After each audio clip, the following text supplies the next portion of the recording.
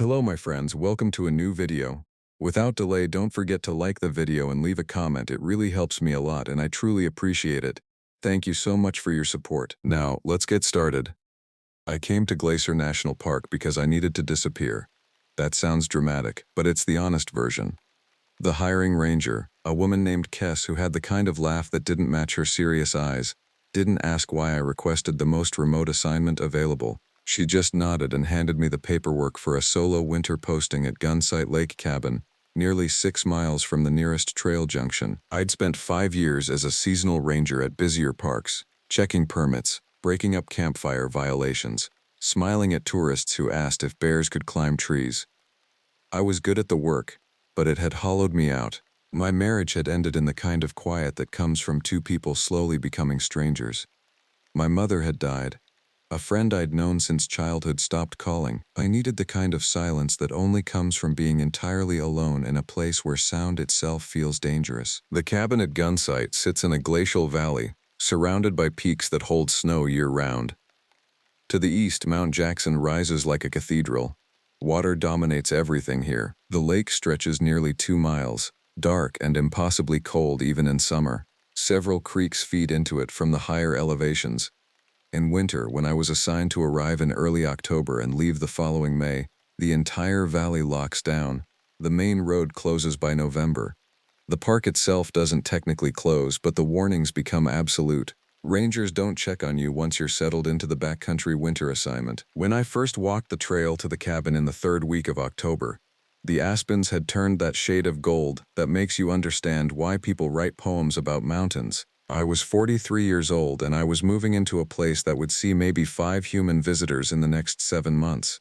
My job was straightforward: monitor the cabin, maintain the outbuildings, keep records of weather and animal activity, report any damage or concerns via the satellite phone. I was the eyes of the Park Service in a valley that most people would never reach. The cabin itself was a 1970s structure, well maintained but small. 2 rooms, a wood stove, propane refrigerator, a pump that fed water from a cistern.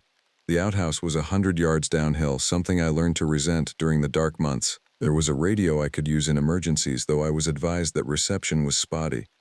The nearest active ranger station was 8 miles away through increasingly difficult terrain as the season progressed. I remember unpacking that first afternoon, setting my sleeping bag on the narrow bunk, arranging my books and journals on the single shelf above the table. I had maps spread across the weathered wood, marking hiking routes, water sources, the locations of remote cabins I might visit if weather allowed. I had a rifle secured in a cabinet, though I'd never fired one at anything larger than paper targets. I had a satellite phone charged and tested. I had 7 months of groceries in sealed containers, supplemented by what I could hunt or trap. Looking back, I wonder if I was depressed when I arrived. It's possible. The silence was immediate and absolute. By 5 in the afternoon, the sun had dropped behind the western peaks, and darkness filled the valley like something physical. I made coffee on the wood stove, opened the cabin door, and stepped out into air so cold and clean it hurt to breathe deeply. That's when I heard the first sound that didn't belong. It came from across the lake, somewhere in the forested slope leading up toward Stimson Pass. Not the sound of an animal I recognized. I'd heard elk bugling during season. I knew the cough bark of a mule deer, the huffing snort of a startled moose. This was different. It was almost human, but the vowels were wrong. It was almost a call, but nothing I could respond to or understand.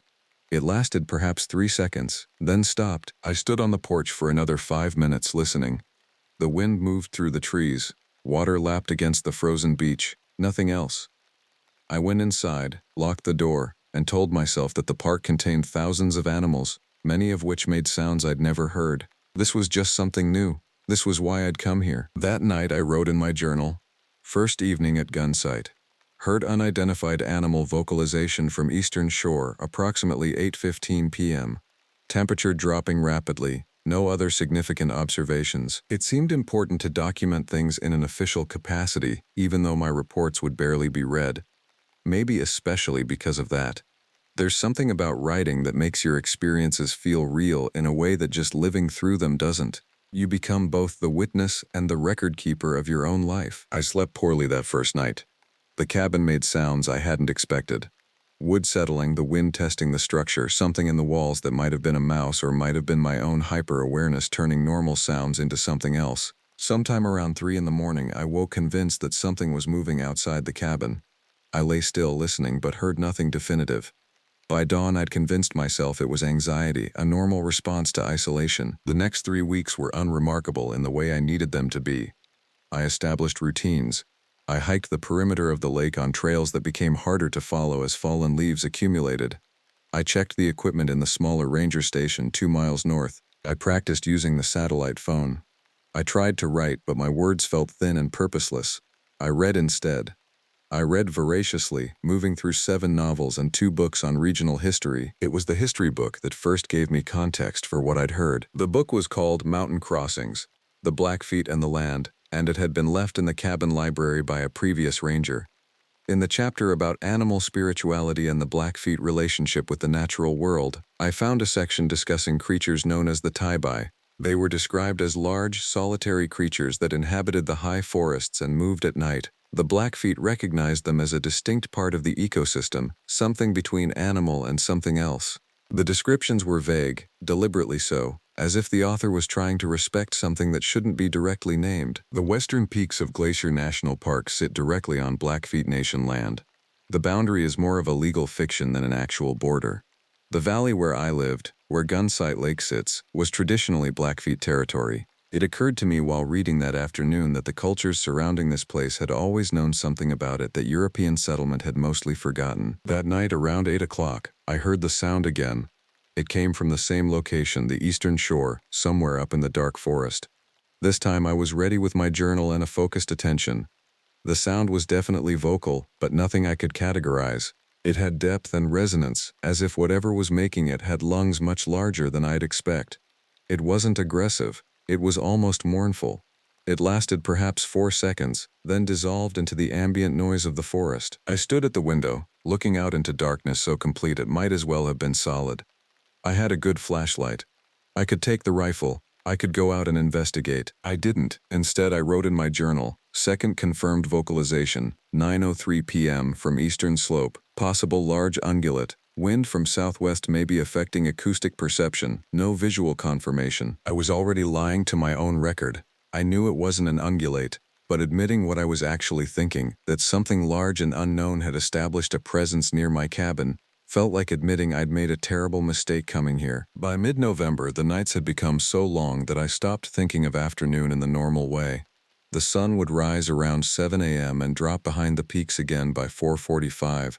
The temperature had settled into a range where going outside meant serious planning. I'd already received my first significant snowfall, though nothing that would prevent movement yet, and I'd heard the sound 7 more times. The vocalizations were establishing a pattern, though I resisted writing that in my official notes.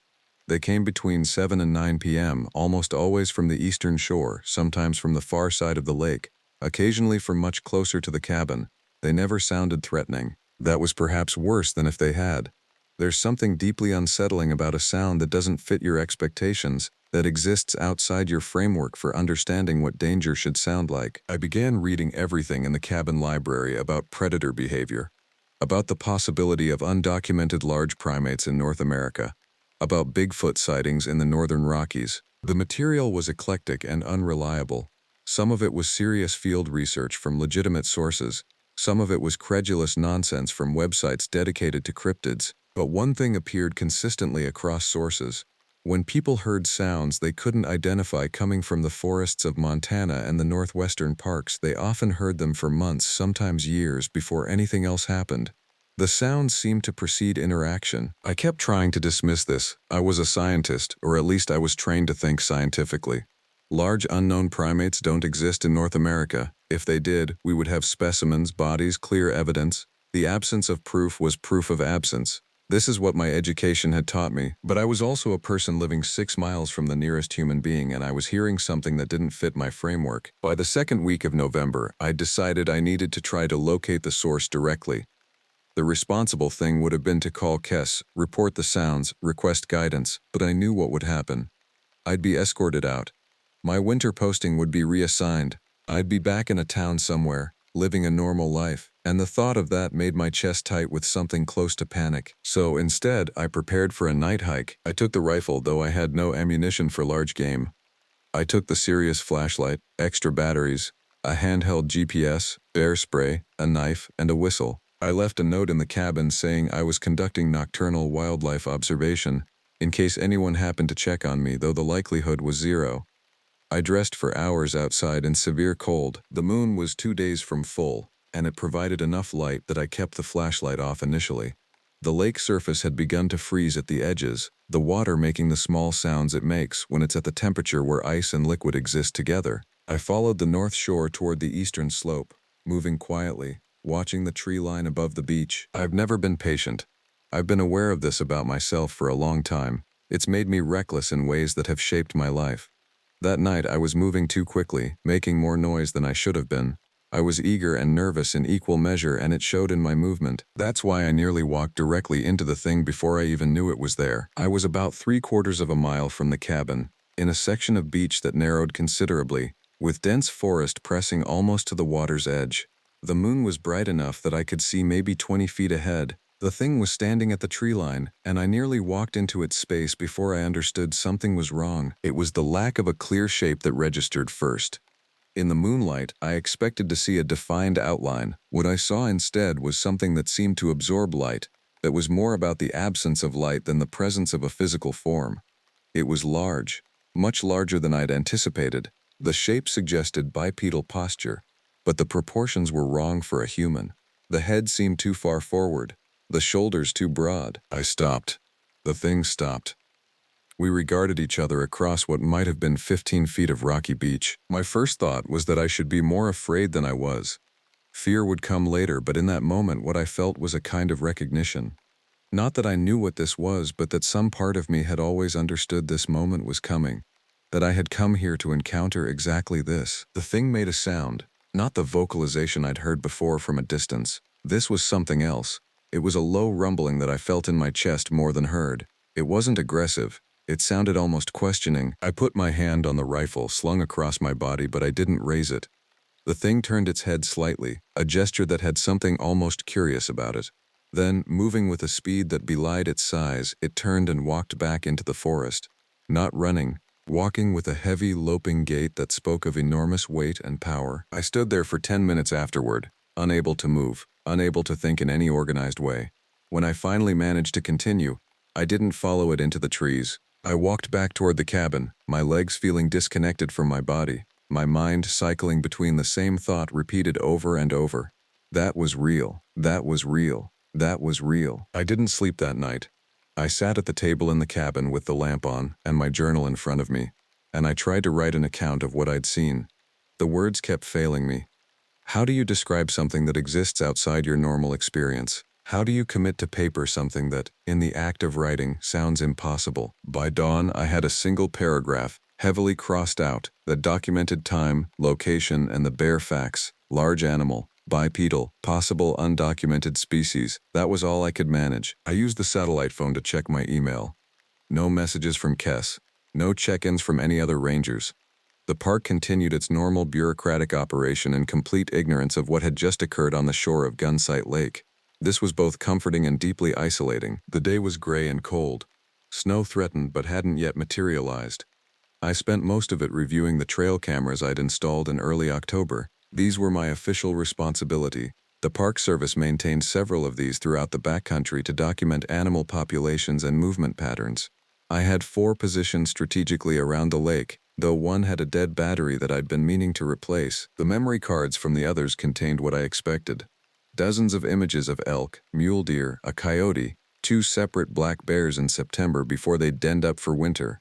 Thousands of frames showing the normal traffic of a mountain ecosystem. I was reviewing this footage on the cabin's laptop, running it at fast speed, when I saw something that made me pause the playback and back up. It was footage from the camera positioned on the eastern shore, about where I'd heard the vocalizations coming from.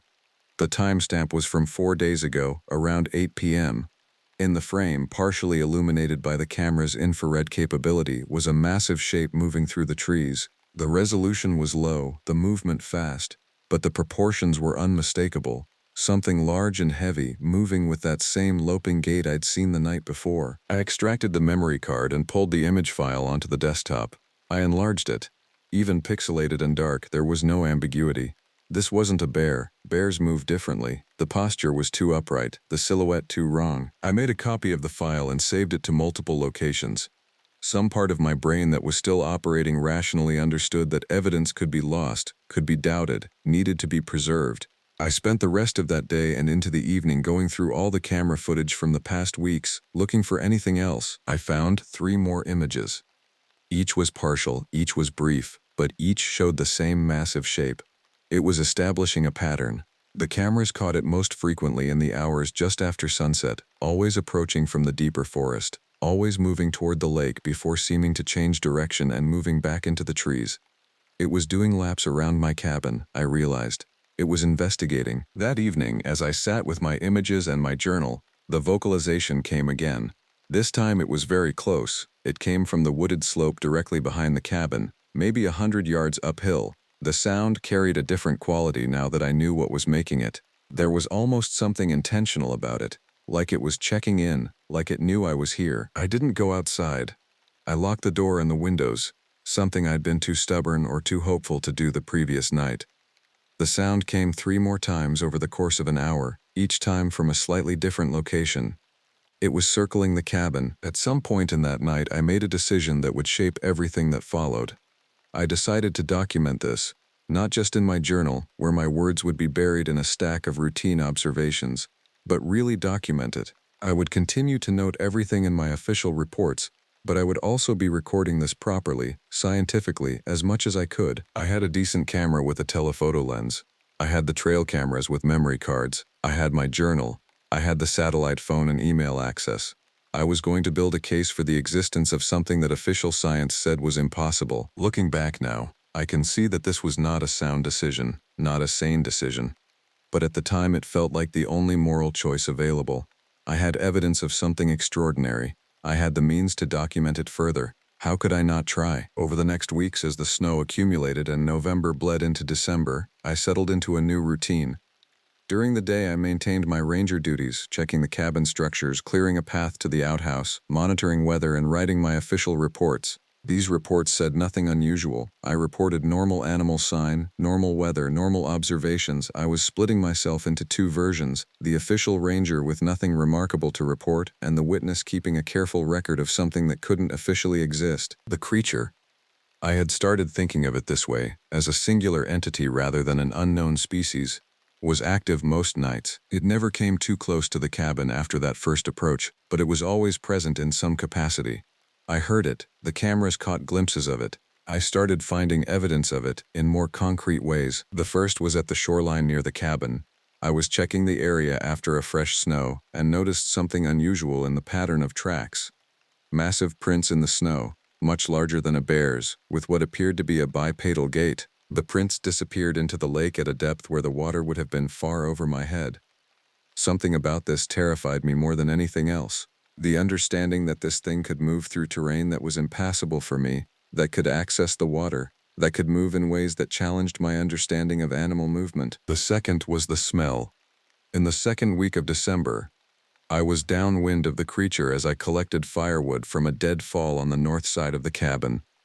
The smell was overwhelming and immediate. It was like nothing I'd ever encountered, not like a predator's musk, not like a human, not like any animal I could reference. It was thick and organic and somehow angry, like the smell of something living under tremendous physical stress. The odor seemed to coat my throat, and even after going inside and changing clothes, I could still smell it faintly on my skin. Around this time, I began to notice something else. The creature wasn't just circling my cabin. It was finding its way into the other structures. The ranger station 2 miles north, which I visited every few days, showed signs of disturbance. Equipment had been moved. A cabinet door was slightly ajar. Nothing missing, nothing obviously damaged, but clear evidence that something large had been through the building. The most disturbing discovery was in the smaller storage shed, about a quarter mile from the cabin. I opened it one morning to find that the door had been partially pulled open. Inside, something had torn into the food storage, the sealed containers I'd prepared for my own backup supplies. It hadn't eaten much, maybe a few pounds of dried beans, but the destruction was significant.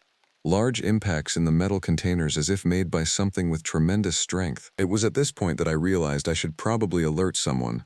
The logical thing would be to call Kess, explain what I'd found, request a helicopter evacuation. But I couldn't do it. The thought of abandoning this, of being pulled out, of submitting my evidence to authorities who would dismiss it, or worse, actually investigate it and make it a bureaucratic issue instead of a mystery I was solving, made me feel hollow. I told myself that the creature wasn't actually dangerous. It had approached me and not attacked. It had moved through my living spaces and not harmed them beyond the food storage. It seemed to be simply present, aware, doing whatever it did in these mountains. The evidence I was gathering would eventually prove itself. I just needed time. December progressed. The snow became significant enough that I had to abandon some of my hiking. The temperature dropped into ranges where staying outside for extended periods became genuinely dangerous. I had propane. I had wood for heat. I had months of food. I was secure. But the isolation was becoming a physical presence in its own right. The creature was more active in the deep cold. It seemed to move at night and in the hours just before dawn. I started setting alarms to catch the vocalizations, to position cameras strategically to try to capture images that were clearer than the infrared ghosts I'd been collecting. Several nights in the third week of December, I didn't sleep at all. I sat at the window with the rifle across my lap and my camera ready, waiting. On the night of December 18th, I saw it clearly for the second time. It came out of the forest on the other side of the lake, moving across the partially frozen water with a slow, deliberate pace. The surface must have held under its weight, or it was far more aquatic than I'd understood. It moved without slipping, with a kind of certainty. The moon was close to full again, and I could see the outline clearly. Massive shoulders, long arms that seemed to brush the ice, a head that seemed to be covered in hair, longer than I'd expected. I didn't try to approach it. Instead, I took photographs from the window. The camera's flash went off, a brief flare of light that illuminated the entire lake. The creature's head snapped toward the cabin. For a moment, maybe only seconds, we looked directly at each other across the frozen water. Then it continued across the ice toward the eastern shore, disappearing into the darkness of the forest. I sat in the cabin for hours after that, looking at the photographs. They were clear. Not perfectly clear, not enough to satisfy a skeptic, but clear enough that I could see detail. The breadth of the shoulders, the length of the arms, the bipedal posture, the hair coverage.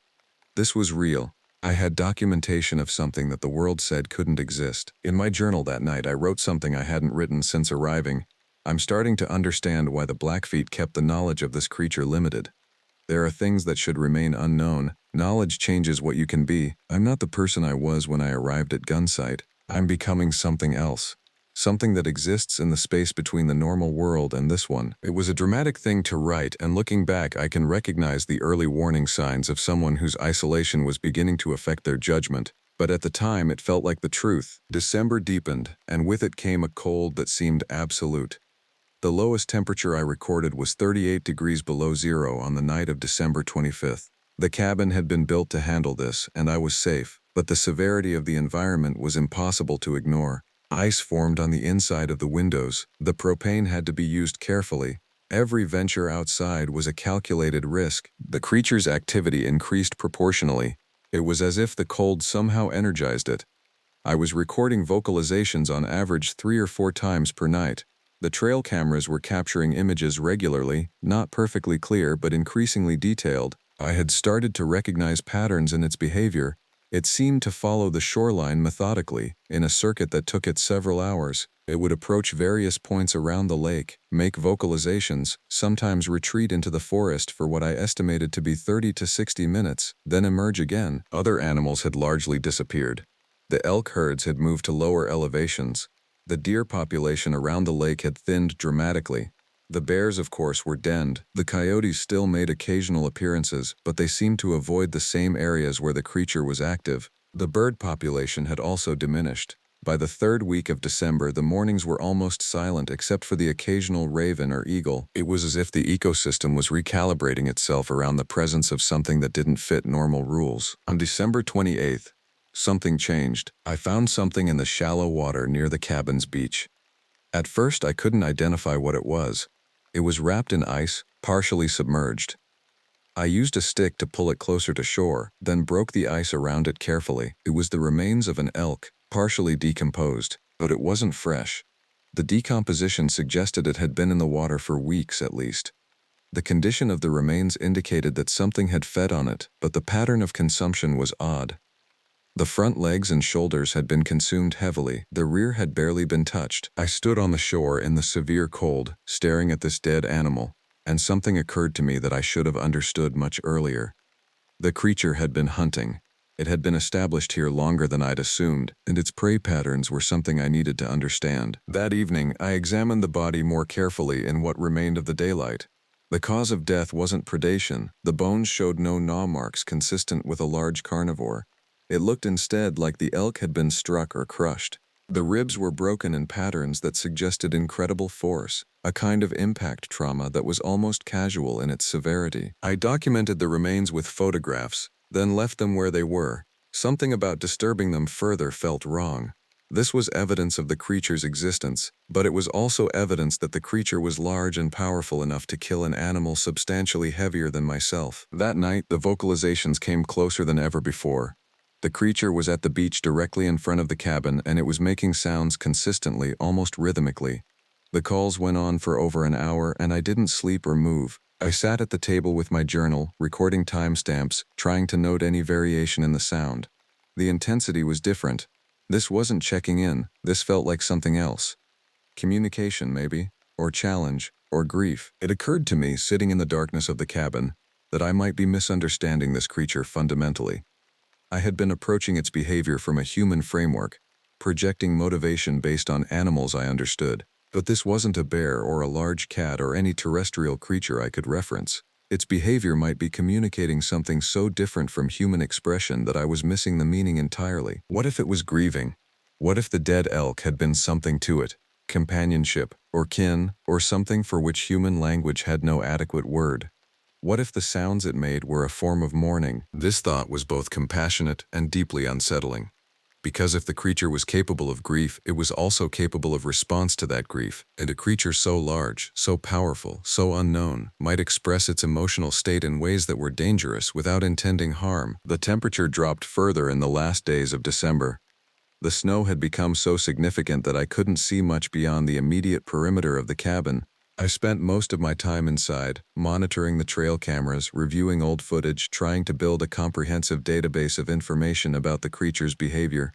I had high-resolution images now, multiple videos, dozens of hours of audio recording. I had samples from the forest floor near where it had been active. I had carefully gathered these in what I hoped was a scientific manner, though I was aware I might be contaminating any evidence just by my presence. I had become obsessed in a way that was almost clinical. The part of my brain that had come to Glacier to heal through solitude was now consumed with documenting something that would fundamentally challenge the way the world understood its own ecosystem. The creature had become more real to me than my own life. My previous life felt like something that had happened to someone else. On New Year's Eve, December 31st, I did something that I now recognize as a kind of psychological threshold. I left the cabin. The creature had been silent for 2 days. No vocalizations, no camera footage, no signs. This absence was as disturbing as its presence had been. I felt compelled to know what had happened. I took the rifle, took a knife, took my camera, and I walked deliberately into the snow-covered forest on the eastern slope. I was looking for it. I followed a combination of the trail camera positions and my own sense of the geography. The forest was brutally cold and silent. The snow was deep enough that my legs sank past my knees with each step. My breathing sounded loud in the absence of any other sound. An hour into the walk, I realized I was lost in a way that didn't match my maps. The forest looked different under the weight of snow. The landmarks I'd relied on were obscured, and then I found the shelter. It was built into the base of a rocky outcrop about a half-mile into the forest. The opening was large, easily 8 feet across, and something had clearly been using it extensively. The ground inside was compacted, worn smooth in patterns that suggested repeated occupation. The shelter was deep, extending back into the rock face perhaps 20 feet before it became too dark to see. There were marks on the walls, deep gouges in the stone that suggested something with enormous strength had been digging or marking its territory. Inside the shelter, I found evidence of feeding. Bones, mostly elk bones, scattered across the floor. Some were broken, clearly fed upon. The smell was overwhelming, that same thick organic musk I'd encountered weeks before, now concentrated and intense enough to make my eyes water. The creature was living here. This wasn't a passing visitor to my territory.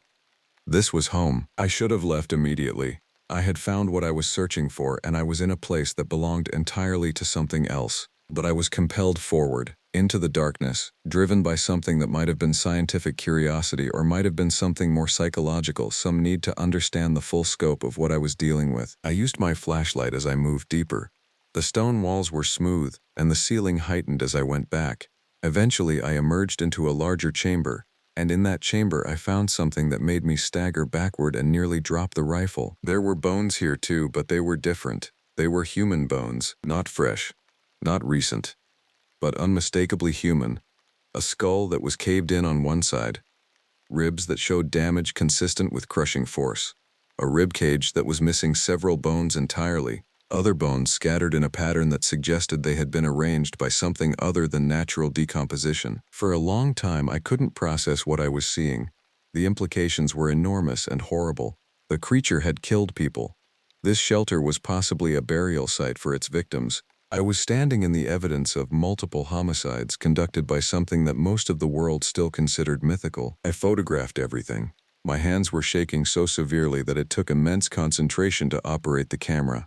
I documented the chamber, the bones, the arrangement, the walls themselves. Scientific documentation in service of a truth that would require the entire framework of wildlife biology to reconsider itself. It took me perhaps 10 minutes to gather enough images. Then I backed slowly out of the chamber, back through the shelter opening, back into the frozen forest. The walk back to the cabin is difficult to recount accurately.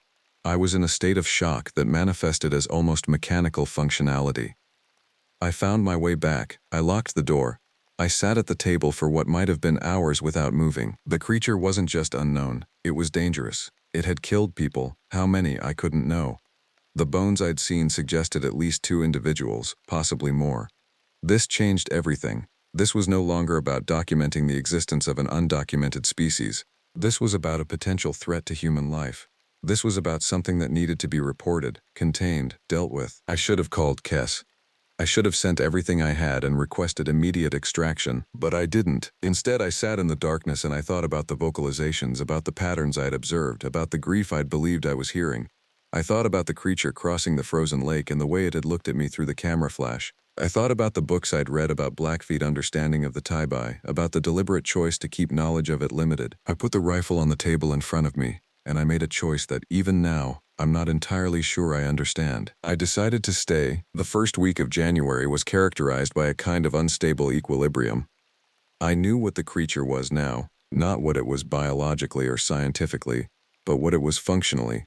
A large predator with a history of killing humans, one that had dens and territories and behaviors that followed a consistent pattern, and I remained in a cabin on what appeared to be the perimeter of its hunting range, completely alone, with minimal support and no immediate access to help if something went wrong. The rational part of my brain, the part that had trained for 5 years as a ranger and understood wilderness safety protocols, screamed at me to report this. But another part, the part that had driven me to Glacier in the first place, the part seeking to disappear, insisted that I remain. I think, if I'm being honest, that I wanted to understand, and that understanding required proximity in a way that official reporting would preclude. The creature was active again in the second week of January. The silence of the previous days had ended. I recorded vocalizations on 7 consecutive nights. The camera trap footage became increasingly detailed. In one image captured at high resolution, I could see the creature with what appeared to be a freshly killed mule deer, dragging it toward the tree line. The creature hunted regularly. I established this by tracking patterns in the camera footage and by finding more evidence of kills around the lakeshore. Elk, deer, smaller mammals. The pattern was predatory but not wasteful. It consumed what it killed, and the waste products were scattered across a wide area rather than concentrated in one location. It was intelligent about its food acquisition. It was also, I realized, watching me. This understanding came gradually but with absolute certainty. The creature would position itself places where it could see the cabin. It would linger in positions that allowed it to observe my movement. When I ventured outside, I would often find evidence that I'd been within line of sight of it, that it had observed me, and then chosen not to act. This was different from predatory stalking. This felt more like monitoring, like observation for its own sake. On January 15th, something happened that shattered the fragile equilibrium I'd established. I was inside the cabin, reviewing camera footage on my laptop, when I heard a sound that didn't fit the pattern of vocalizations I'd come to expect. It was a crash, violent and sudden, from the north side of the cabin. Not subtle observation, this was direct aggression. I grabbed the rifle and went to the window. The creature was attempting to enter the cabin through a secondary door on the north wall. Not hammering against it, but systematically testing it, using its tremendous strength to push against the wooden frame. The door was old and wooden, and it was holding so far, but I understood that it would only take a few more attempts to force entry. I loaded the rifle with bullets I'd prepared specifically for large game. I had no illusions about whether they would stop something that size, but they were what I had. I opened the main door and stepped outside, into air so cold that breath became crystalline almost immediately. The creature was still working on the secondary door. It stopped when I emerged, turning to look at me with what I interpreted as complete attention. We faced each other across the short distance of the cabin's front area. The creature was massive in this proximity, larger than I'd fully appreciated from the photographs and distant observations. The hair covering its body was thick, dark, almost black in the dim light. Its face, what I could see of it, was neither human nor animal in the way I understood those categories. I raised the rifle. The creature watched this action but didn't retreat. What happened next is difficult to describe with precision because so much of what I experience is now filtered through the understanding that my mental state during this period was not stable. What I believe happened is this. The creature vocalized a sound that was lower and more resonant than any I'd heard before. It wasn't aggressive, it sounded almost questioning. Then it turned and walked back into the forest. I stood there in the cold for several minutes, the rifle still raised, watching the space where it had been. Then I went back inside and locked all the doors. The attack, if it could be called that, marked a shift. The creature was no longer simply observing me from a distance. It was beginning to test boundaries, to push against the physical barriers between us. This escalation terrified me in a way that everything previous had not, because I now understood that I was not safe, that my isolation was not a protection but a vulnerability, and that I was choosing to remain in this position for reasons that I could no longer articulate even to myself. That night, I sent my first detailed report via satellite phone. I composed it carefully, trying to sound professional and measured despite the absurdity of what I was reporting. I documented the creature, the evidence I'd gathered, the shelter and the bones I'd found. I requested guidance and support. Then I almost deleted the entire report before sending it. In the end, I did send it. But only the factual portions. I left out the photographs. I left out the recording of the shelter. I sent enough to establish that something unusual existed in the park, but not enough to justify immediate intervention. Kessa's response came within 30 minutes. She was concerned. She wanted to arrange for a team to visit the cabin within 2 days. She wanted to arrange my extraction. She wanted to document the evidence I'd gathered. I called her back and told her I was fine, that I'd been alarmed by a possible bear in the outbuildings, that it was probably nothing, that the evidence I'd sent was speculative and possibly the result of misidentification. I told her I was stable and secure and would continue monitoring the situation. She tried to convince me otherwise, but ultimately, the decision to conduct a difficult winter extraction mission would require more than a ranger's unverified report of something unusual. She logged my statement, advised me to exercise caution, and said they would check in again in 2 weeks. I had bought myself time. Over the following week, the creature continued to test boundaries. It came to the cabin every night and attempted to gain entry from one of the structural weaknesses I'd identified.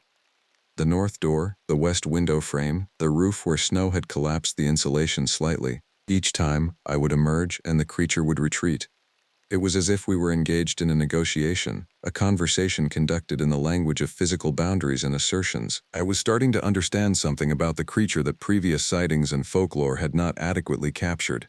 It wasn't purely animalistic.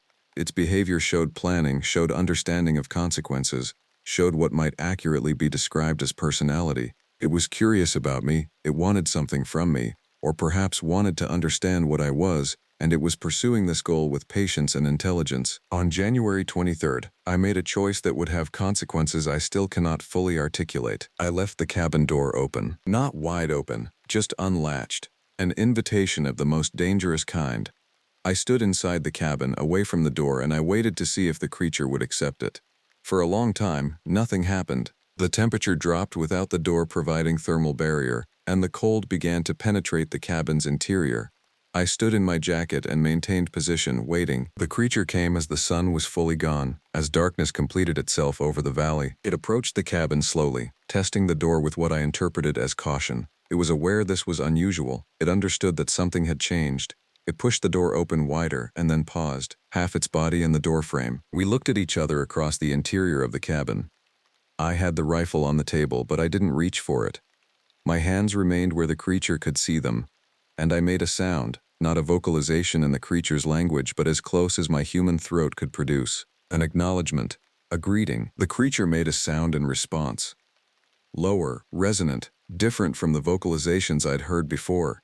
It sounded almost like affection. Then it stepped fully into the cabin. The creature's size made the interior space seem tiny. Its head was only inches below the ceiling.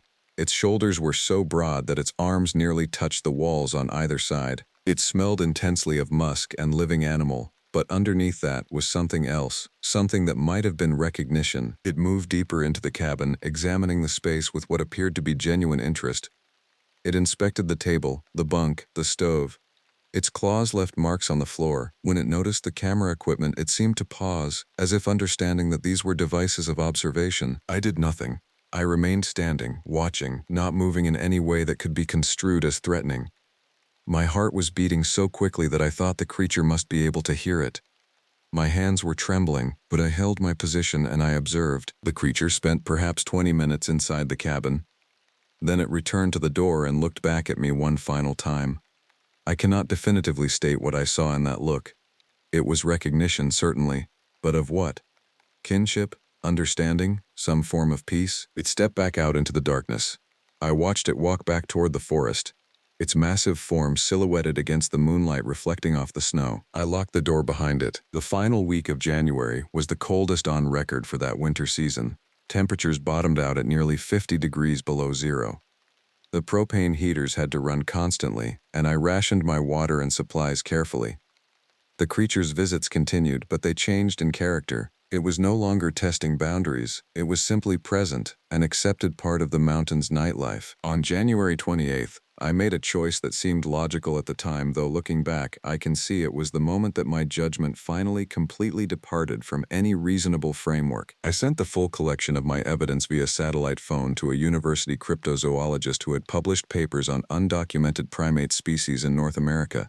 I included photographs, video footage, audio recordings, and my detailed observations. I did not include information about the human remains I'd found. I was still protecting something. I'm still not entirely clear on what. His response came within 6 hours. He was interested, very interested. He asked if I could remain in place and continue documentation.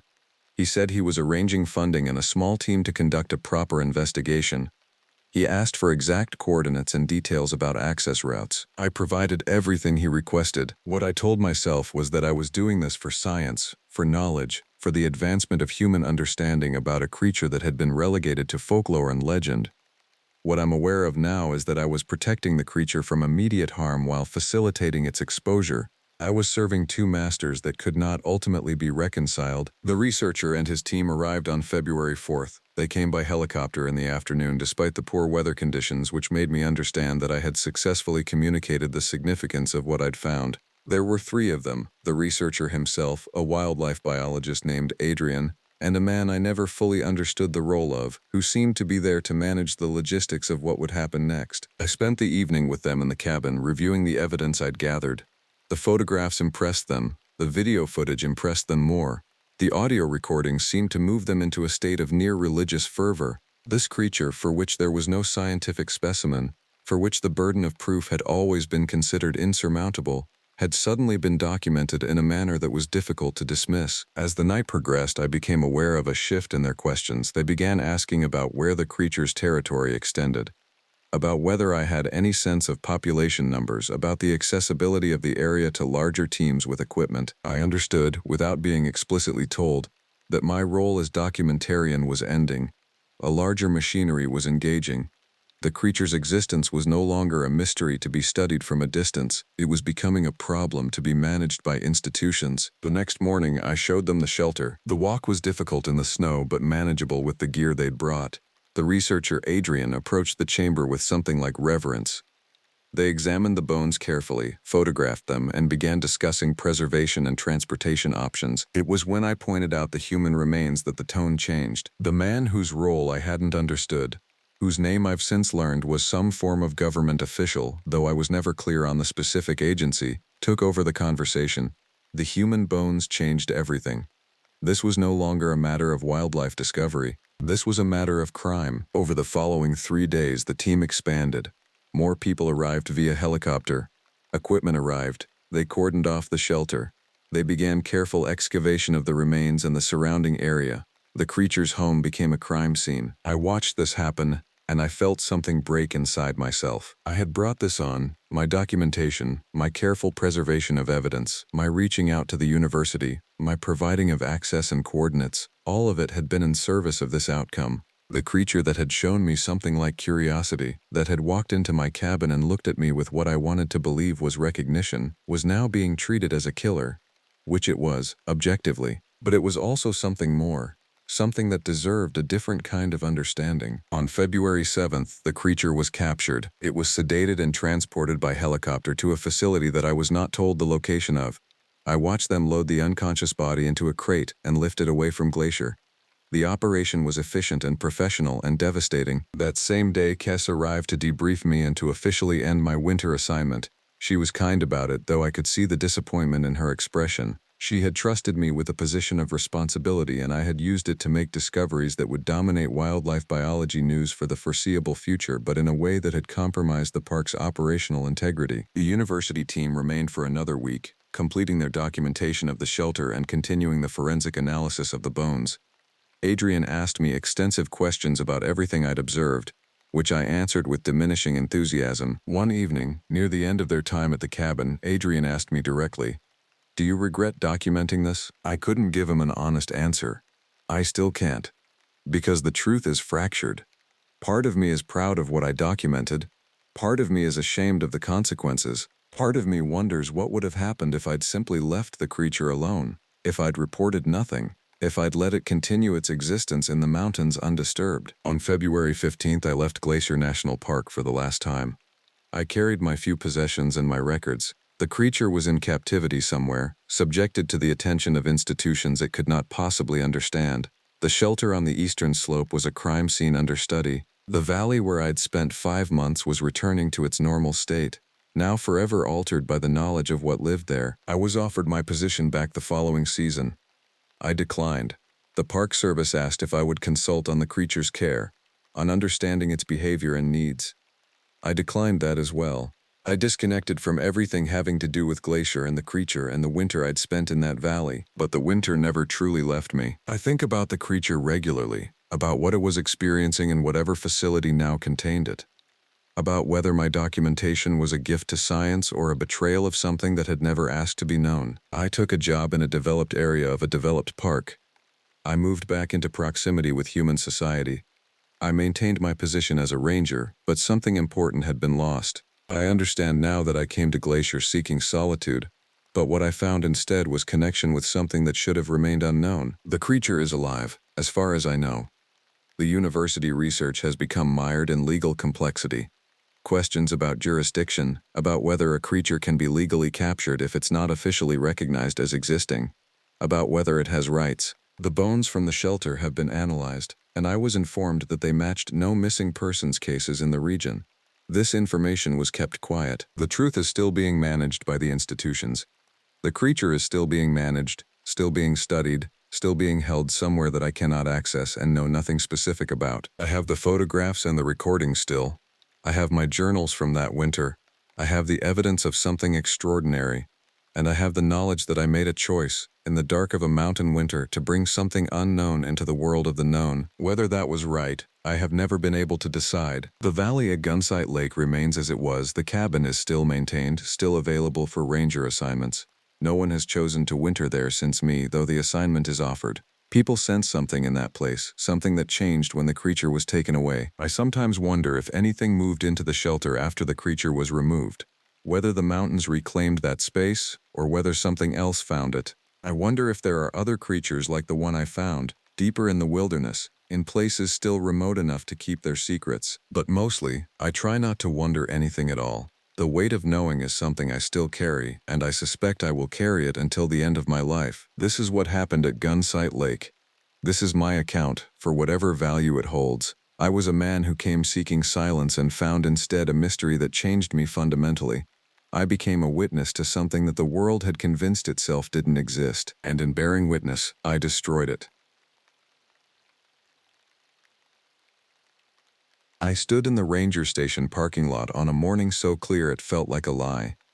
The man across from me, Region Chief Kovac, had just offered me the position, and I was already imagining the cabin that would be mine, 10 miles from the nearest road, 20 from civilization, a lake that the Kunaksa people had called Amixwe, the place where water learns to remember. I took the job on the spot. My name is Marcus Venn. I was 34 years old then, with 10 years of seasonal ranger work behind me, and I had exhausted every patient relationship, friendship, and opportunity in the towns where I'd worked before. The university job I'd held, teaching environmental science, had ended with an investigation I don't discuss. Not officially, not anywhere. The ranger service didn't ask too many questions because they needed bodies in remote places, and I was trained, certified, and desperate enough to live in isolation for months at a time. Kovac told me the position was straightforward. Monitor the northern quadrant, maintain the cabin, walk the trails, document wildlife, keep people out of dangerous areas and alive on the ones they were allowed to access. The previous ranger, a woman named Victoria, had left the post abruptly 6 weeks prior. Her final report mentioned nothing unusual, though Kovac admitted she'd requested a transfer without explanation. When I asked why, he said only that some people don't adapt to the solitude. I was certain I would be different. Solitude had never bothered me. It was people that wore on my nerves like rough fabric against skin. The cabin sat on a ridge above High Lake, built in the 1970s by the CCC before anyone understood the value of historical preservation. It was constructed of solid logs, with a metal roof patched in places, a porch that held promise despite its sag, and interior walls covered in yellowed topographic maps and outdated fire safety diagrams. The water came from a hand pump connected to a cistern filled by snowmelt. The electrical system was solar panels mounted on a shed 50 feet away before the trees grew too thick. The generator worked most days. High Lake stretched below the cabin like a mirror at dawn, 3 miles long and roughly a mile wide, bordered entirely by old-growth forest. There were no other structures visible from the porch. The nearest hiker's trail was 4 miles away. I loved it immediately. My first week was administrative work, checking equipment, reviewing maps, taking inventory of supplies left behind. Victoria's personal effects had been boxed and shipped months ago, though I found a wool sweater she'd left hanging in the back closet, faintly scented with whatever detergent she'd preferred. I put it in the donation pile. The weather was still mild in late August, high elevation but dry. The forest was thick with whitebark pine and Douglas fir, healthy stands of western larch that would be turning gold soon. Grizzlies were active in the berry season and I saw scat frequently on my perimeter walks. I also found fresh scratch marks on a large pine halfway around the lake from the cabin, a bear marking its territory. The claw marks were higher than my reach, indicating an animal with significant size and reach. I marked the location on my map and made a note in the daily log. The solitude settled over me like a familiar coat. I walked the trails. I repaired a section of fence near the cabin where winter damage had cracked posts. I sat on the porch in the evenings and watched the light change across the water. In the afternoons, when the heat built up around the cabin, I would take the boat, a 16-foot skiff with a 20-horse outboard, to the far side of the lake and explore the inlet where a seasonal stream fed the water. It was on my 10th day, during one of these afternoon excursions, that I first felt something watching. I'd anchored the boat near the inlet and was taking water samples, a responsibility that seemed pointless but which Park Service protocol demanded. The forest here was thicker than anywhere else around the lake. The trees pressed right to the water's edge, their branches hanging low, creating a tunnel effect where the light turned green and diffuse. I was in the boat, leaning over with a collection bottle, when the noise of the forest stopped. It wasn't a sudden cessation, the kind of dramatic silence you read about in books. Instead, it was a gradual dimming of sound. The birds quit singing, the insects, which had been an ambient hum, disappeared. The water lapped against the hull in that unchanging rhythm that somehow made the quiet more obvious. I straightened up, turned slowly. The forest showed nothing. No movement in the branches, no shape behind the trees. But there was a quality to the air I hadn't felt before, a density that suggested something large occupying space between the trunks. I started the engine and motored back to the dock and measured speed, not panicked but thorough. Behind me I could almost feel the weight of attention across the water. That evening, I reviewed the bear documentation. 8 sightings in the past year, 2 problem bears relocated. The estimated population in the northern quadrant was healthy, probably 4 to 6 animals depending on the season. Grizzlies were territorial but not inherently aggressive toward humans in boats or buildings. What I'd felt was likely a bear observing me with the same curiosity I felt watching it. Still, I found myself checking the cabin doors that night, pushing the bolts home even though they were the kind you could break with a shoulder charge if necessary. I sat on the porch with binoculars and scanned the far shoreline until dark took the details away. Nothing unusual appeared. The lake returned to normal sounds. I went inside and read a novel about a man sailing across the ocean, something light and absorbing, and fell asleep early. But in my dreams, I stood in the forest at the inlet, and something was moving between the trees with a gait that wasn't quite right. In the way of dreams, I accepted what I was seeing without question. Hooves that bent backward, a face that was almost a human face, but with too many angles. I woke at 3 in the morning, my heart moving hard in my chest, the dream clear enough to taste in my mouth. I lay in the darkness of the cabin, listening to the wind in the pines, until the feeling faded enough to let me sleep again. By the 3rd week, Victoria's absence began to make more sense. The strangeness didn't announce itself. Instead, it accumulated in small moments that were odd enough to notice but not dramatic enough to take seriously. Tracks that didn't match any pattern I could identify. A section of the cabin's interior that I found consistently cold despite the warm days. The dog days of summer came to the high country, and I started seeing things at the periphery of my vision that dissolved when I looked directly at them. I'd marked out the area where the bear had scratched the tree, and I made it a point to walk past regularly to document any changes. On day 21, I found fresh blood on the bark below the old scratch marks. Not a lot, but enough to indicate something had bled there recently. I collected a sample, stored it in a specimen bag, and waited for the courier from the ranger station to pick up samples and supplies. When he arrived 3 days later, I asked about it over coffee on the porch. The courier's name was Devon, a young man maybe 26, with the eager manner of someone trying to prove competence in a position he'd held for only 6 months. He examined the photo I'd taken and the sample bag, frowning. "Could be territorial dispute," he said. "Could be an injury. You haven't seen any dead animals? Any carcasses?" I hadn't. That was the first thing I'd checked. "The forests are clean," I said. "I've walked most of the perimeter. If something died out here, I would find it." "Maybe it's not a bear," Devon offered. He was picking at the corner of the coffee mug. "Victoria mentioned something like that in her final reports. Tracks she couldn't identify. She was pretty specific about it. Said the gait was wrong, like something was walking on limbs that bent the wrong direction. I didn't remember seeing that in the official reports I'd reviewed." I said as much. "It was in the field notes," Devon said. "Not in the formal submissions. She kept detailed notes." "Are they still in the cabin?" I told him I hadn't found any field notes, just the maps and old logs dating back years. He seemed to want to say more, then stopped himself. We finished our coffee in silence, and after he left, I searched more thoroughly. I found them in the back of the main office cabinet, in a spiral notebook, with a blue cover that I'd somehow overlooked. Victoria's handwriting was precise and clinical. The entries detailed her daily patrols, observations, water samples, weather. But starting in mid-June, something shifted in the tone. Trail A2 shows disturbance. Trees knocked over, but no feeding sign. The pattern suggests something large moving in a way that wasn't natural. Gait was wrong. How can a gait be wrong? I don't know how to describe it except that wrong. Saw tracks below the lake. Only saw them from a distance. When I got closer, they disappeared into the rock face. Something can't have done that. The entries became more obsessive. She'd drawn sketches of tracks, notes about movement patterns, observations about the behavior of wildlife. Elk were avoiding certain areas. Mule deer trails showed them running away from something. The raptors didn't hunt around the inlet. And then, the final entries, something isn't right with the lake at night. The water looks different, moves differently. Found torn branches 40 feet up on the spruce near dock. Nothing climbs to that height here. Nothing should be able to reach. The sounds are changing. At night I hear something that isn't an animal. I know what animals sound like. This is wrong. I'm leaving. I've submitted the transfer request. I can't stay here. Marcus, if someone comes after me, I'm sorry. I should have documented this properly. I should have made them listen. The last entry was dated 2 days before her departure. There was nothing else after that. I sat in the cabin as the afternoon light moved across the floor, reading the notebook 3 times.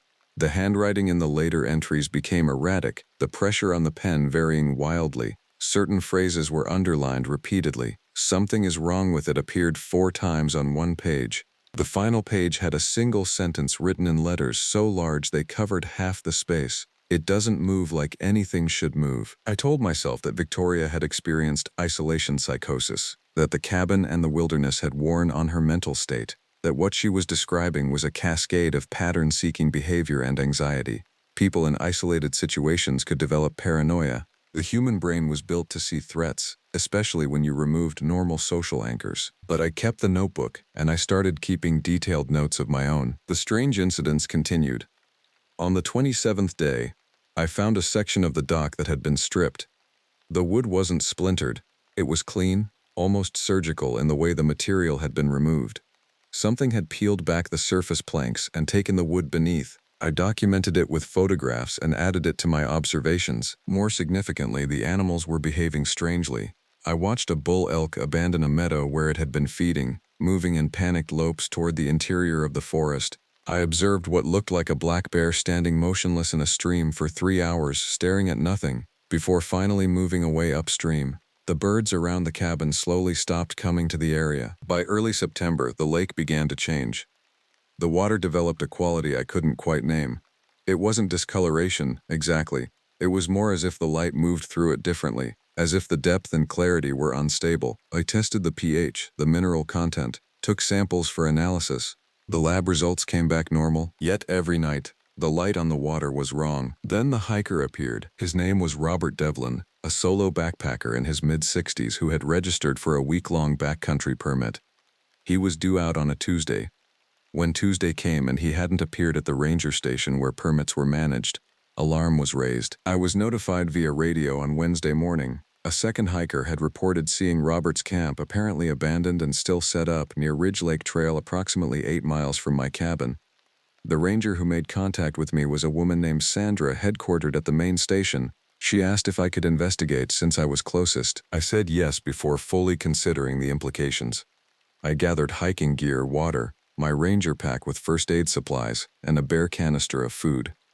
I mapped out a direct route to Ridge Lake, about 6 miles across country, or 9 miles if I stayed on established trail. I left the cabin at dawn. The forest felt different in September. The weather was turning. Morning temperatures had dropped below freezing for the first time, and the larch trees were starting their gold transformation. The air had that crystal clarity that comes with altitude and season, and I could see for miles along the high ridges. It should have been beautiful. It should have felt peaceful. Instead, as I walked deeper into the interior, I felt watched. Not by an animal. There was no sense of predatory behavior, no stalking attention. This was something else. An awareness directed at me as if I were being observed by something that existed parallel to the forest itself. I made good time on the trail, reaching the Ridge Lake shelter by late morning. From there, I could see the meadow where Robert's camp supposedly was. I approached carefully, partly from ranger protocol and partly from something I didn't want to examine too closely. The camp was indeed abandoned, but not in any normal way. The tent was still standing, properly pitched, but Robert's pack was outside, upended. His sleeping bag lay across a log as if set down casually. A fire ring was constructed but unlit.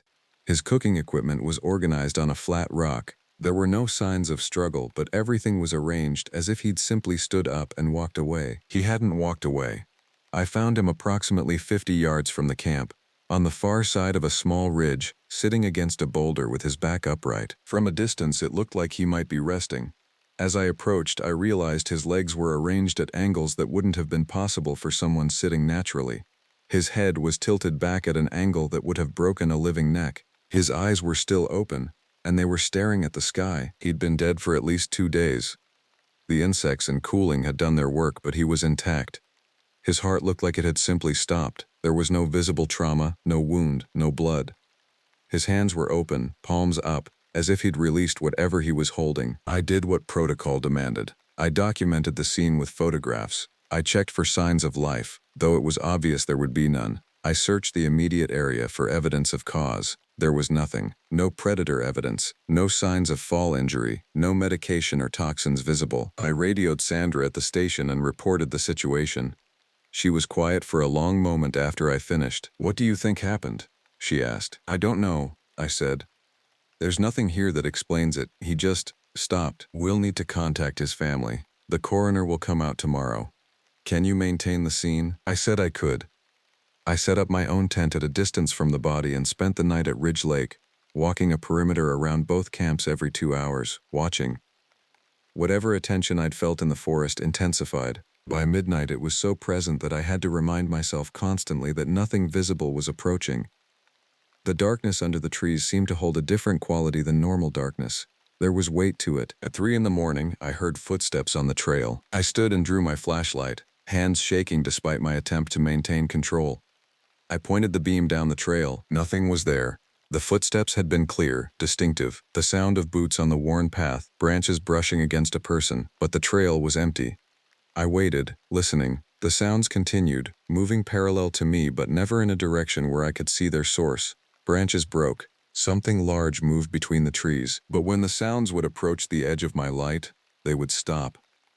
Nothing would step into the illumination. I sat in my tent with the flap open, flashlight aimed outward, my Ranger sidearm in my lap, a 9mm that I'd never expected to draw, until dawn crept across the sky and the sounds stopped. The coroner arrived the next morning via helicopter. He was a man named Reese, competent and businesslike, and he spent 4 hours examining Robert's body and the surrounding area. His conclusion was blunt: no apparent cause of death. Could be a cardiac event, he said. Could be a stroke. Could be sudden death from an undiagnosed condition. Without an autopsy, I can't be definitive. But there's nothing here to suggest foul play. That wasn't entirely true, though I couldn't explain why. It was the wrongness of the scene that suggested something. The arrangement too perfect. The positioning too intentional.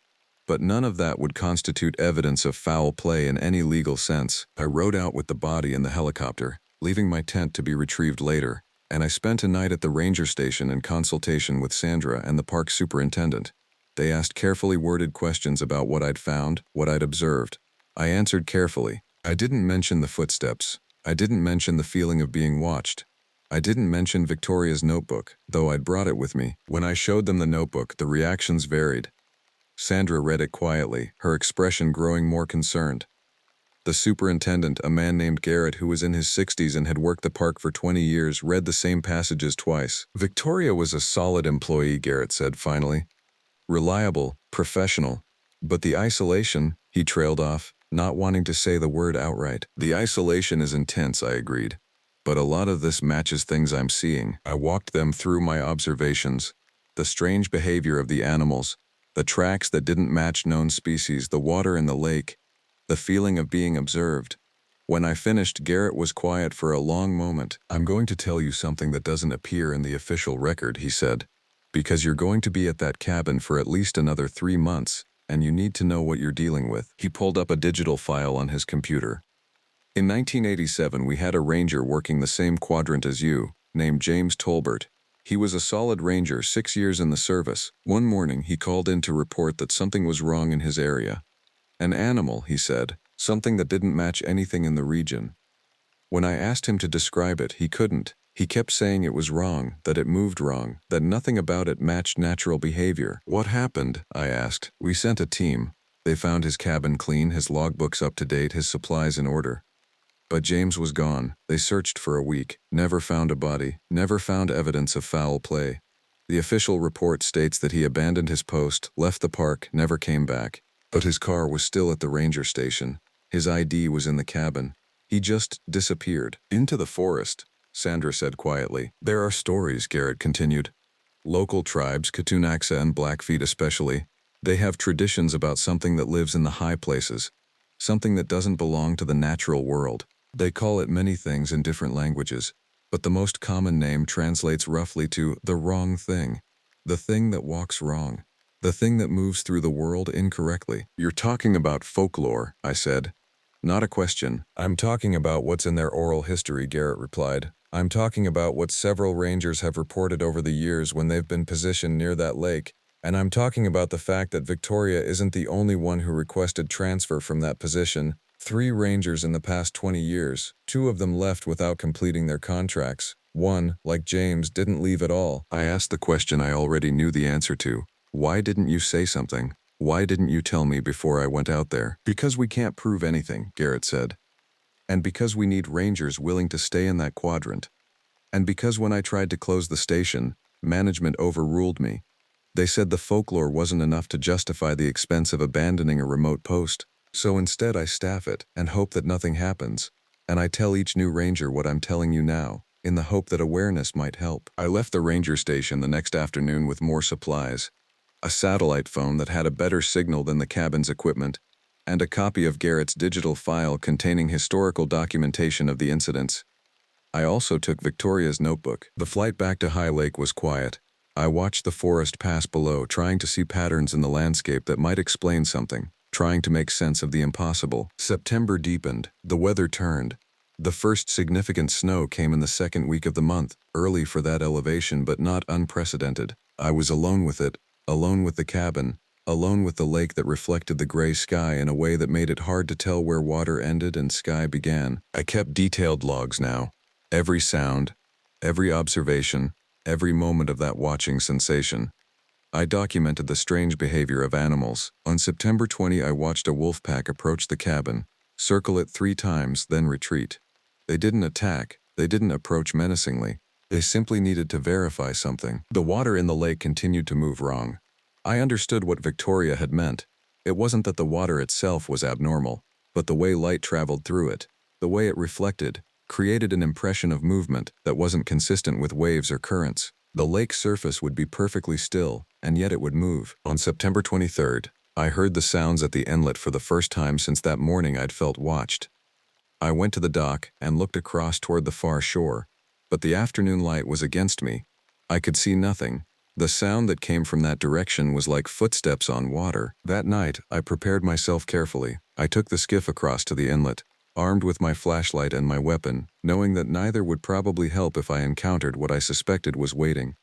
The forest at the inlet was darker than it should have been in late September. The trees seemed taller, their branches creating a ceiling that blocked out the evening sky. I cut the engine and drifted, listening. The sound came from behind the largest of the trees, a massive Douglas fir that had probably been growing since the 1800s.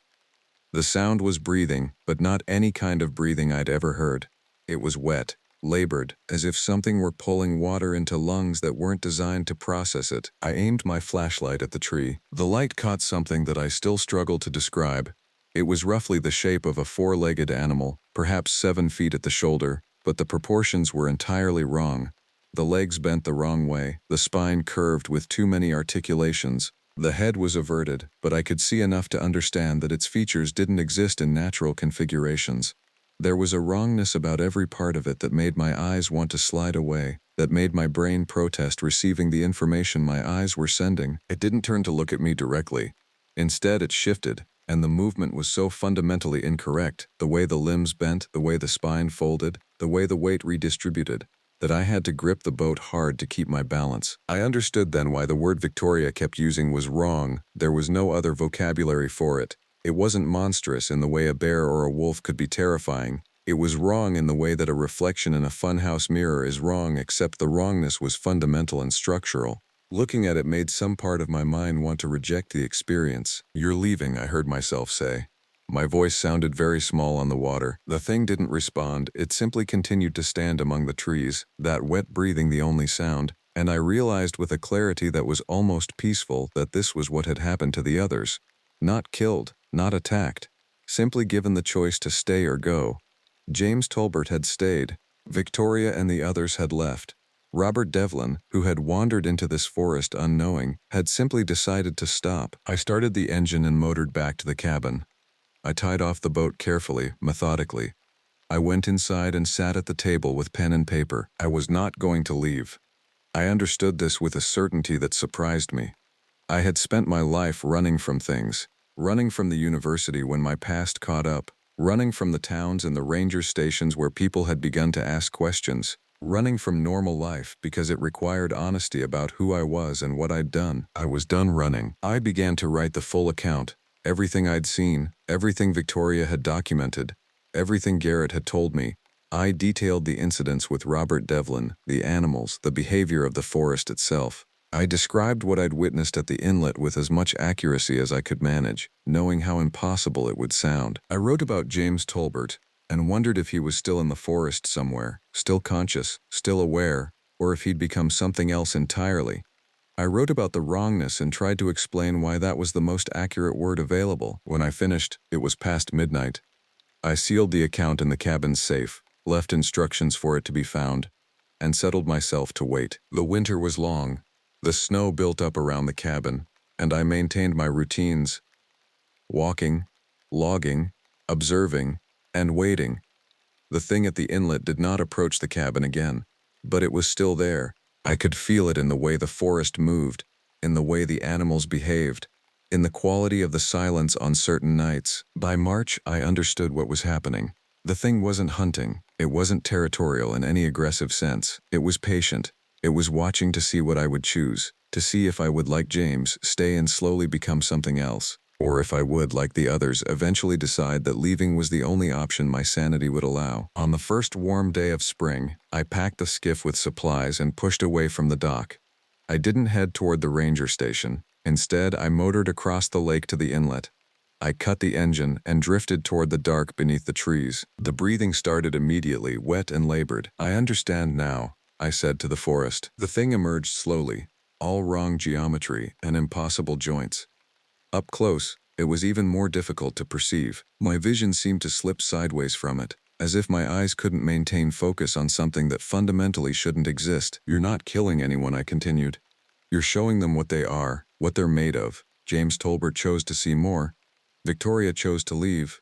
Robert Devlin chose to stop, and I'm choosing to understand. The thing didn't respond. There was no intelligence visible in those features that weren't arranged like intelligence should be. But there was presence. There was weight. There was something that existed in this forest and had existed long before humans assigned it to folklore. I spent that night in the boat watching.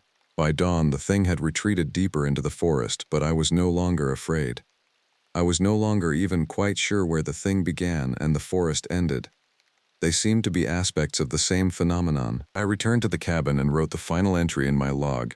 Then I secured the documents, as Garrett had requested in his own way, and prepared to meet the supply helicopter that would arrive in 2 days. When it came, I was ready. I didn't look back at the lake as the helicopter rose. I didn't need to. I understood now that the wrong thing wasn't something you could leave behind. It existed in the space between worlds, in the places where perception broke down, in the moments when you understood that the natural world contained things that couldn't be cataloged or explained. I left Glacier National Park and never went back, but I never left the thing behind. Some nights, I still hear that wet breathing in the spaces between sleeping and waking. I see shapes moving wrong in my peripheral vision, and I understand that James Tolbert was right to stay, because once you truly see it, once you understand what it represents about the limits of human knowledge, you're never quite the same. You're never quite wrong enough to call it home, but you're never quite right enough to forget it exists. That's what the forests keep, not just timber and stone and the bones of animals. They keep the things that don't fit into the world we've made for ourselves, the wrong things, the impossible things, the creatures that move through creation at angles we were never meant to comprehend. And in that cabin above High Lake, the logs continue to record the weather and the animal movements and the thousand small facts of ranger work. There's nothing in them now that would suggest anything unusual. The next ranger will find them precise and professional, signed off by someone who did his job and moved on. But the final entry, the one I sealed away, asks a question that I believe only James Tolbert knows the answer to. What does it mean when you finally understand that the forest was never the danger? That the danger was always the part of yourself that wanted to stop running? I came to Yellowstone not because I loved nature, though I do. I came because I was running from something, the kind of running that doesn't require moving. 3 years in suburban management, shuffling spreadsheets in a climate-controlled office while watching my sister's medical bills destroy my family. That's the real wilderness, the kind that doesn't kill you quickly. When I saw the ranger posting for the remote Absuroka Ridge Station, something in me understood. Solitude, distance, a salary that could actually help. Room and board in a cabin that hadn't seen consistent occupancy in over a decade. The position was posted as challenging, which is what government agencies call work that breaks people. My name is Kami, it's Algonquin, means secret. My mother carried that heritage from her grandmother, though most of it was lost before she could pass it down. When I applied, I didn't mention this. The National Park Service doesn't care about bloodlines. They care about certifications and medical clearances. The interview was conducted over video by a regional director named Voss. He was honest in a way that made me uncomfortable. He told me that the station had been closed for 7 months out of every year since 2019. He explained that the previous ranger, a man named Garrett, had quit after 8 months, submitting his resignation via email at 3 a.m. with no explanation beyond "you need someone else." They'd cycled through 3 others since. 2 never made it past the first winter. 1 left mid-season without notice. "Why are you really interested?" Voss asked, and I appreciated that he asked directly. "I need the money. I need to be alone. I need to prove I can do something hard," I said. He nodded. "The work itself is straightforward: maintenance of facilities, wildlife monitoring, trail reports, and search and rescue for lost hikers. We get about 40 to 50 reports a year in that sector, mostly people who underestimate the terrain. You'd coordinate with ranger stations at lower elevations. The isolation is real, but you won't be totally disconnected. We check in weekly by radio." What he didn't emphasize, though I could read it in the pauses between his words, was why the isolation had become a problem. Why experienced rangers, men and women trained for wilderness work, found reasons to leave during their contracts. I accepted the position anyway. The drive from Mammoth Hot Springs to Absuroka Ridge takes 3 hours on the main road, then another 40 minutes on increasingly rough terrain that the Park Service generously called a secondary access route. In late September, when I arrived, the aspen were already turning, and the light had that specific autumn quality, everything appearing slightly more vivid and slightly more fragile than it has any right to be. The cabin sat at 7,000 feet, positioned on a narrow ridge overlooking a glacial lake that the topographic maps called Winona. Surrounding it were dense lodgepole pines, and beyond that the Absuroka Beartooth Mountains rose like broken teeth against the sky. In every direction there was no other human structure. The nearest town, Cook City, was 40 minutes by truck down a road that became impassable by November. The cabin was smaller than I'd imagined, but well maintained. Previous rangers had left supplies, spare batteries, medical equipment, emergency rations, and a radio unit that was newer than everything else. There was a wood stove for heat, a generator that ran on propane, and tanks of water that needed to be monitored during the cold months. On my first night, I made a fire and sat on the porch, looking down at the lake. The air was so clear that individual stars seemed to vibrate. There was no light pollution, no sound except wind and the occasional shift of the forest settling for evening. For the first time in 3 years, my chest didn't feel tight. That peace lasted through October. Late October brought a cold snap that the forecasts hadn't predicted. Snow came in heavy, wet drifts that the wind immediately sculpted into new shapes. The communication line crackled with activity. Rangers at lower stations managing the sudden influx of poorly prepared hikers who'd wanted one last trip before conditions closed the backcountry. I'd settled into routines by then. Morning radio checks at 8 a.m., trail maintenance as weather allowed, inventory of supplies, study of the topography, learning every ridge and watershed around my area. The isolation I'd sought was exactly what I was getting, and I was learning I was very good at being alone. Around October 20th, a group of 5 hikers registered for a 2-day trek that would bring them past my station's monitored territory. They'd planned a simple loop, start at northeast entrance, cut across toward Absuroka Ridge, and return via the eastern approach. The route was popular, well-marked, and on the surface, suitable for experienced hikers. The problem was that 3 of the 5 had registered as intermediate, not experienced. In October, that distinction matters. I knew they were coming because of the radio protocol. Rangers logged backcountry permits at each junction. I marked their names on my board: Morrison, Ree, Okonkwo, Sato, and Hendricks. The group leader was Morrison, a man who'd summited Rainier twice, which in the Pacific Northwest community counts as serious. The others were friends from Seattle. The first radio check-in after they'd passed through my sector was routine. They'd made camp at Mystic Lake right on the border of my territory. Morrison reported clear skies, good spirits, and plans to summit a minor peak the next day before heading back to their exit point. The second check-in didn't happen. At 6 p.m., with snow beginning to fall again, I called for them on the radio. Silence. I waited 20 minutes and tried again. Nothing. I notified Voss at the main station, and his response was calm but activated. Weather's deteriorating. Visual search at first light. Get me hourly checks until then. I didn't sleep. I sat in the cabin with the radio on low volume, calling out at regular intervals. The storm intensified around midnight, wind driving snow so hard that I couldn't see 20 feet from the porch. The temperature was dropping, My external thermometer read 8 degrees at 2 a.m., and the forecast I'd downloaded that afternoon had warned of a low around -5 once wind chill was factored. At 4:47 a.m., the radio crackled. "Base station, this is Morrison. We have a situation." I immediately grabbed the mic. "Morrison, this is Ridge Station. Report. What's your status?" His voice was tight. "We made camp closer than we reported yesterday. Weather came in faster than predicted. We managed to set shelter in a depression about a mile northwest of Mystic Lake. Everyone's accounted for, but..." He stopped. "But what, Morrison? Go ahead." "But Ree and Sato left our camp around midnight. They said they were going to hike to high ground to look for clearer weather. They never came back. We waited 4 hours before calling." I closed my eyes. People die in decisions like that. They die in the space between what they know they should do and what they convince themselves is reasonable. "Understood. Stay in place. We're mobilizing. Ridge Station will navigate toward your position as soon as light permits." Any visual of their departure direction? North by northwest.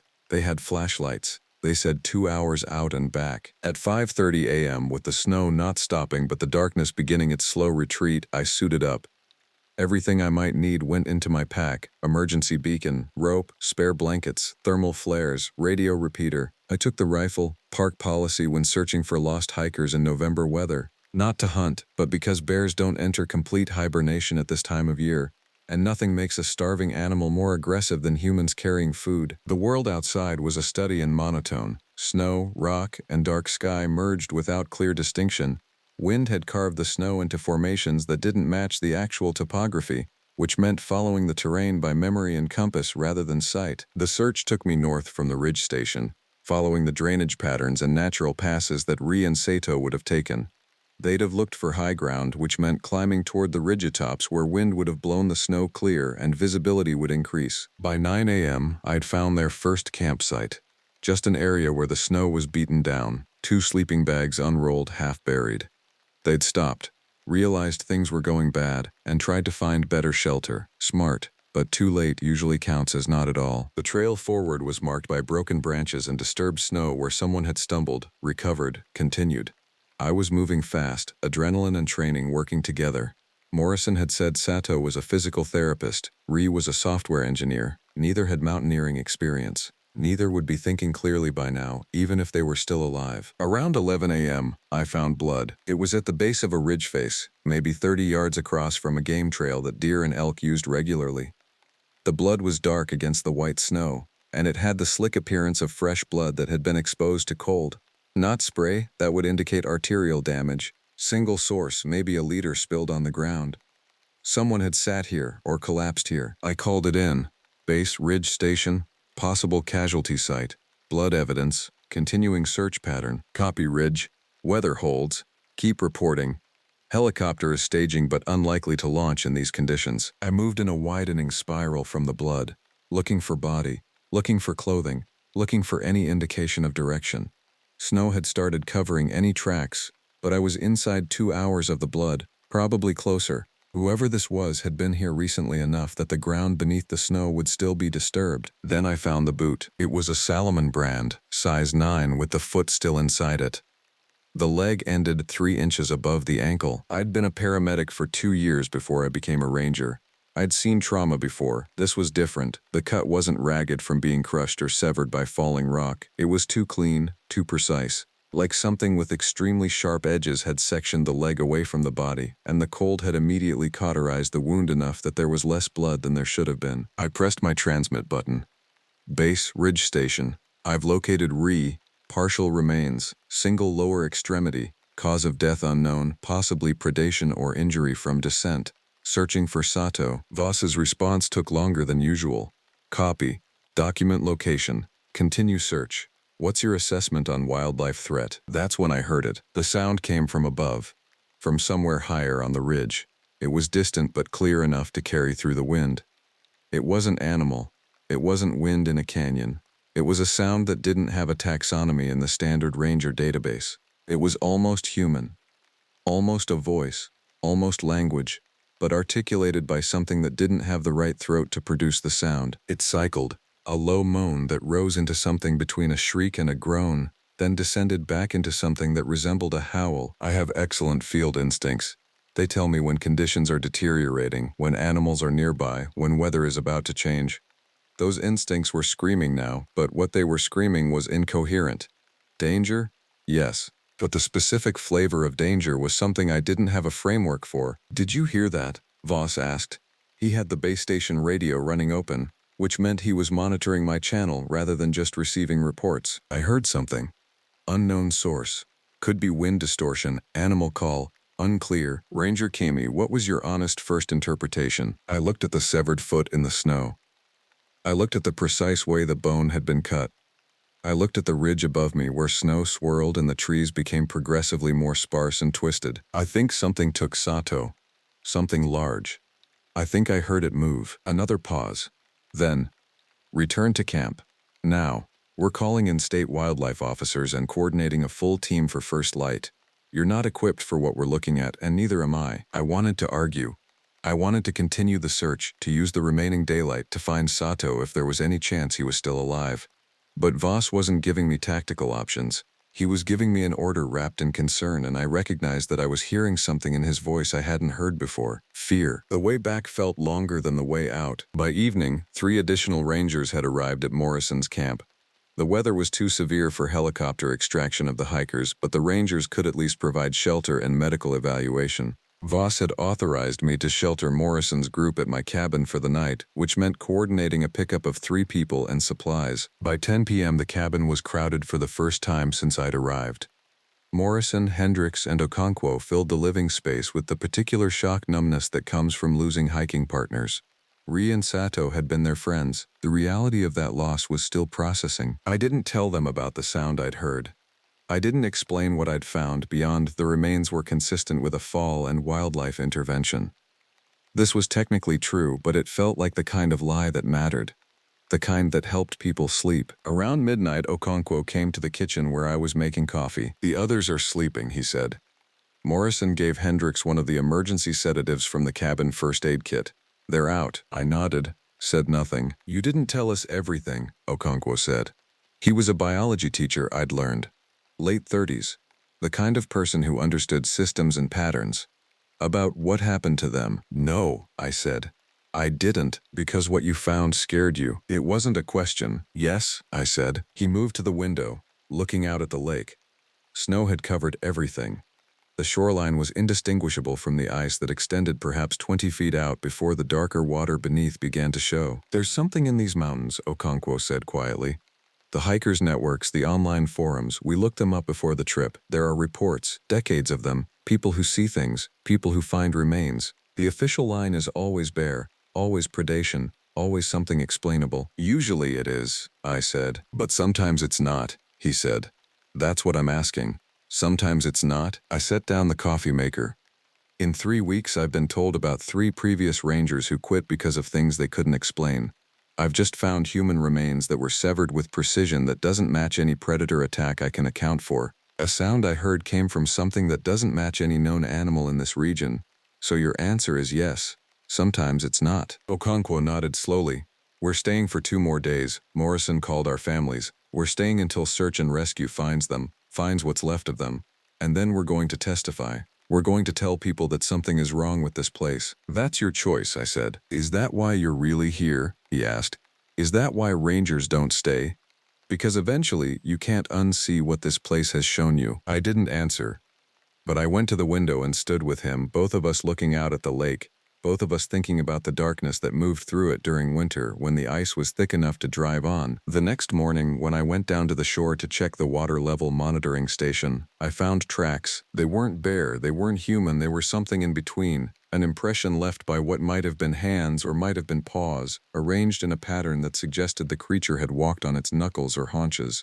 The tracks led from the water's edge toward the tree line, disappearing where the dense forest began. They were large enough that one print would have required a palm nearly 12 inches across. I photographed everything with the Park Service camera, documented coordinates, and reported only the basics to Voss. That night, I locked every window in the cabin. I slept with the rifle beside the bed. Okonkwo was right about staying. The search continued through the next day, then the next. A team of 10 rangers found Sato's remains approximately 3 miles from where I'd found Ri. The body was partially consumed, but in a pattern that didn't match predation. The soft tissues around the major joints had been deliberately separated.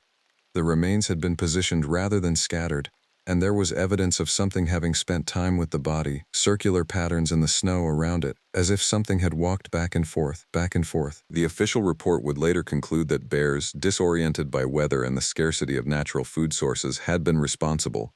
The precision of the cuts would be attributed to rocks and the freezing process. The tracks would be misidentified as elk or moose. The sound I'd reported would be classified as inaudible wind phenomena, but everyone who was present during the search knew something else. Everyone saw what I saw. Everyone heard what I heard, though they experienced it differently. Okonkwo gave his testimony at the Park Service investigation. He was met with polite skepticism and careful redirection toward explainable wildlife behavior. When he tried to insist on more investigation, he was offered a number for a trauma counselor. The morning Okonkwo, Morrison, and Hendricks left the cabin, I walked them to the truck. They'd requested a ranger to escort them to lower elevation. I volunteered. "You're going to stay," Okonkwo said. It wasn't a question. "For now," I said. "How long?" I looked back at the cabin, then toward the ridge. "Until I can't anymore." The drive down was quiet. At the turnoff to Cook City, the official ranger who was taking them further shook my hand. I drove back to the station alone. November was brutal. The isolation that had felt like sanctuary transformed into something else. The cabin became a space between things. The lake froze. The snow accumulated until the access road was impassable without a snowmobile. The radio crackled less frequently, as if the isolation was filtering out the rest of the world. Around November 15th, I heard the sound again. It came from the lake. The ice was thick enough by then that I had assumed nothing lived underneath. I'd assumed the darkness beneath the frozen surface was inert, waiting. The sound came from below. I could feel it more than hear it, a vibration that transmitted through the ice and the earth and my boots into my bones. It was so low that it existed at the edge of human perception, that frequency where sound becomes feeling. It cycled multiple times, each cycle lasting perhaps 20 seconds. Then it stopped. The silence that followed was worse than the sound. I understood something then. I understood what the previous rangers had quit to escape. It wasn't the danger, it wasn't even the knowledge that something impossible was sharing this territory with them. It was the knowledge that this place was not safe, not in any way that made sense to human understanding. It was not a matter of precaution or preparation. There was no defense against it. It was the knowledge that the mountain had its own purposes and humans were incidental to them. 2 weeks after that, I requested transfer. Voss granted it immediately, no questions asked. My contract had been for 1 year. I was leaving after 4 months. When I packed the cabin, I found Garrett's name carved into the inside of one of the cabinet doors. It was rough, desperate gouging of wood with what must have been a knife point. Beneath it he'd written a date, March 12, 2021. The day he quit. I carved nothing. I just left. I'm writing this now in a station 1,200 miles from Yellowstone. It's been 3 months. I'll stay here through my contract, 2 more years. I've told no one about the specifics of what happened. Okonkwo reached out once, asking if I'd talked to a journalist about the incident. I declined. Some things shouldn't be documented. Some things shouldn't become more real through repetition. But I read the reports. I've looked at the historical records. There are files going back to the 1970s of hikers lost in the Absuroka region. Most are resolved. Bodies found, causes attributed to falls, exposure, and standard predation. But there's a pattern if you look closely. There's a correlation between the missing hikers and the ranger turnover. Stations get abandoned, rangers report and then resign. The pattern repeats. I've read Algonquin stories about Wendigo. Not the simplified versions you find in pop culture, the real ones. They talk about creatures that wear hunger like a skin, creatures that don't hunt for survival the way animals do. They hunt for something else, something about the act of hunting itself, the pursuit, the consumption, the violation of the boundary between predator and prey. They talk about places that draw these creatures, places where the boundary between the physical and something else is thin. I think Absuroka Ridge is one of those places. I think the previous rangers sensed it the way animals sense a storm before it breaks. I think some of them saw concrete evidence like I did, and I think they left because staying means accepting that your understanding of the world is incomplete. It means accepting that there are systems operating beneath the official explanations older than the park system, older than the states and counties that contain them. I think they left because staying means you can never quite unsee what the mountains are actually doing there. If you read ranger reports, if you look at the institutional memory encoded in the station rotations and the equipment lists and the casually mentioned reasons for abandonment, you'll find what I found. You'll see a place that calls to something, and that something answers. Whether you believe that or not depends on whether you're willing to look past the official explanations. Whether you're willing to accept that some places don't want us. Some places tolerate us for seasons, but in the end, they have purposes we don't understand. I still have my ranger credentials, I still respond to the training updates and the policy changes, but I'll never request Absuroka Ridge again. Some wisdom comes too late to prevent the learning. Some knowledge can't be unlearned. And some mountains keep their secrets not because they're hidden, but because most people refuse to look close enough to find them. I was looking for solitude. I found something else. The understanding that we're never really alone in wilderness. We're just usually too distracted to notice we're being observed. The question isn't whether something is watching from the ridges and the dark water. The question is what you do once you're certain it is.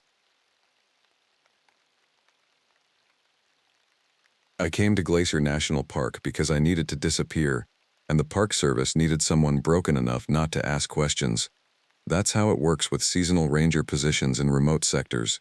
They don't advertise these jobs. Someone at the district office says a name, and if you're the right kind of damaged, you get the call. My name is Morgan Cade. I was 38 when I drove my truck up the eastern approach in late September, watching the mountains rise like teeth against a bruised sky. I hadn't worked with the public in 3 years. 3 years of filing reports, sitting in cubicles, watching my pension grow while my skin went pale. 3 years of being asked how I was doing when everyone already knew the answer wasn't going to be honest. The job posting said remote backcountry patrol, structural maintenance, wildlife monitoring.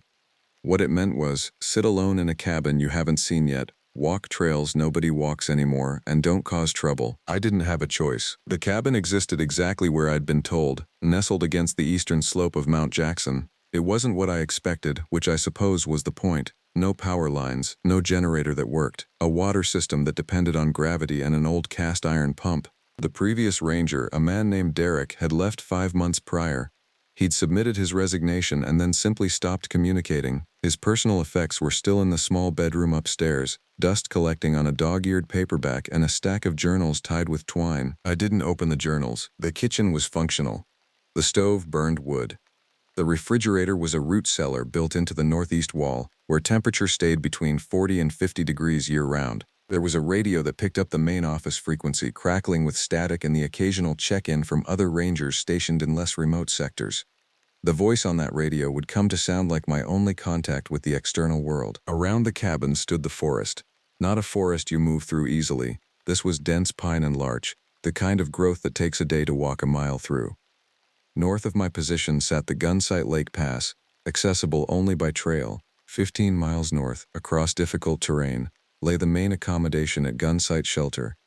South, the terrain descended toward the lowlands and the highway, but that was still 12 miles through unforgiving country. I was, for all practical purposes, alone. The Park Service expects a ranger at this posting to cover 63 square miles of backcountry. That's a territory roughly the size of the city I'd left behind, except that instead of sidewalks and streetlights, it was all vertical terrain, avalanche zones, and trails that disappear under snow by October. My job was to report on trail conditions, document wildlife behavior, and respond to emergency calls.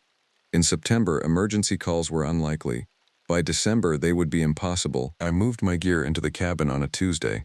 I filled the propane lamps, tested the wood stove, and checked the water pressure on the pump. Derek's journals remained untouched, though I was acutely aware of them upstairs, the way you're aware of a sound in the dark that you can't quite place. The first week was routine. I hiked the south trail toward Gunsite Pass, measuring snowline conditions and photographing slope stability. I checked 3 trail junction boxes and found them all intact. I radioed in my reports to the office, and they came back with static, distorted acknowledgments that sounded like people speaking underwater. On the 8th day, I went to the lake. Gunsite Lake sat 3 miles northwest of the cabin, connected by a ravine trail that had been cut in 1987 but never properly maintained. I'd been meaning to assess the damage from last winter's slides. What I found was worse than the reports suggested. 2 major deadfall sections blocked the path completely.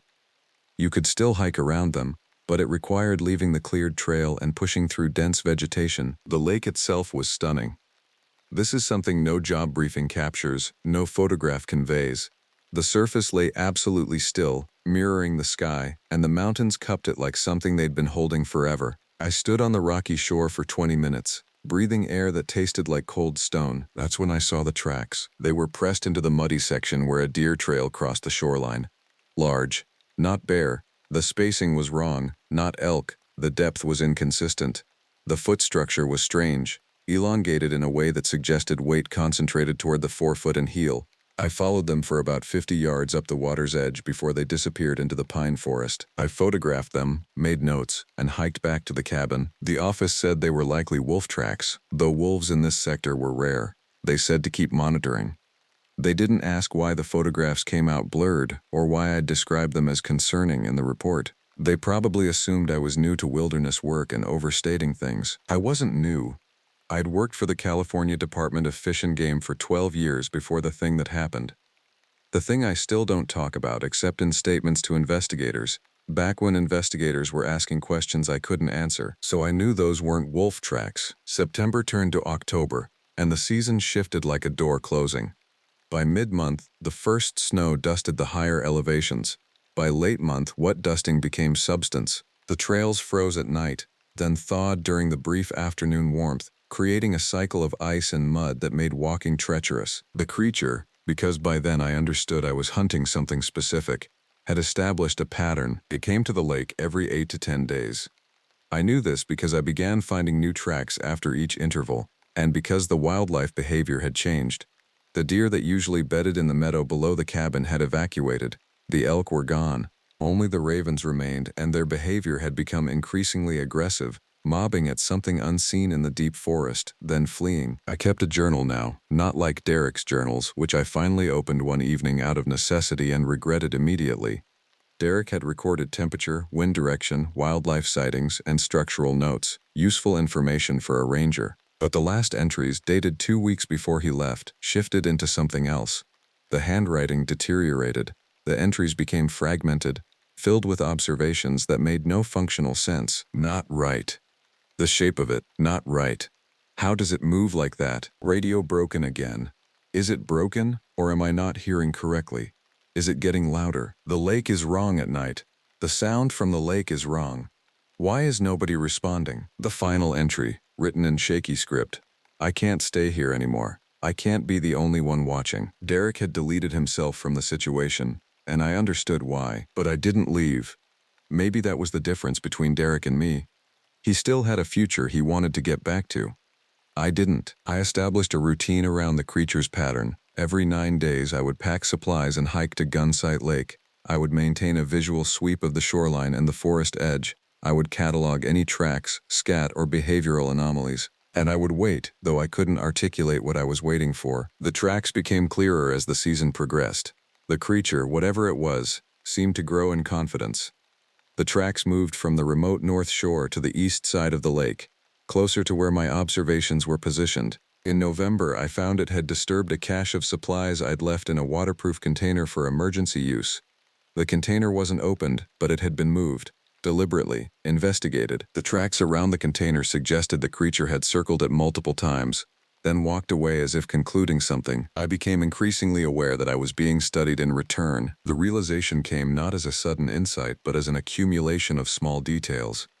A branch positioned at eye level along my usual trail route, placed too deliberately to be accidental. My boot prints photographed in the snow near the cabin, then circled and left untouched, as if marked for later reference. The creature's vocalizations, which began in October, low, guttural sounds that didn't match any recorded wildlife behavior for the region, started matching the time I spent away from the cabin. When I was at the cabin, the forest was quiet. When I was in the backcountry, something was tracking me. By November, I was checking the radio less frequently. The office was satisfied with my reports. Trail conditions, wildlife observations, cabin status, all checkpoints. They had no way of knowing that I was walking into the same forest every 9 days to study a creature I couldn't identify, wasn't supposed to report, and definitely shouldn't investigate alone. I radioed a request for assistance from another ranger to assess the deadfall at Gunsite Pass. The response came back delayed and negative. All personnel were committed to end-of-season operations. The pass would be cleared in spring. My concern was noted. It was, I realized, unlikely anyone would come to this sector until April. That thought should have terrified me. Instead, it brought clarity. I was completely alone with something that may or may not have been an animal. The certainty of isolation, once accepted, became almost calming. I began preparing differently, not to leave, but to understand. Winter arrived abruptly in mid-November. The snow didn't accumulate gradually, it fell in 3 consecutive storms that brought 14 inches, then 19, then 22. The temperature dropped below zero and stayed there. The lake froze solid enough to walk across. I took that walk on a clear evening in late November, when the moon was bright enough to see without a flashlight. The ice was black in places where it was thickest, milky white where it was thinner. The cabin was a distant cluster of lights behind me, and the forest was silent in the way forests only are in extreme cold. Not peaceful, but holding its breath. The creature's trail was fresh. The crossing tracks led from the south shore toward the north, toward the deeper forest where the food sources were better. I followed, understanding that the crossing had likely been recent, possibly within hours. The blood was visible from 30 yards away, dark against the snow. The kill was recent, still radiating faint warmth into the frozen air. I could smell it even at that distance. Something animal, something wrong with the scent pattern. A deer, or what had been a deer. The remains were distributed across the snow in a pattern that suggested feeding, but not a normal predator's feeding. The deer's head was intact, positioned carefully to one side. The body cavity was opened with surgical precision.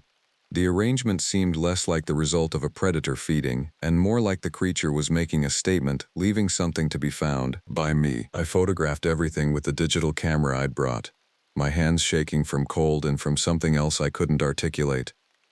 The photographs revealed details the eye couldn't quite process. There were marks around the kill that suggested the creature had examined the remains afterward, repositioning them, studying them. I was standing over the kill when I heard the sound from the forest edge. Not a vocalization exactly, more like breathing, amplified, deliberate. The sound of something massive inhaling and exhaling through a position it had held for how long. I didn't run. I turned slowly and looked at the tree line 50 yards away. The trees there were ancient larch, their dark shapes clearly defined against the white snow and black sky. For a moment, I saw nothing. Then, in the space between 2 trees, something shifted. Not an animal shape. The movement was wrong, articulated in a way that suggested bipedal locomotion, but with elements that no human anatomy could explain. It disappeared before I could truly focus on it, slipping back into darkness as if the forest itself had opened and swallowed it. I walked back to the cabin in 2 hours, not running, not panicking, but moving with purpose. I didn't look back. I didn't need to. I knew I was being followed, could feel the attention on my back like heat from a fire. The cabin was exactly as I'd left it. I locked the doors. A formality, since there wasn't a lock on the exterior doors, hadn't been since the cabin was built in 1992. I lit every lamp. I built the stove to an intense heat. I sat at the kitchen table with Derek's journals and my own, and tried to reconcile what I'd seen with what I could articulate. Derek's later entries made more sense now, not less. There was a pattern to the sightings he'd described. A progression that began with tracks, escalated to coordinated behavior, and culminated in direct visual contact. Derek had gone through the process without understanding what he was undergoing. He'd been being assessed, evaluated. The creature had decided whether he was a threat, an opportunity, or something else entirely. By the time Derek recognized the pattern, he was already marked. The thing in the forest had incorporated him into its existence, made him an essential part of its world, so Derek had left. I understood the decision. I understood why the office never pushed to know why he'd requested immediate termination. They'd hired someone they knew was broken. They'd expected him to either heal alone in the wilderness or disappear into it. Derek's departure was the success condition they'd internally accepted, but Derek had received the choice to leave. I didn't know if that choice would extend to me. December came, and with it a crystalline clarity that felt almost unreal. The days shrank to 5 hours of real sunlight. The nights were absolute, profound in their darkness. The temperature ranged from 5 below to 20 below zero, with rare spikes to near freezing as if the season was playing with breath. I stopped going to the lake. The creature, it seemed, had accepted this. Instead of bringing its messages to the lake, it brought them to me. The first sign appeared on the cabin's porch, a small bird, partially consumed. Precise work. The wings were intact, positioned symmetrically. The remaining body was opened like a dissection. It was left centered on the doormat where I would see it immediately upon emerging. 3 days later, a second bird appeared, identically arranged. Then a small mammal, a pine marten, I thought, though the damage made identification difficult. Same precise arrangement, same surgical expertise. Same message delivered in a language of biology and spatial relationship. I cleaned up the gifts and said nothing on the radio. By the second week of December, the creature was appearing at the cabin's exterior on a daily basis. I would hear it circling, testing the structure, examining the walls and windows. I heard its breathing, that amplified, deliberate sound that suggested lungs operating on a scale that made mammalian anatomy seem inadequate. I heard what might have been vocalization, but it was so far removed from any animal sound that my brain couldn't properly process it as intentional communication. It was testing my response, learning my schedule, understanding the limits of this thing called a cabin and a man, and I was learning it in return. By watching the snow around the cabin, I could trace its movements. It favored the north and west sides, stayed away from the front approach where my truck remained visible and symbolically at least represented the outside world. It never approached the chimney directly, staying clear of the heat signature. Its paw prints, I could call them paws though they were barely paws anymore in my understanding, were larger than a bear's, deeper, and when I measured them carefully against a ruler, they were precisely 43 centimeters from heel to 4-foot extension. I began leaving food out. Intentionally. Fresh meat I'd packed in November, stored in the cellar. I would place it on the porch and watch from the window as the creature approached, feeding with method and restraint. It would consume carefully, leave no mess, examine the location for 5 minutes after finishing as if committing details to memory. We were establishing a dialogue.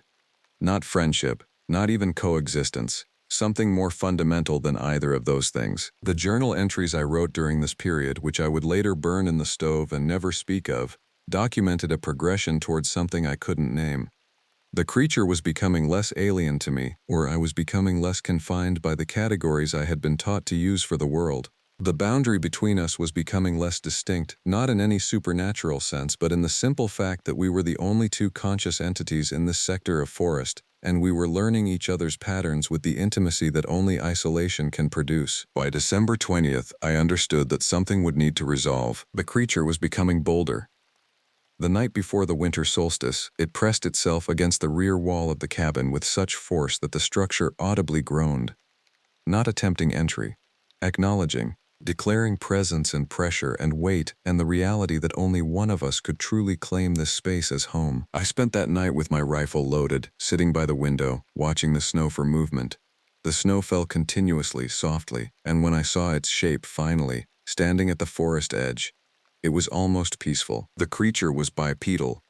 That was the shock. Despite all the evidence pointing to that conclusion, it stood on hind legs in a way that suggested habitual posture, with shoulders that sloped in the wrong direction and arms that hung too long, bent at joints that looked double-hinged. The head was the worst part, because the head was almost recognizable, almost something that could be mistaken for human in profile, except for the proportions that were stretched and remade according to logics that had nothing to do with evolution or nature as I understood it. It was watching me watching it, and its breathing was perfectly synchronized with my own. The spring came, and with it the season's breaking. By April, the snow had retreated to the highest elevations. The office radioed notice that a maintenance crew would arrive April 15th for equipment repair and supply delivery. The first ranger would arrive by May 1st for spring assessment. The creature was gone, not dead. I would have known the death of something that large in this contained ecosystem. Gone, departed. The tracks ceased in early January. The presence withdrew. The circling stopped. The forest returned to its natural rhythms, and the deer came back, and the elk drifted north, and the ravens hunted in normal patterns. I spent the months between January and April preparing my report. It was detailed. I documented wildlife behavior, trail conditions, cabin maintenance, and the structural integrity of the facility.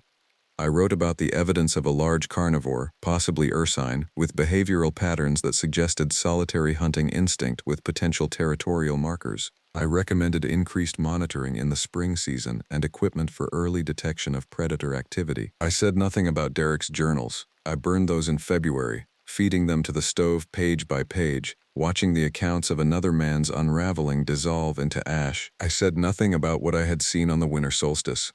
There is no language for that experience that doesn't immediately reduce it to either hallucination or supernatural intrusion, and I was determined that my report would be believed, if only because the facts were all verifiable. On April 15th, the maintenance crew arrived. 3 people, a supervisor named Rodriguez, an electrician named Mills, and a carpenter named Thorne. They spent 2 days at the cabin, replacing the generator, running new lines to the propane system, and fixing the roof. They were cheerful and efficient and utterly, comfortingly normal. They told me I looked thin. They asked if I wanted to be reassigned to a less remote posting. When I said no, they seemed relieved, as if they'd done their moral duty asking. On May 1st, the new ranger arrived. A woman named Corbin, mid-30s, with the particular hardness that comes from people management. She would be taking over this sector. A position opened up for me at the main facility, working logistics and training. It was offered neutrally, as if I had a choice. The office had decided I was too damaged for this work after all. I drove down the mountain on the morning of May 2nd, watching the forest recede in my mirrors. I didn't look back after the cabin disappeared from view, but I think about the creature every day. I think about its attention, the weight of its intelligence, the patience of its study. I think about the boundary between what Derek chose and what I chose, and whether there was actually any difference between those choices. I think about the fact that spring hikers are going to start arriving soon, and the creature is still out there, waiting for another winter, waiting to study the next human it decides is worth investigating. I think about whether it's still watching me even from these hundreds of miles away. I think about the fact that no one would believe me if I said I could still feel it sometimes, in the periphery, patient and curious. Eric left. I left. But there will be others. There are always others. Some come to the wilderness to heal, some come to disappear, and some come because something in the dark is teaching them to understand themselves in ways civilization never could.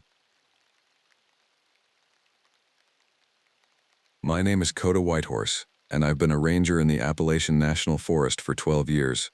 I took this job because I needed to disappear, and the mountains offered the kind of solitude that made disappearing possible. When you grow up in a place where people know your family's history, know your failures, know the exact shape of your shame, you start to understand that geography is mercy. The forest doesn't ask questions about who you were before, it only cares about what you do in the present moment. I'd been hired by the National Park Service after a stint in the military ended badly. Not dishonorably, but badly enough that returning to civilian life felt like stepping out of one war zone into another. The apartment, the office cubicles, the fluorescent lights, they all felt like cages. When the interview for the ranger position came through, it felt like a lifeline. 60,000 acres of forest, 3 lakes, and maybe 15 permanent residents scattered across the property in small cabins at the edges. The base camp sat near the northern access point, a cluster of buildings including my small ranger station and a modest cabin that served as both office and living quarters. I've spent those 12 years maintaining trails, issuing permits, conducting safety checks, and helping the occasional lost hiker who didn't respect the wilderness enough. Most of the job is tedious: inventory management, radio checks, report writing. The monotony suited me fine. I was good at being alone. The autumn of this particular year had been unusually mild. October stretched into November with temperatures that seemed reluctant to drop. Leaves hung on the trees longer than usual, creating a landscape caught between seasons. The beauty of it bothered me somehow. Nature's indecision felt like a warning. I was 34 years old, living alone in a cabin with a small kitchen, a stone fireplace, and enough books to fill 3 shelves. My radio connection to the main office was decent most days. My nearest neighbor, a man named Garrett who maintained equipment at the southern camp, lived about 12 miles away by road and roughly 8 miles through the forest. We saw each other maybe twice a month, usually at supply runs. The forest I worked had a certain reputation among the local community outside the park boundaries. Hikers talked about strange sounds in the deep sections. Hunters reported finding animal remains arranged in odd patterns. The local indigenous people, descendants of the Cherokee and other tribes who'd been pushed out of the region generations ago, told stories about the high ridges that most locals dismissed as folklore, old tales about shape changers, about things that looked almost human but moved wrong, about animals that mimicked voices. I'd heard these stories 1,000 times and never given them serious consideration. The wilderness killed people through exposure, through dehydration, through their own carelessness and arrogance. It didn't need myths to be dangerous. That perspective would prove to be dangerously incomplete. The first sign that autumn was different came on a Tuesday in late November. I was conducting a routine patrol on the eastern trails when I found a hiking group camped illegally in a protected watershed area. There were 5 of them, college kids from the nearby university, and they had ignored every posted boundary marker and permit requirement. I should have cited them. Instead, they were terrified. The lead hiker, a young man named Marcus, explained that they'd been hearing strange vocalizations all night. Not quite animal sounds, not quite human. He tried to describe it. Something that sounded like a person calling for help, but distorted somehow, as if played through a damaged speaker. They'd seen movement at the edge of their camp at dusk, something bipedal, something large. I told them to pack up immediately and follow me back to the main trail. I also told them that what they'd heard was likely a wounded elk or possibly a large predator mimicking distressed prey. I said this with enough confidence that they almost believed me. I was almost convincing myself, but as we walked back through the forest in the pale afternoon light, I became aware of something I couldn't quite articulate. The forest itself felt different.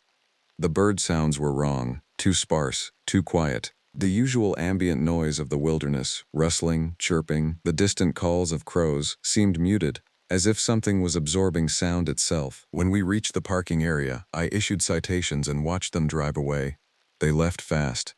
In my report that night, I noted the unauthorized camping and the wildlife disturbance they'd reported. The official explanation? Likely predator behavior. Case closed. That night in my cabin, I sat by the fire and thought about disappearing further. There were deeper sections of the forest, more remote stations, positions up north I could potentially transfer to. Something about those college kids' fear had communicated itself to me in a way I didn't want to examine too closely. I didn't sleep well. Around 2 a.m. I heard something moving near the cabin. Large, heavy, the sound of something pushing through the underbrush. I grabbed my flashlight and my service weapon, went outside, and swept the light across the tree line. Nothing, no eyes reflecting back. No sound of retreat, just the absolute darkness of the forest pushing against the small circle of illumination. It took me an hour to convince myself to go back inside. 3 days later, I received a report of a missing hiker. A woman named Victoria Brennan, 53 years old, had been on a solo day hike near Blackwood Lake, one of the 3 major water bodies in the park. Her family reported her missing when she didn't return to her hotel by evening. It was her last day in the area. Experienced hiker, proper equipment, told her hotel concierge where she was going. I organized a search team with the 2 other rangers assigned to the region, along with volunteers from the local search and rescue outfit. We hit the trails at dawn. Blackwood Lake sits about 6 miles from the main access point, accessible by a well-maintained trail that Brennan was supposedly familiar with. It's a beautiful walk through mixed forest, elevation gain is moderate, and in November it was relatively quiet. Few hikers used the lake that time of year. We found her gear scattered about 3/4 of the way to the lake. Pack, hiking boots, jacket, all arranged in a semicircle on the trail as if she'd removed them carefully and laid them out. No panic, no struggle suggested by the positioning, just removal and placement. We found Victoria herself about 50 yards off the trail, in a small ravine. She was nude. She was also still alive, which was the shocking part. Vitals were weak, temperature critically low, but she was breathing. Her skin had the waxy appearance of advanced hypothermia. Her eyes were open and tracking movement, but she wasn't responding to verbal stimuli. I radioed for emergency services immediately. The helicopter response time was 40 minutes. I stayed with Victoria while the other rangers searched the surrounding area for her clothes and any sign of what had happened. She'd been out overnight in temperatures that dropped to the low 40s. She should have been dead. As the helicopter arrived and the medical crew took over, one of the emergency responders asked me if Brennan had been sexually assaulted. A quick check indicated she had not. He asked if there were signs of a struggle. There were not. His next question was whether she'd had some kind of mental health crisis that led her to remove her clothing. Hypothermia does cause that sometimes.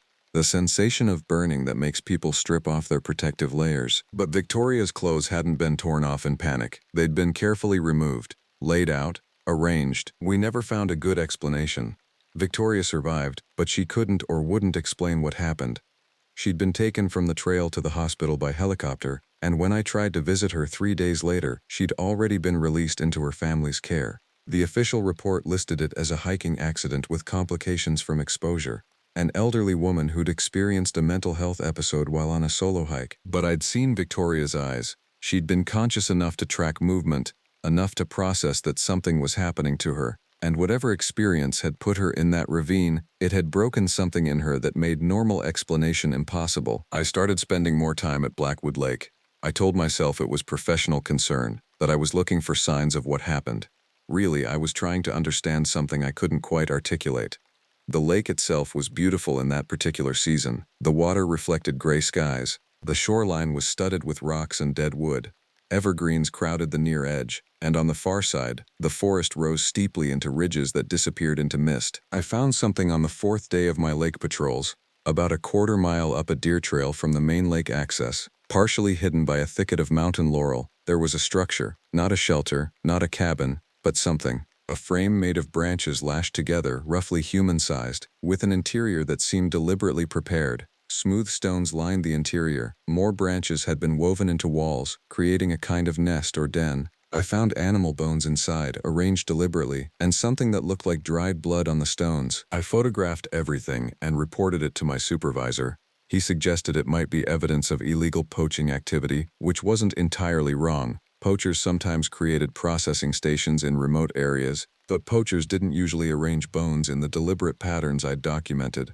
And poaching didn't explain the structure's deep isolation or the absolute wrongness I felt being near it. That night, back at my cabin, I heard the sound again, the vocalization that the college kids had described. It came from the direction of the lake, somewhere in the darkness beyond my property. It was complex, layered. It sounded almost like a human voice calling out, but underneath was something else, something that seemed to inhabit multiple frequencies at once. Beneath the human quality was a sound like wind through a canyon. Beneath that, something like an animal in distress. It lasted maybe 30 seconds, then nothing.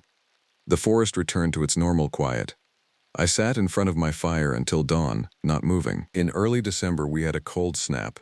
Real cold, the kind of temperature that makes the forest feel hostile, that transforms water into ice and turns any exposed skin into a warning. I'd requested additional patrols to make sure no inexperienced hikers were trying to navigate the trails in conditions that would kill them quickly. I was on a routine patrol of the western trails when I found the prints. They were large, distinctly bipedal. At first glance, they looked like a barefoot human walking through the snow. But the stride was too long. The pressure points indicated weight distributed differently than human anatomy would allow. And there were features in the prints that made no biological sense. Extra articulation points, deeper indentations at angles that shouldn't produce force. The tracks led from deep forest toward the trail system. They followed a path that bypassed the normal hiking routes, moving with clear intention toward the area where hikers typically accessed the park. And they were fresh, maybe 6 to 8 hours old, given the slight refrosting around the edges. I followed them for 2 miles. They moved with perfect efficiency, never hesitating, never changing pace. The entity that made these prints knew where it was going. It had a destination in mind. The tracks ended at the parking area near Hollow Ridge Trail, one of the most popular access points for day hikers in the park. For a moment, I stood there in the cold, trying to rationalize what I was seeing. Black bears in the region, rare in winter, confused hikers, misidentification. All of these seemed more likely than the alternative. But the alternative was starting to feel more real. I reported the tracks as possible bear activity and recommended the closure of that trail during the cold weather. My supervisor approved the closure and also suggested I might be seeing patterns in snow that weren't really there. Pareidolia, he called it, the human tendency to see familiar shapes in ambiguous stimuli. It was a reasonable explanation. I almost accepted it. Then I found the other sets of tracks. Over the next week, as fresh snow fell and melted and fell again, I documented 17 separate print sets in various locations throughout the forest. All bipedal, all with the same anatomical peculiarities, all moving with purpose toward human areas of the park, and all of them roughly the same size, suggesting multiple individuals of the same species. Multiple, that was the word that kept repeating in my mind. Not one confused animal or one unusual hiker. Multiple entities, moving with intelligence and intention. I stopped reporting them. I knew how it would sound, I knew the concern it would raise about my mental stability, and I knew, with growing certainty, that whatever was happening in the forest was something official channels wouldn't be able to address. The local knowledge came back to me then. The old stories. I'd dismissed them, but now I found myself thinking about them with strange intensity. The indigenous communities that had lived in these mountains for centuries told stories about the forest having its own rules, its own inhabitants, beings that weren't quite animal and weren't quite human. Shapeshifters, entities that could wear different forms, that could mimic what they'd seen. There was a name I'd heard once, years ago, from an old man who'd come into the ranger station to register a hunting permit.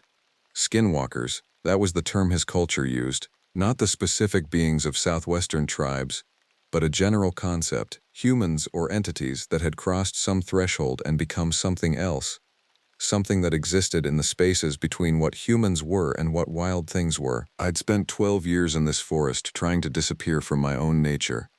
I'd been so focused on what I was running from that I hadn't considered what I might be running toward. In the second week of December, the disappearances started. Not deaths, not immediately, just people vanishing from places where they should have stayed found. A couple on a supposed day hike never returned to their vehicle. An experienced backcountry camper didn't show up at a planned resupply location.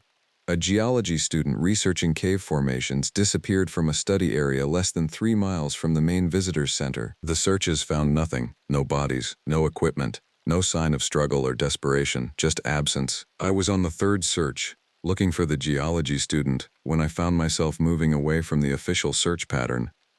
My feet took me toward the lake, toward Blackwood Lake, and the deeper forest beyond it. I told myself I was investigating a lead, but I had no lead.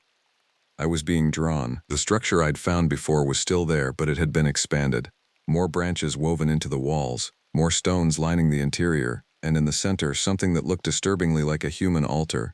3 stones arranged in a triangle, between them what looked like preserved flesh. I didn't investigate closely enough to determine its origin. That night, I heard the voices.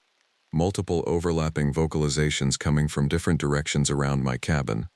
They sounded almost like people speaking, but the language or communication method was completely foreign. The sounds had rhythm and structure, but they contained frequency components that shouldn't have been producible by human vocal cords. They seemed to vibrate in my bones. I sat in the dark, lights off, and listened. And for the first time since I'd arrived at this job 12 years ago, I understood the real reason I'd come, not to disappear from my past, but because something in me had been missing, something that the normal human world had never been able to satisfy. The forest had been calling me all along. December became winter. The forest transformed into something unrecognizable. The cold was absolute, and the snow fell heavy and deep, burying the trails and making the normal pathways of human access nearly impossible. Tourism vanished entirely. Only park maintenance personnel remained, and we were spread thin across the region. I requested additional leave, which was approved.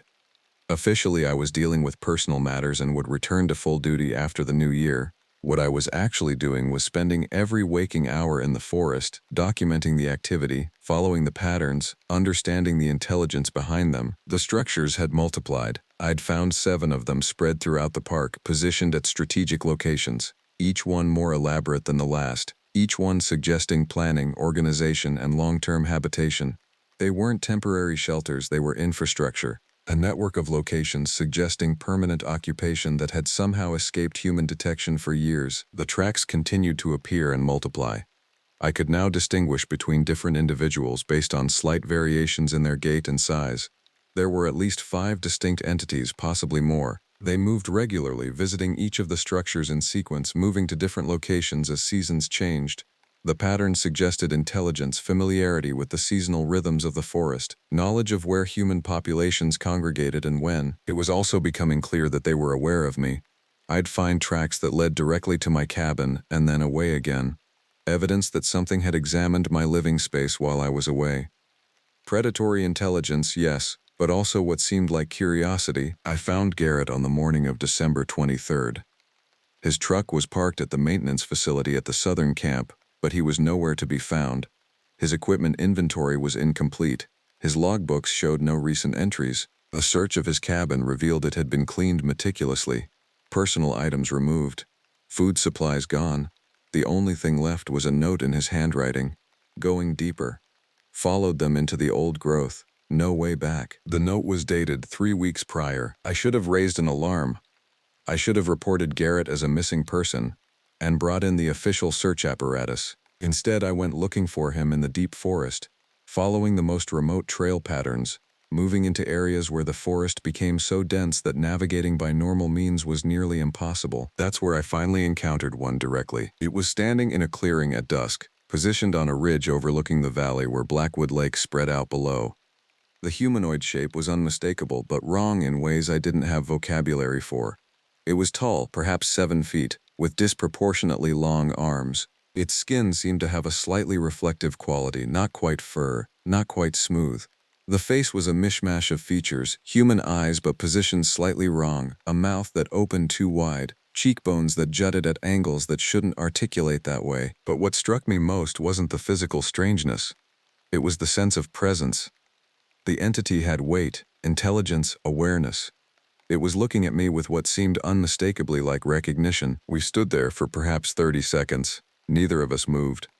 The wind carried scents I couldn't identify. The forest seemed to hold its breath. Then the entity spoke. The sound was that same impossible vocalization I'd heard so many times, but now it seemed almost directed, almost intentional. The frequencies modulated in a way that suggested language, though no words I could understand were formed. But underneath the alien components there was something else, an echo of human phonetics, almost like someone trying to speak through a distortion filter. And I understood something in that moment. These beings weren't entirely alien to human communication. They were hybrid. They existed in the space between human and something else. They could observe human speech, could attempt to mimic it, could understand patterns of human behavior. The entity moved then, not toward me but across the ridge, moving with a gait that was terrifyingly efficient. It disappeared into the forest with barely a sound. I stood there as darkness fell, understanding that I'd been evaluated and deemed acceptable for reasons I couldn't articulate. The missing people hadn't been killed. I was becoming increasingly certain of that. Victoria Brennan's survival suggested that physical harm wasn't the goal. Garrett's note suggested something else, a voluntary transformation or merging. The geological student, the couple, the others who'd vanished, they weren't dead. They'd changed. They'd crossed some threshold that made them disappear from the human definition of existence while continuing to exist in another form. That night, back at my cabin, I sat by the fire and waited. I expected them to come for me. I expected to be taken or transformed or incorporated into whatever they were doing in this forest. They didn't come. The waiting stretched through the night and into the gray morning. The forest around my cabin was silent, empty, but I could feel something accumulating in the periphery of perception, something patient and inevitable. The new year came and went. I remained in the forest, continuing my role as ranger, but my focus had shifted entirely. I moved through my duties like a ghost, present in form but absent in any meaningful sense. I filed reports. I conducted patrols. I maintained the illusion of normal ranger activity, but my real work was documenting and understanding. I'd filled 7 notebooks with observations, sketches of the structures, descriptions of the tracks, analysis of the patterns, transcriptions of the vocalizations, notated as best I could with human notation systems. I was creating a record, though I wasn't entirely sure why. Perhaps I thought someone should know. Perhaps I thought this record might mean something to whoever eventually came looking for me. In mid-January, I received official notice that my personal leave had been extended and that my employment situation was being reviewed due to recent performance concerns. An inspector would be arriving to evaluate my fitness for the position. I didn't contest it. My supervisor was right to be concerned. I was no longer capable of being the ranger they'd hired. The inspector arrived on a Tuesday. His name was Kenneth, 56 years old, by the book, and completely unable to perceive anything that deviated from standard forest operation procedures. I walked him through the park, showing him the maintained trails, the facilities, the equipment. I filed reports. I answered his questions with the right level of professionalism. When we reached the area near Blackwood Lake, I found myself deliberately deviating from the main trail. Kenneth, following about 10 feet behind, asked where we were going. I told him I wanted to show him something, a potential facility that could be improved. The structure was right where I'd left it, but it was different. Larger, more deliberately constructed. The interior showed signs of recent use. The bones were arranged in new patterns, and in the center where I'd seen preserved flesh before, there was something new. A video camera, a solar-charged battery pack, a small data storage unit. Equipment that had no business being in the middle of the forest, maintained with such careful precision that it could only have been placed there deliberately. Kenneth bent down to examine it. That's when the forest went quiet. Absolutely silent. Not the normal quiet of winter, but an artificial absence of sound. A void. Kenneth straightened and turned to me. For just a moment his expression went slack. Not from fear, but from something else. Recognition, maybe. Understanding. Then it passed, and his face returned to normal, but something in his eyes had changed. We walked back to the ranger station in complete silence. Kenneth examined my employment file, reviewed my recent reports, and made his determination. Despite my concerns about my fitness, there was no clear evidence of incapacity. My work remained adequate if unfocused. He would recommend to my supervisor that I take a mandatory 2-week medical leave for evaluation purposes, but he didn't believe immediate termination was warranted. As he drove away the next morning, I understood that he'd encountered what I'd encountered. And he'd made some kind of decision in that moment of contact. The 2 weeks of medical leave stretched into a month. My supervisor seemed satisfied when I returned, though slightly distant. I performed my ranger duties with renewed focus, maintaining all the protocols and procedures that normal forest management required. But the real shift was internal.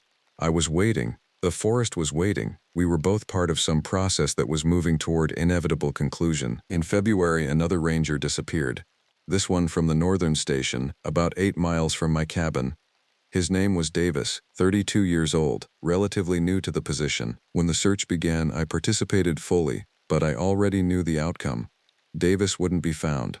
He was transitioning, like Garrett, like the others. On the night of the 4th day of searching for Davis, I went to the largest structure I'd found, deep in the protected forest, far from any trail or human access point. The interior had been prepared, not aggressively but with clear intention. Stones arranged in patterns that almost looked like a seating area.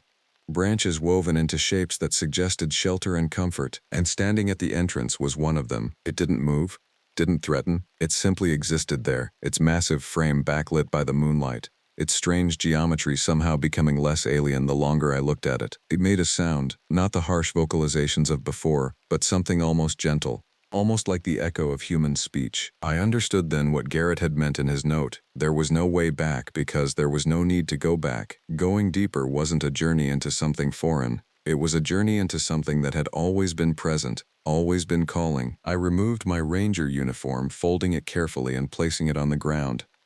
I removed my service weapon, my identification, my radio, all of the equipment that defined me as human agent of human organization. Then I walked toward the entity, and as I approached, I felt something in my perception shift.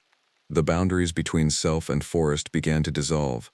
I could smell things with impossible clarity.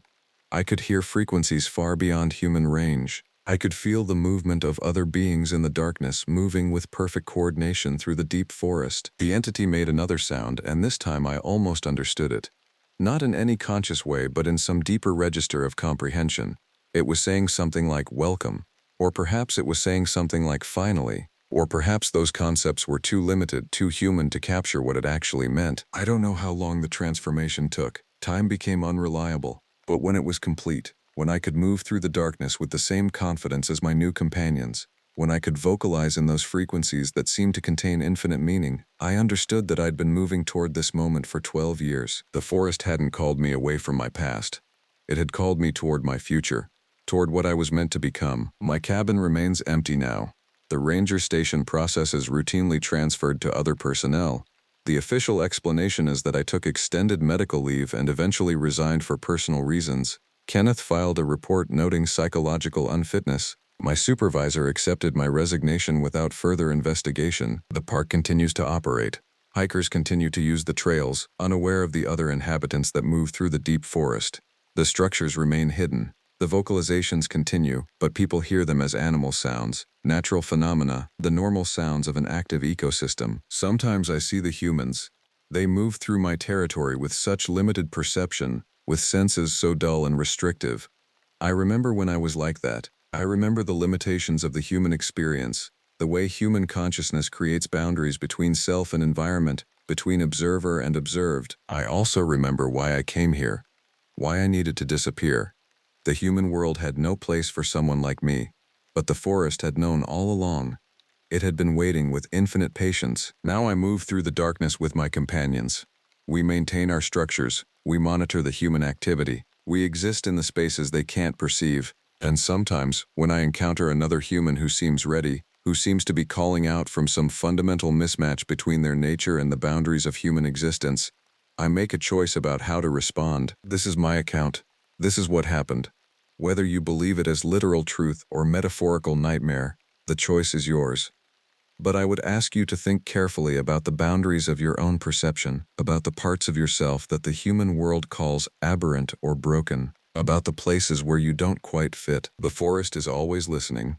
and it is infinitely patient about bringing its own home.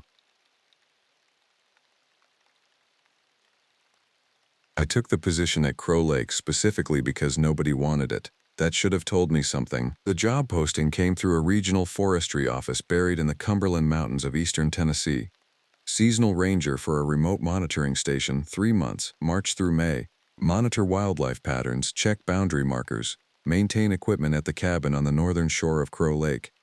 It wasn't the kind of work that attracted most rangers. No visitor centers, no trails to maintain, no heroic rescues of unprepared hikers. Just solitude and trees and the kind of silence that makes your ears ring. I needed that silence more than I needed almost anything else. My name is Cota Brenner. I'm 42 years old, and I had spent the previous 8 years with the National Park Service working at 2 major parks. Before that, wilderness management in Colorado. I knew the work. I understood the regulations, the ecological monitoring protocols, the safety procedures. What I didn't know, what nobody really knows until they're there, is what it does to your mind when you're alone in the deep forest for weeks at a time. The cabin wasn't impressive. A single room with a cast iron stove, a cot with wool blankets, a small desk, a shelf of reference materials about local fauna, and a radio that worked maybe 60% of the time. The previous ranger, according to the notes, had lasted only through April before requesting transfer. He hadn't explained why in the official paperwork. Just noted that the position was unsuitable for extended deployment. I arrived on a Thursday in early March, driving up the narrow Forest Service road in a government truck. The route had been closed to public traffic for the better part of 15 years, ever since the Park Service had decided the area was better preserved without foot traffic. The road was barely maintained, full of washouts and root systems breaking through the asphalt. It took 40 minutes to drive the final 5 miles. The cabin appeared suddenly as the road crested a ridge. Below it, through the dense growth of bare hardwoods and evergreens, I could see the gray surface of Crow Lake. The water was still except where wind channeled down from the mountain peaks. The cabin itself was built in the old style, logs stacked and chinked, with a metal roof that showed rust around the flashing. Someone had boarded the windows on the western side. That struck me as odd. The eastern side, facing the lake, had functional shutters but no boards. I spent the first day settling in. The cabin was clean though dusty. The previous occupant had shut things down properly.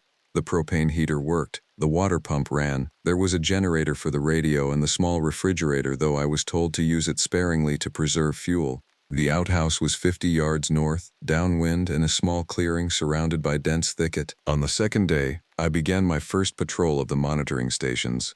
There were 4 locations marked on the map, each with a locked box containing data recorders and humidity sensors. The work was straightforward. Check the instruments, record the readings, note any animal sign or environmental changes. The entire circuit took about 7 hours of hiking. That first week, nothing seemed unusual. The forest was emerging from winter. Early spring flowers were beginning to push through the leaf litter. I found numerous deer tracks, black bear scat from animals recently emerged from winter dens, and the skeletal remains of what looked like a porcupine killed by some predator.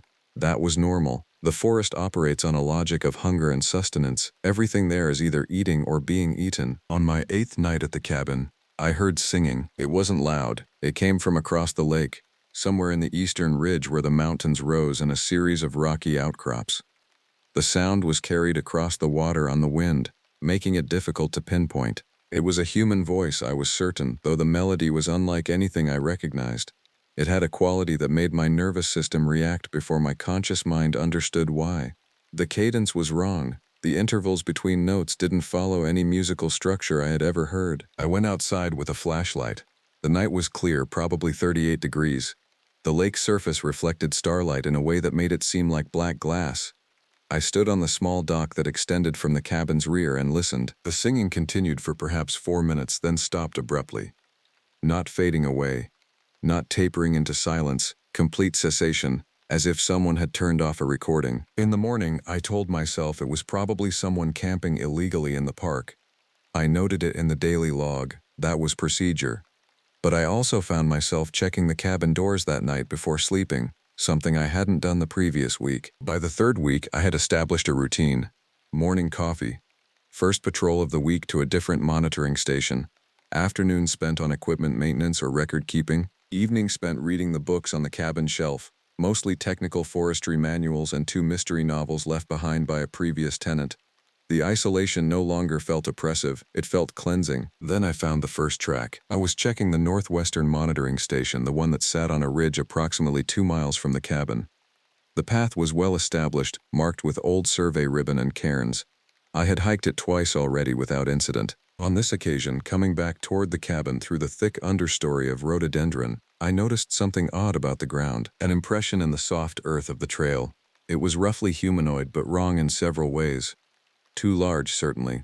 The stride was too long, and the arrangement of whatever had made it suggested a foot structure that wasn't quite human, though the overall pattern was undeniably bipedal. I crouched to examine it more closely. The print was deep, suggesting considerable weight. Dirt had begun to crumble slightly at the edges, which meant it was at least several hours old, possibly from the previous evening. I took photographs with my Ranger camera, noting the precise location on my GPS unit. In the margin of my patrol log, I wrote, "Large unidentified print, likely bear, possible human activity," but I knew it wasn't a bear track. I had been in the field long enough to recognize bear signs. The weight distribution was completely different. That night, the singing came again. It was closer this time, coming from the western side of the lake. The same discordant melody, the same wrong intervals. This time I could make out that it was almost vocalizing words, though I couldn't understand the language. The quality of the voice was unusual as well. It had a rasping undertone, like someone singing through damaged vocal cords, yet maintaining clear pitch despite the underlying hoarseness. I sat in the cabin with the door locked and the radio on, listening to static and the occasional distant transmission from other ranger stations. I didn't sleep that night. Around 3 in the morning, I heard what sounded like something large moving through the forest surrounding the cabin. Not rushing, not panicked. A deliberate, methodical movement, like something circling the perimeter. By dawn, the sounds had stopped. The printed materials in the cabin were limited, but there was one book that I had overlooked initially. It was wedged behind the technical manuals, a small journal with a leather cover. When I pulled it out, I recognized it as a previous ranger's personal log. The dates indicated it had been written 5 years earlier, during a season identical to mine. The first entry began normally enough, describing the same arrival process, the same layout of the cabin, the same initial sense of purpose. By the 3rd week of that ranger's tenure, the tone had changed. "Strange sounds from the eastern ridge," one entry read. "Almost musical, but not animal calls I recognize. Not wolves, not coyotes. Something larger, something that doesn't match any known sound in my reference materials." Another, dated 2 weeks later. "Found tracks near the northwestern station. Large, approximately bipedal, but the stride pattern is incorrect for human activity. The foot structure suggests something not documented in the region. Requested wildlife identification from regional office. Received response stating no unusual sightings reported elsewhere in the park." The final entry was dated May 2nd. "I'm leaving early. Something is wrong here. The singing has become a constant feature. It comes from different locations each night, as though something is circling the lake, measuring the distance, testing the perimeter. Last night I heard it directly across from the cabin, approximately 100 yards offshore, though I've carefully searched the lake shore and found no launch point for any boat. The track patterns continue to expand. I've now found them in a complete circuit around the cabin's immediate area. The thing, whatever it is, has walked around the cabin at night, multiple nights, different locations. I've verified this through sand disturbances on the dock and prints in the soft earth behind the outhouse. The last time I heard the singing, it was followed by a sound I can only describe as a scream. Not an animal scream, not quite human either, but the quality of agony in the sound was unmistakable. I cannot explain this to my superiors because there is nothing specific I can report. No attack, no direct threat. But something here is wrong. Something in these mountains is not cataloged, not classified, not accountable to any wildlife management system in existence. The entry ended there. The pages that followed were blank. I closed the journal carefully and placed it back behind the technical manuals. I told myself it was possible that the previous ranger had experienced an extended period of isolation psychosis. It was a documented phenomenon. Extended solitude, combined with environmental stressors and limited human contact, could create psychological patterns that resembled a genuine external threat. The symptoms aligned: the escalating sense of being monitored, the confirmation bias in interpreting natural phenomena as intentional surveillance. But I had come to Crow Lake specifically to escape human contact. I had come because after 8 years of working in major parks with dozens of coworkers, After 7 months dealing with the aftermath of a failed engagement and a career stall, I had wanted to know if I could still exist in deep silence. I had wanted to discover if I was still the person who had become a ranger in the first place, or if I had been worn down into someone smaller. The singing didn't come for 4 days after I read the journal. I tried to return to my normal routines. I completed my circuit of monitoring stations. I maintained the cabin. I documented local wildlife sightings and weather patterns. I was methodical and professional, but every sound made me alert. Every rustle in the surrounding forest seemed to carry intention. On the 5th day, while I was approximately half a mile from the cabin conducting an equipment check, I found 3 more tracks in a soft patch of earth near a small creek. They were fresh, made within the last few hours. The tracks showed the same characteristics as the one I had found previously. Oversized, bipedal, with a stride that suggested something 7.5 to 8 feet tall if the proportions were correct. The spacing indicated rapid movement, perhaps running. In the creek bed itself, I found something else. A piece of cloth, shredded and wet, caught on a submerged branch. The fabric was blue, partially decayed. When I pulled it free, I recognized it as belonging to a hiking jacket. Not new, the decomposition and water damage suggested it had been there for weeks, possibly months. There was a faint dark stain on one section of the fabric that looked like blood. I immediately radioed the regional office. It took 3 attempts before I made contact. I reported the location of the cloth and described my discovery.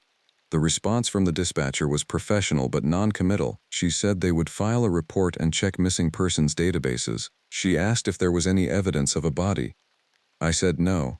She advised me to avoid the area and continue my normal duties. That night, the singing came from the north. It was louder now, carrying a new element that made my response to it more visceral. The melody had developed what sounded like lyrics, words formed in a language I didn't recognize but with a familiar cadence underneath, as though someone had taken English phonetics and stretched them into something other. The voice quality had changed as well. There seemed to be multiple tones to it now, as if more than one throat was producing the sound, but perfectly synchronized so that it maintained singular continuity. I built up the fire in the stove and left every lamp burning. I checked the ammunition in my ranger's sidearm, though I had never fired it in the field and had barely trained with it.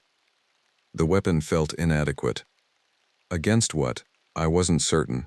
I just knew that the standard precautions felt useless against whatever was producing the singing. Around midnight I heard something at the rear of the cabin, the outhouse. I could hear it being moved. The small wooden structure, which weighed perhaps 200 pounds, was being shifted position. The sound of wood scraping against earth, then being set down. There was a pause, and then I heard the sound of the door opening. Something was inside. I wanted to believe it was an animal, a bear perhaps, or a large deer. But the deliberation of the movement, the systematic quality of it, suggested intelligence, purpose. The thing spent approximately 10 minutes inside the outhouse. Then it closed the door and moved away. I heard it walking through the surrounding forest. The sound of something large moving without particular stealth, simply moving at its own pace, unconcerned with being detected. The footsteps circled to the rear of the cabin and then moved away toward the lake. In the morning, I examined the outhouse. The structure hadn't been damaged. Inside, everything appeared normal.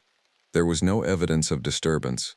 But on the outside, on the rear wall that faced away from the cabin, I found a mark. It was vaguely handprint-shaped, made in dark material that I initially thought was dirt. But when I examined it more closely, I realized it was feces. Something had pressed a handful of excrement against the cabin's adjacent building, leaving a deliberate message, a territorial marking, a sign. I had read enough about predator behavior to understand what was happening.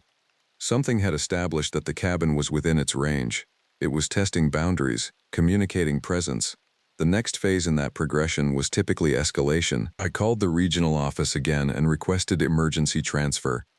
The dispatcher seemed surprised by my tone. I explained that I had found evidence of unusual wildlife behavior that I wasn't qualified to assess, and that I felt the situation warranted professional investigation by someone with expertise in large predator management.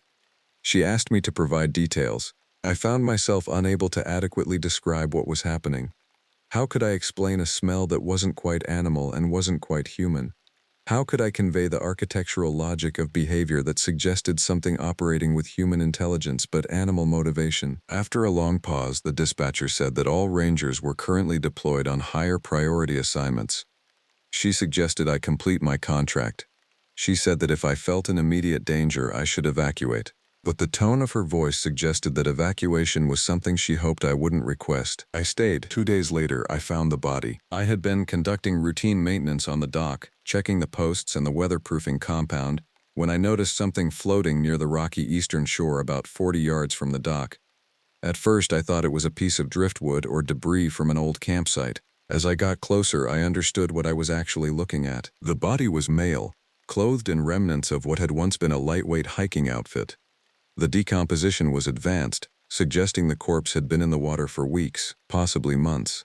Fish and water predators had begun the work of reducing it to component parts. What remained was fundamentally unrecognizable as having once been human except for the basic structural architecture of the skeleton and the larger muscle groups that hadn't yet been entirely consumed. I forced myself to conduct a professional examination. No identification on the person. The clothing seemed to date from within the last year based on the degradation state. The injury patterns on the remaining bone were consistent with traumatic damage from a powerful force. Both arm bones showed fractures that suggested gripping and tearing. One leg bone was broken, and the fracture site showed gnaw marks indicating consumption of the flesh. Using a pole and a net, I managed to pull the body to the rocky shore. I documented everything with photographs. The regional office, when I finally reached them, took the call with the seriousness that a confirmed fatality warranted. They said they would contact the county sheriff and the state medical examiner. They said they would arrange transportation. They asked if I was safe. I told them yes, though the answer wasn't accurate. The investigation that followed took 3 days. A team from the county came in through the road. State police, a medical examiner. They conducted their work with the professionalism that such situations require. The body was identified through dental records as a male named Marcus Hodges, age 34. Who had been reported missing 6 weeks earlier while attempting a solo wilderness hike in the region. The injury patterns were consistent with a predator attack, though the type of predator was not immediately clear. The local authorities seemed to believe it was consistent with a large bear attack, and they began talking about a potentially dangerous animal in the area that would need to be tracked. On the second night of the investigation, the singing came while the state police were still present. The officers looked at each other with uncertainty. One of them asked what that sound was. I told them I wasn't certain. It seemed to come from somewhere in the eastern ridge, though the acoustics of the mountains made it difficult to determine the precise location. The other officer, a lieutenant named Crest, said it sounded like someone trying to vocalize. He suggested it might be a mountain lion or a large bear, but his voice carried doubt. The singing continued for perhaps 15 minutes, then faded. In the ensuing silence, Lieutenant Crest asked if I had heard such sounds before. I told him yes, that I had been documenting them. That was when he asked to see my logs. I showed him the entries I had written, matter-of-factly documented without the psychological weight that my journal entries carried. The lieutenant read through them carefully. When he finished, he folded the log shut and looked at me directly. "This sounds like something intelligent," he said. "I know," I replied. "Not something wild. I don't think it is." He was quiet for a long moment. Then he asked if I had any previous encounters with Appalachian folklore, with local legend. I told him I wasn't specifically researching that. He said that in his experience working this region there were stories that predated European settlement, stories about entities that lived in the deep mountains, that moved at night, that communicated in ways that humans sometimes heard and sometimes understood. He said that most rangers dismissed such talk as superstition. He said he had worked here most of his career and had come to respect that people in the region knew things that didn't make it into wildlife management textbooks. He left the cabin and walked to the eastern shore of the lake. I watched from the window as he stood looking out at the dark water and the ridge beyond. After approximately 5 minutes, he returned. "Whatever did this," he said, indicating the location where the body had been recovered, "wasn't interested in the corpse as sustenance. The body was arranged deliberately on the rocks, not cached in the manner a predator typically leaves a kill. It was positioned for visibility, for discovery." I understood what he was suggesting. Something had killed Marcus Hodges and then ensured that the body would be found. By the next day, the investigation had been officially concluded. The working theory was that a large predator, likely a black bear of exceptional size, had attacked the hiker. The death was ruled accidental, occurring during wildlife encounter. The recommendations included closing the area to public access and authorizing wildlife management to assess the predator population. But before Lieutenant Crest departed, he pulled me aside. "I've been doing this for 28 years, he said.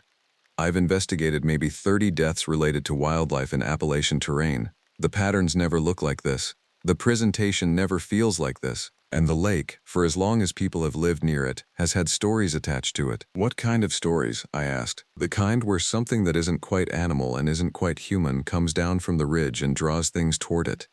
The kind where people who go missing in the mountains sometimes come back, but they're not the people who left. The kind where singing in the night means something to people who understand the language, and it always means something bad is coming." "Do you believe those stories?" I asked. "I believe that folklore contains encoded information about genuine dangers," he said. "I believe that the people in this region have been living beside something for centuries, and they've developed responses based on that coexistence. I believe that what you're experiencing is not new to this place." He left that evening, and the authorities departed the next morning. I was alone again at Crow Lake, but now I was alone with confirmation that something here was dangerous. Something here had killed before and would likely kill again. I had been considering evacuation. I had been contemplating whether I could justify to myself leaving early, whether that represented acceptable prudence or cowardly abandonment of a responsibility I had volunteered for. The decision was made for me on the 7th night after the body's discovery. I was preparing dinner around 6 in the evening when I heard something on the roof. Not a sound of walking, more like something dragging itself across the metal surface. A slow, deliberate movement, starting at the rear of the cabin and working toward the front. Then it stopped, and there was silence. I stood in the cabin's center listening. The dragging sound resumed, now moving laterally along the roof's length. Then it stopped again. I opened the door cautiously. In the fading light, I could see something on the cabin's roof, silhouetted against the darkening sky. It was vaguely humanoid, but the proportions were wrong.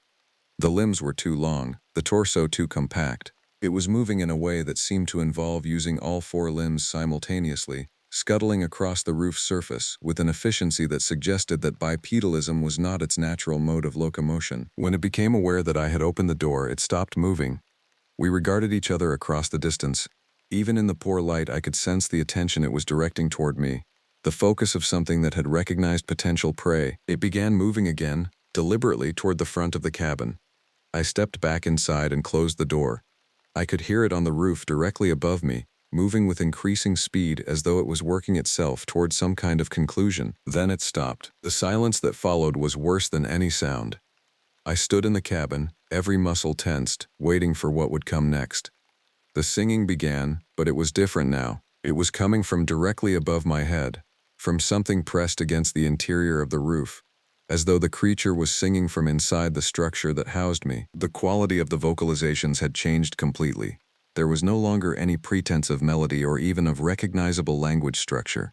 It was pure articulation of sound, designed to maximize distress in a human nervous system. The frequencies shifted in ways that seemed designed to trigger panic responses. Underneath the primary vocalization, I could hear wet, rasping breathing, as though something with compromised respiratory capacity was expending tremendous effort to produce the sound. I did the only thing I could think of. I took the rifle I had stored in the cabinet, loaded it, and fired upward through the cabin's ceiling. The sound of the gunshot was deafening in the enclosed space. The impact punched a hole through both the interior and the metal roof. There was a moment of absolute silence. Then something large rolled down the roof's slope and fell to the ground behind the cabin with a sound of impact that seemed to shake the entire structure. I stood frozen, rifle still raised, ears ringing from the gunshot. Outside there was no movement, no sound. The wind in the surrounding forest seemed unnaturally still, as though the natural world had paused to witness what came next. I didn't sleep that night. I sat by the fire with the rifle across my lap, monitoring the cabin's perimeter. Sometime before dawn, I heard it moving away, traveling toward the eastern ridge with a sound of something dragging itself, possibly injured. The singing had stopped. The attention seemed to have withdrawn. When daylight came, I examined the area behind the cabin. There was no blood, no evidence of an injury. Tracks in the soft earth suggested a large bipedal creature, and they were smeared with what looked like ash or desiccated material. The being had apparently shed skin or some kind of exterior covering during its retreat. I called the regional office and informed them that I was requesting emergency evacuation due to imminent threat to personal safety. This time there was no hesitation. They said they would send a truck to retrieve me.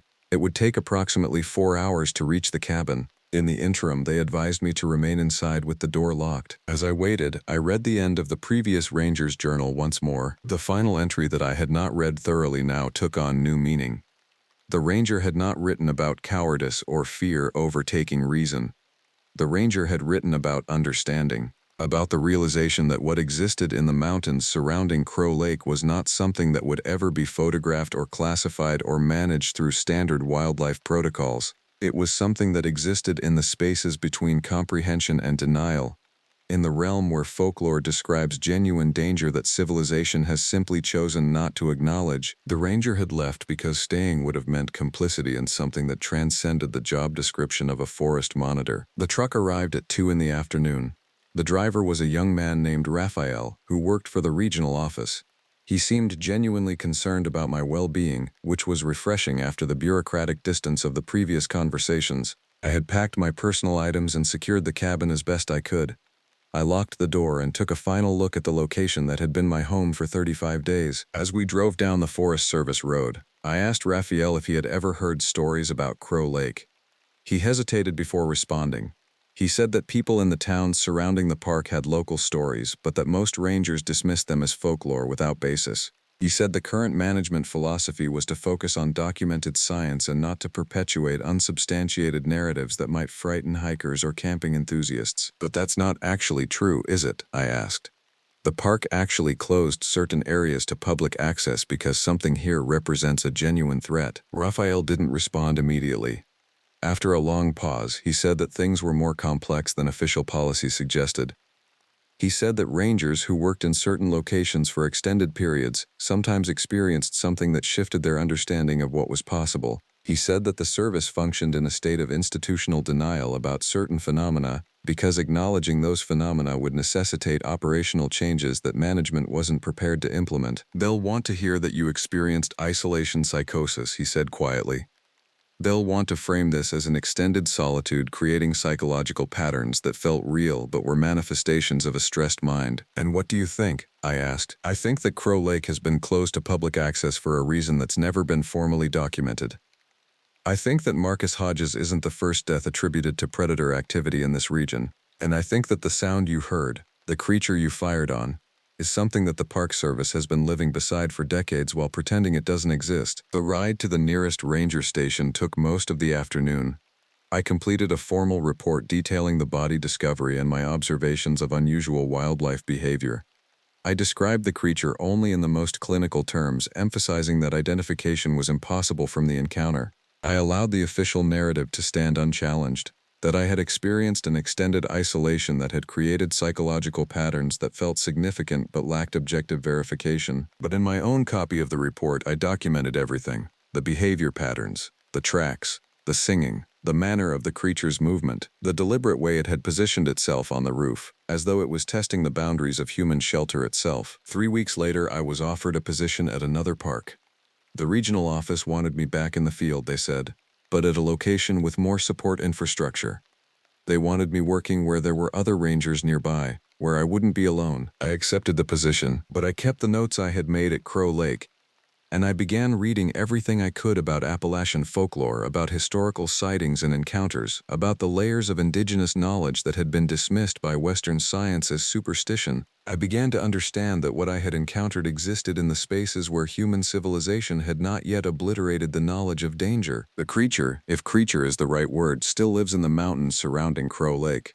Lieutenant Crest was right that folklore encodes genuine dangers.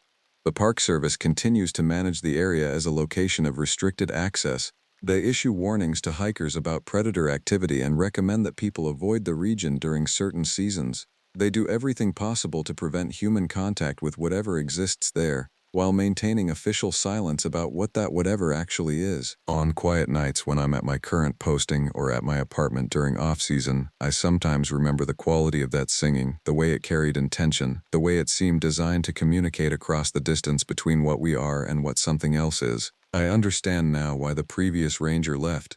I understand why Lieutenant Crest spoke with such careful certainty about entities that officially do not exist. There are things in the deep forests of this continent that predate human civilization. things that have learned to coexist with our expansion by remaining just beyond the edges of our acknowledgement. The mountains keep their secrets, and we maintain the pretense of ignorance because the alternative would require acknowledging that we are not the only intelligences moving through wilderness areas at night. I accepted the position at Crow Lake because I needed silence, because I wanted to discover if I could still exist in deep isolation. What I discovered instead was that I was not as isolated as I believed, that the wilderness does not exist as empty space waiting for human observation, that the singing in the dark carries meaning for those who are willing to understand, and that some knowledge once acquired cannot be unknown. My name is Cota. I've worked for the National Park Service for 15 years, but I'd never felt as desperate as I did in September when the position became available. The transfer request came across my desk at the regional office in Bozeman, and I knew the moment I read the posting that I needed to get away from everything. Not everyone understands what it means to live in a place where everyone knows your name, where everyone watches, where every failure in your personal life becomes community gossip. My divorce had been finalized 3 months earlier, and staying in that town felt like wearing a scarlet letter. Glacier National Park had an opening for a seasonal ranger at Takoshinakapi Wilderness Station, a remote outpost on the eastern shore of a lake most tourists never see. The station consisted of a single log cabin built in 1987, a small dock, and maybe 20 square miles of monitored backcountry. The previous ranger, Marcus, had left abruptly in June, taking a job with the BLM in Nevada. The position was remote enough that it demanded independence, and isolated enough that it promised anonymity. For me, it was perfect. I arrived on a Tuesday in early September, driving my Forest Service truck up the winding mountain road that dead-ended at the parking area. The lake sprawled before me like something from another world. Takoshinakapi, the locals called it. The name came from Blackfeet tradition, meaning place where the waters listen. Even then, in broad daylight with the September sun painting the peaks gold, something about that name unsettled me. The cabin was exactly what I expected. A single-room structure with a wood stove, a cot, a desk, a radio, and supplies. The walls were solid pine, the windows covered with thick shutters that hadn't been closed in months. Dust lay thick on every surface. There was no electricity, no running water beyond what we could pump from the lake through a filtered system, and no cell service. The nearest town was Kalispell, 40 minutes away by truck if the mountain roads didn't get washed out. For the first week, I cleaned. I scrubbed the cabin until my hands bled, beat the dust from the wool blankets, organized the supply closet, tested the radio, it crackled with static and the distant voices of other stations, and established my routine. I walked the perimeter trail each morning, checked for hazards, logged observations about wildlife sightings and weather conditions. The job was simple: maintain the station, monitor the backcountry, assist lost hikers, document unusual activity. I was supposed to patrol the trails twice weekly, maintain the dock, and file reports every 10 days. Everything was ordinary. The mountains were beautiful in that way that makes you feel small. The lake water was clear enough to see 10 feet down in places, and cold enough that even in September swimming was only something you did on purpose. The forest surrounding us consisted of dense lodgepole pine mixed with Douglas fir, with occasional clearings where the aspens had turned that strange, fragile gold. I settled into the rhythm of the work easily. I hiked the North Trail on Mondays and Thursdays. I checked the southern perimeter on Wednesdays. Fridays I spent maintaining equipment and filing reports. Weekends I allowed myself to rest, to sit on the cabin's small porch and watch the water change colors as the light moved across it. The isolation I'd craved wrapped around me like a comfortable blanket. For the first time in years I slept without dreaming. The quiet was absolute in a way that city people never understand. It wasn't the absence of sound, it was the presence of specific, natural sounds: wind through pine, water against shore, the creak of the cabin as it settled. My mind, which had been racing for so long, finally began to slow. October arrived with the smell of frost and dying leaves. The aspens turned entirely gold, then red, then shed their needles like water running downhill. I maintained the trail system, cleared fallen deadfall that could block the paths, and documented the wildlife patterns. I saw elk moving through the high meadows, mountain goats picking their way along the steep ridges, and the occasional mule deer browsing in the clearings. Everything followed the expected patterns. On October 22nd, the first strange thing happened. I was walking the North Trail in the late afternoon, maybe 4 miles from the cabin, when I came around a bend and found an elk carcass beside the trail. Nothing unusual about that except for how it had been positioned. The animal was a young bull, maybe 3 years old, and it had been arranged deliberately, its legs folded beneath its body, its head tucked downward as if it were sleeping, its body oriented toward the water even though we were nearly a mile from any lake. The arrangement was too deliberate to be natural. Animals don't position themselves this way after death. Predators don't arrange their kills into peaceful poses. I examined the body carefully, documenting everything in my notebook. No visible wounds, no decomposition beyond what I'd expect for an animal dead maybe 3 to 4 days. The hide was intact except for a strange pattern of marks on the right flank. 3 parallel lines, each maybe 2 inches long, as if something with 3 talons had gripped the animal. The marks weren't deep enough to be from a bear or mountain lion. They looked almost deliberate, almost like scratches made to leave a signal. I reported it on my radio to the station supervisor in Kalispell, and he instructed me to leave the body where it was. Natural occurrence, he said, though I could hear the doubt in his voice. Take photos and move on. Predator behavior can seem unusual if you're not used to it. I wasn't new to predator kills. I'd seen plenty of deer taken by mountain lions, elk crippled by wolves, smaller animals torn apart by bears. This was different in a way I couldn't articulate. I filed my report and continued my patrol. But I found myself looking over my shoulder more than usual. The second incident came 2 days later. I was collecting water from the lake using the pump system when I noticed something odd in the water near the dock. At first I thought it was a beaver or a muskrat, but the shape was wrong. It was moving in a pattern too deliberate, too aware, circling in the shallows 20 feet from the dock. I grabbed the binoculars from the cabin and watched it for nearly 5 minutes. I couldn't identify it. The body was elongated, pale, the movement almost serpentine, and there was something about the head that caught my eye. It seemed too large, proportional wrong. When I lowered the binoculars, it had vanished. I told myself it was probably just a fish I didn't recognize, but that explanation felt thin. Fish move with the water, their motion guided by current and instinct. Whatever I'd seen was moving with intention, with purpose. It had been circling, and when I stopped watching, it had fled, as if aware that I was observing it. The third sign came that night. I was lying in the cabin, reading a book by lamplight, a mystery novel that someone had left behind, when I heard the sound.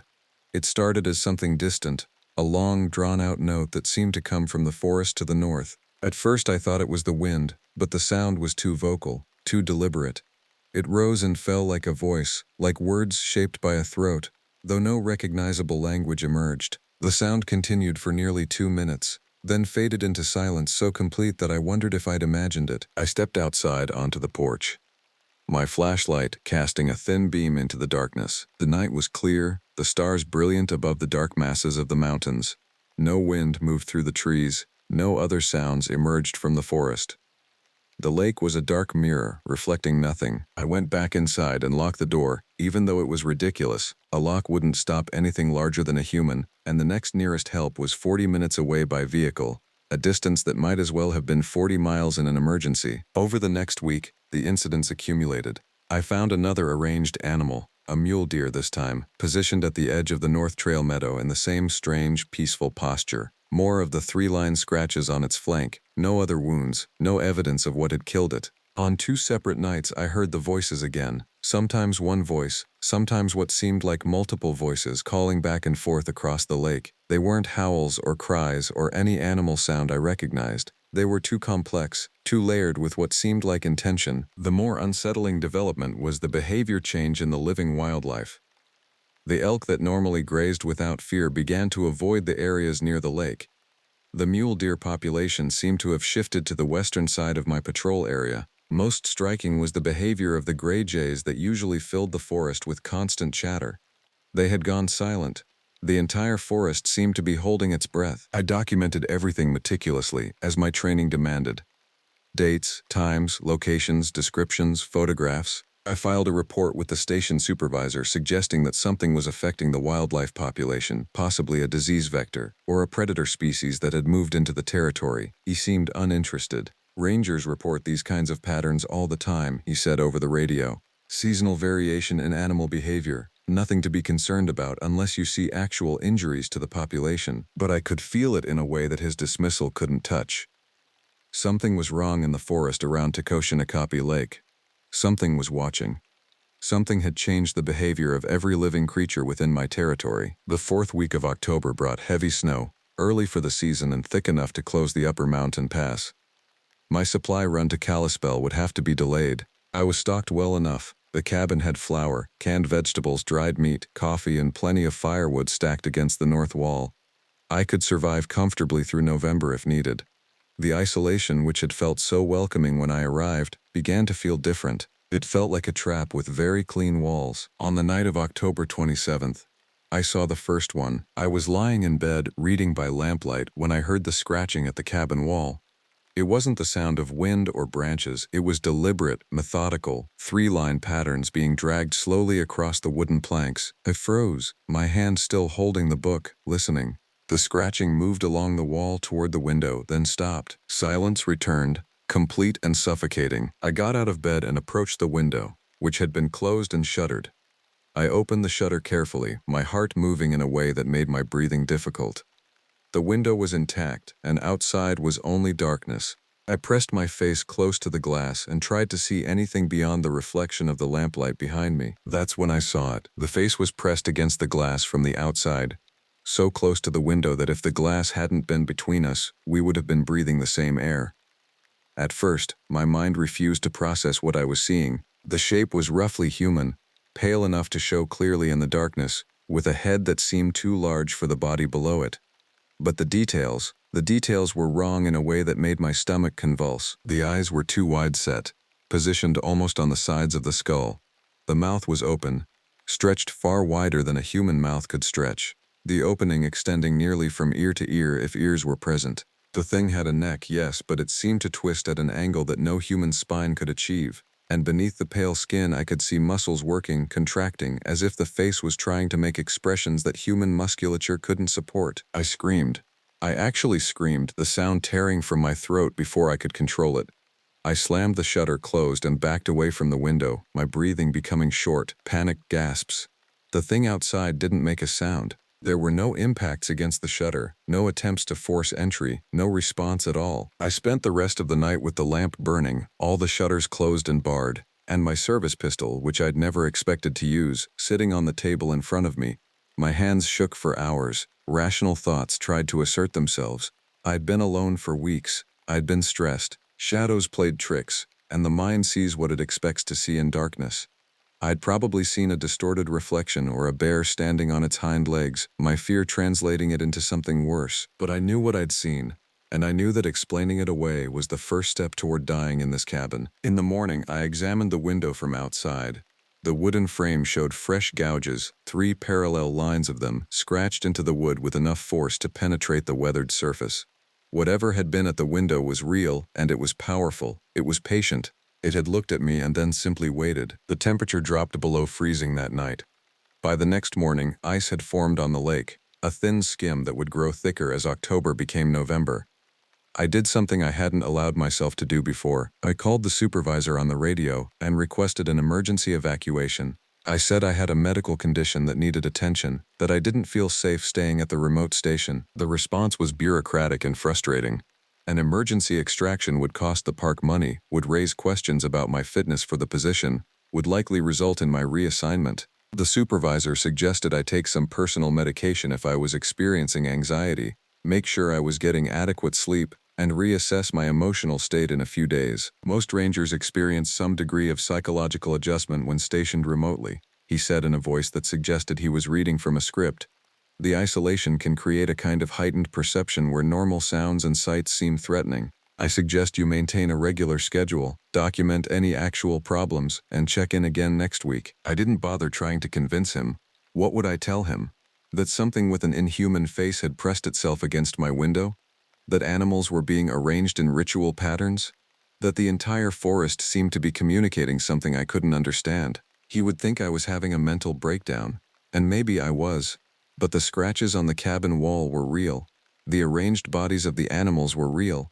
The sounds across the water at night were real. After that conversation, something shifted in me. I stopped waiting for help. I stopped thinking about leaving. Instead, I began to understand that I was being tested, or studied, or hunted, and I needed to survive. I reinforced the cabin's security. I used materials from the storage shed to block the windows more securely, leaving only small gaps for observation. I maintained a fire in the wood stove constantly, keeping the cabin warm and bright. I moved my sleeping area to the center of the room, away from walls and windows. I set up a perimeter of supplies around the cabin, anything that would make noise if disturbed. Every night I stayed awake until dawn, listening, watching through the observation gaps I'd created. The things, and I was certain now there was more than one, returned frequently. They came almost every night, moving around the cabin, sometimes scratching at the walls, sometimes just standing in the darkness, watching the light spill out through the gaps in my makeshift barricades. I never got a full look at any of them after that first night. They seemed to understand that they needed to stay just beyond the reach of clear observation, but I learned their patterns. They were silent, moving with an almost liquid grace through the forest. They preferred the hours between midnight and 3 a.m. They never attempted direct assault on the cabin, never tried to force their way in. It was as if they were honoring some kind of agreement about what was mine and what was theirs. The forest was theirs. This cabin was mine. And they were simply reminding me of that boundary. The sounds they made were unlike anything in nature. Sometimes they seemed to call to each other across distances, a sound like wind through a tunnel, but deliberate, shaped by intention. Sometimes they made softer sounds, almost like voices attempting human speech. The sounds distorted and wrong, as if the vocal apparatus producing them wasn't quite human. Once, I heard something that sounded like my own name, drawn out and changed by that alien throat. On November 4th, something changed. I had been awake for 36 hours. The sleep deprivation was starting to make the edges of reality seem soft and unreliable.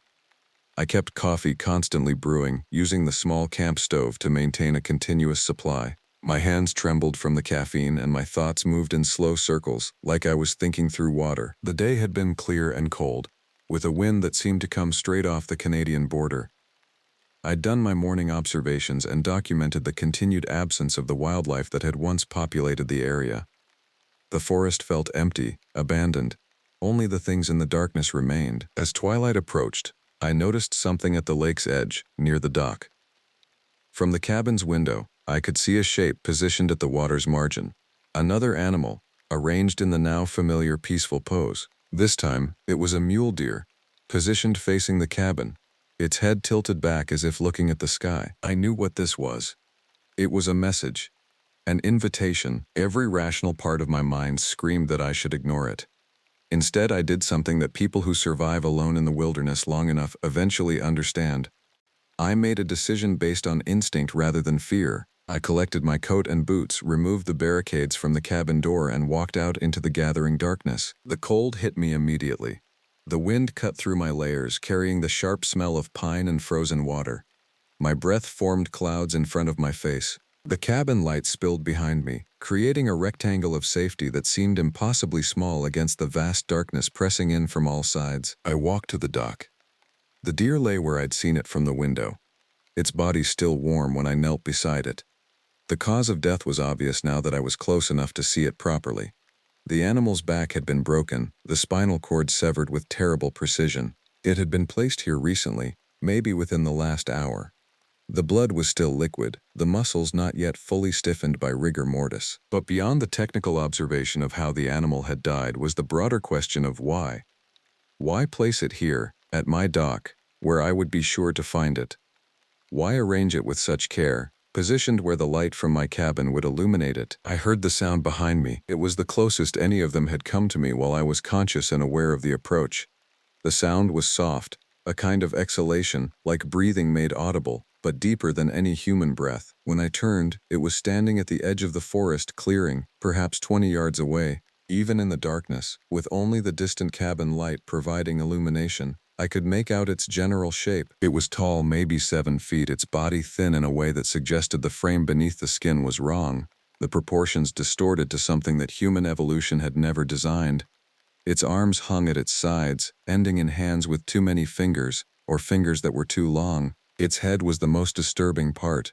Large and bulbous, the features arranged in a configuration that was almost human but fundamentally wrong in ways I couldn't quite articulate. We stood there, looking at each other across the frozen ground. The wind moved through the pine trees, and I could smell something on the air.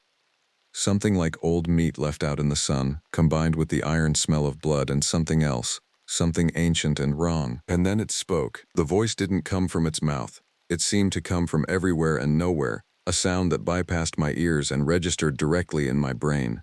It was nearly silent, barely audible, but the information it conveyed was clear, an image of the cabin, my cabin, the safe space I'd created. The thing was asking permission to come inside, or perhaps it was informing me that it was about to come inside, the distinction unclear. I heard my own voice responding before I'd made a conscious decision to speak. "No," I said. "This is mine. The forest is yours." The thing made a sound that might have been acknowledgement or might have been amusement. The pitch was low, a kind of resonant thrumming that I felt in my chest more than heard. It moved, not toward me but toward the deer. It picked up the carcass with a delicate gentleness that contradicted the horror of its appearance and its actions. Then it moved back into the forest, the darkness swallowing it completely. I stood on the dock for a long time after it disappeared, unable to move, unable to think clearly. The wind cut through me, but I barely felt it. I had just communicated with something that shouldn't exist, had made a treaty or an understanding that transcended language. When I finally went back inside, I didn't reinstall all the barricades. I left the shutters partially open so that I could see and be seen. That night and every night after, the things came but didn't approach the cabin. They moved around the perimeter, watching the light within. Sometimes I watched back. The forest had remapped itself. The living animals, the few that remained, stayed far from Takashinakapi Lake. The things of the darkness had made it clear that this was their territory. My cabin was an island of neutrality, a place where they allowed me to exist, perhaps because I had acknowledged their dominion, perhaps because they were curious about what I was, what drove me to remain in a place that no sane creature would stay. November became December, and the snow fell in earnest. The ice on the lake thickened, the supply road up the mountain became impassable, and my communication with the station supervisor became occasional and strained. I told him the weather was severe, that I was managing the station alone, that I would continue to file reports as conditions allowed. He seemed relieved that I wasn't requesting evacuation anymore, and he stopped asking probing questions about my mental state. I learned to live differently. By day, I maintained the routines of a ranger. I documented what little wildlife remained. I maintained the equipment. I filled out the reports that no one would read. By night, I coexisted with the darkness that had claimed the forest around me. The things never entered the cabin, but their presence became as familiar as my own breathing. I understood that they were intelligent, that they communicated in ways I could barely perceive, that they were bound by some kind of agreement they'd established with me, or that I'd established with myself through them. In late December, the supply road was cleared enough for a truck to come through. The driver, a man named Rickard who'd made the run for 5 years, arrived with supplies and unexpected conversation. He'd come from the valley below, where a family of hunters had reported strange occurrences in the forest. Animals arranged in what they described as ritual positions, sounds that weren't quite animal, and a general sense of being watched. They'd pulled out of the wilderness early, cutting their season short. "Probably just overreacting," Rickard said as he offloaded supplies at the cabin. "Happens sometimes with inexperienced hunters. They get spooked by normal forest sounds and see predators everywhere." I agreed with him because what else could I do? I couldn't tell him what I knew, what I'd seen, what I'd made a peace with in the darkness. It would sound like the breakdown of a man isolated too long, a ranger losing his grip on reality. After he left, the silence returned. The forest settled around me like a blanket, heavy and absolute. By January, I had stopped expecting rescue or relief. The winter was harsh, and the isolation was complete. The things moved through the forest in the darkness, and I watched them from my windows with a kind of acceptance that I didn't fully understand. They never threatened anymore. They had accepted my presence as a given, a strange anomaly in their world, a human who had learned to live among them without trespassing. I think, in the deepest part of the winter, that I had stopped being entirely human, not in any supernatural sense, but in the fundamental way that humans change when they're removed from human society long enough. I began to understand the language of the forest in ways that didn't require words. I could read the patterns of the weather in the quality of light on the snow. I could sense when the things in the darkness were moving by something other than sight or sound, by a kind of pressure change in the air itself. In February, I received a radio transmission that nearly made me laugh. A hiker from Kalispell had gone missing on a trail 40 miles south of my station. Park services were requesting that I monitor my territory and report any signs of a lost person. A missing hiker in the winter, they wouldn't survive long. The wilderness was too cold, too unforgiving, too full of things that had marked it as their own. I filed a report that I would monitor the territory, all while knowing with certainty that if that hiker had wandered into the forest where the things lived, where the darkness had taken control, then he was already beyond help. The forest would keep him or consume him, but he wouldn't leave alive. 3 days later, I found him. He was arranged at the edge of the northern trail, positioned in the same peaceful pose as all the animals they'd left before.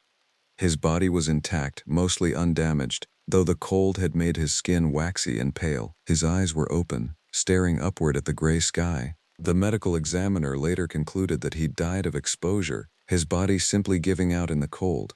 But I knew better.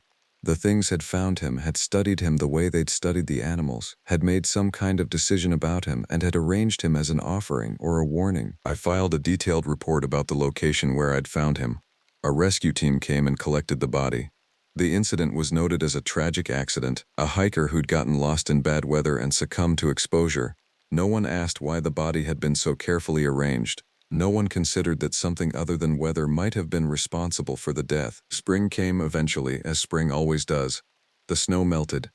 The animals that had fled returned cautiously to the forest. The things in the darkness seemed to withdraw deeper into the wilderness, though I could still feel their presence, still sensed them watching from the deeper parts of the forest where human feet rarely ventured. I completed my contract as the winter ranger and was offered a position for the summer season at a different location in the park. I accepted it without hesitation. It was time to leave Lake, to return to a place where humans still moved and worked and spoke to each other. But before I left, on the last night, I walked to the dock one final time. The water was dark and still, reflecting the emerging stars. I stood there for a long time, remembering the first night I saw one of them, remembering the fear that had crippled me, remembering the moment when I'd stopped seeing them as threats and started seeing them as just another aspect of the wilderness I'd chosen to inhabit. The things came one final time as I stood on the dock. They emerged from the forest in a loose group, maybe 5 or 6 of them, their pale forms visible in the darkness. We stood there, watching each other, and I felt something I couldn't quite name. Not friendship, certainly not that, but something like recognition. We had shared a territory for a season, we had made an agreement that neither would destroy the other. We had coexisted in a state that was neither peace nor war, but something older and stranger. One of them stepped forward. It was the one I'd spoken to that first night on the dock, the one I'd made the initial understanding with. It came almost to the edge of the dock, close enough that I could see the texture of its skin, the intelligence burning in its 2 wide eyes, the alien shape of its mouth moving as if forming words. I never heard what it tried to tell me. Some communication attempts don't translate across the distance between species, but I understood that it was saying goodbye, or perhaps thanking me for my consideration, for not trying to destroy it or drive it away, for simply accepting that the forest was large enough for both of us to exist. I left Lake in the morning, and I never returned. The cabin sits empty now most of the time, though I've heard from other rangers who've done seasonal work in that territory that the cabin gets occasional visitors, uninvited visitors. There are unexplained repairs that happen. Broken windows are replaced, the woodpile is restocked, by hands that are never seen. I work in safer territories now, in places where the human presence is more established, where the wilderness is more thoroughly mapped and managed and controlled. But I think about that lake sometimes, about the things that live in the darkness there, about the moment when I stopped being afraid and started simply accepting that the world is larger and stranger than the maps and the training manuals tell us. Sometimes, on winter nights, I stand outside and listen to the wind, and I think I can hear that sound again, the almost voices calling back and forth across a distance, the sounds of intelligence communicating across a gap that human language was never designed to bridge. I never told anyone what I really encountered at Lake. Who would believe me? More importantly, who would be foolish enough to try to understand what I saw, when understanding seemed to require the sacrifice of everything that made you human? The forest remembers, though. The lake remembers. And somewhere in that remote wilderness of Glacier National Park, in the deep places where the darkness never fully lifts, the things are still there, still watching, still waiting for the next human foolish enough to seek isolation in their territory. I pray they show that person the same mercy they showed me. I took the ranger position at Glacier because I needed to disappear, and Montana felt far enough away. My name is Marcus Webb, and in the autumn of 2019 I was a man running from his own name. The corporate job in Denver had consumed me. The late nights, the marriages of convenience, the way morning coffee tasted like mediocrity. My therapist used words like burnout and existential crisis. What she meant was that I'd become hollow, a shell that answered emails and attended meetings and paid taxes but didn't actually exist anymore. The Ranger Service interview happened on a Tuesday. I drove north with no real plan, thinking maybe the mountains would ask fewer questions than people do. The district manager, a weathered woman named Kess, looked at my application and raised an eyebrow. "You've got a degree in geology. You're overqualified for this position. I need to be outside," I told her. That was true, though it wasn't the whole truth. She hired me the next day. Perhaps she recognized something in my voice. The sound of a man who wasn't asking for opportunity but asylum. By October, I was stationed at the Iceman Pass Research Cabin, a remote 2-room structure 6 miles into the park's northwestern interior, accessible only by hiking or Park Service vehicle. The cabin sat on the edge of Gunsite Lake, one of the park's deepest and most pristine waters. My job was simple: maintain the cabin, monitor wildlife activity, respond to lost hikers, and collect data on seasonal changes. The isolation was absolute. Cell service was non-existent.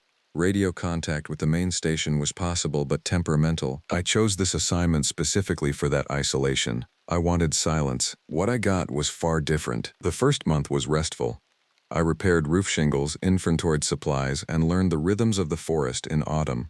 Gunsite Lake became my anchor. I'd wake at 5 a.m. to the sound of water lapping against the dock, and I'd sit on the weathered bench with black coffee, watching light materialize across the water's surface. The coldness there was profound, not hostile, but ancient, as though the lake had been frozen and thawed so many times that it held something essential about the mountain's age. The mountains surrounding the lake were steep, and the forest floor was thick with deadfall. In places, the trees were so dense that the light never quite reached the ground. You could stand in those shadows at noon and feel like twilight had arrived years before it actually would. By late October, the weather was turning. Snow had begun appearing at higher elevations, and the day-to-night temperature swings were dramatic. I noticed the animals had become more aggressive about food storage, more numerous, more desperate. Bears were still active, moving with the concentrated intensity of creatures trying to pack calories before hibernation. I saw wolf tracks several times, heading toward the lake. That was normal. What wasn't normal started small. Too small to report, almost. Small enough that I questioned whether I was actually seeing it or constructing it from loneliness and silence. The hikers came on a Friday in early November. There were 4 of them. 2 couples from Seattle, their permit filed properly, their itinerary mapped. They were doing a 3-day loop through the park's interior, and the Iceman Pass area was the second waypoint on their journey. I had been notified of their arrival and had checked on them their first morning. They seemed fine. Young, enthusiastic, well-equipped. The kind of people who had done this before. Their camp was a mile north of my cabin, in a cleared area near the lake's northern shore. I'd hiked up to check on them around 8 a.m., as protocol required. They were making breakfast, and one of the men, Vincent, invited me to have coffee. I declined politely and headed back. That was October 31st. On November 1st, I didn't see them hiking down past my cabin as planned. At 11 a.m., when they should have passed the checkpoint I maintained, I started the hike up to their camp. I found their supplies exactly where they'd left them. 2 tents, fully set up. Backpacks organized neatly. Food hung properly in a bare cache. What I didn't find was any sign of the hikers themselves. I called it in on the park radio. Station said they'd send search and rescue to my position, ETA 2 hours. Meantime, I was to assess the situation and ensure the camp was secure. Standard procedure. Nothing unusual about hikers moving outside their planned route or losing track of time. But something felt wrong. The coffee pot was still sitting on their camping stove, half full, cold. There were no footprints leading away from the camp into the forest. But that made sense. The ground was hard-packed. What caught my attention was the size of their camps. 4 people, 2 tents. But there were marks in the dirt, scuff patterns, as though something had circled the camp multiple times. Could have been them walking around checking things. Animals do that too, though. I walked the perimeter. Nothing.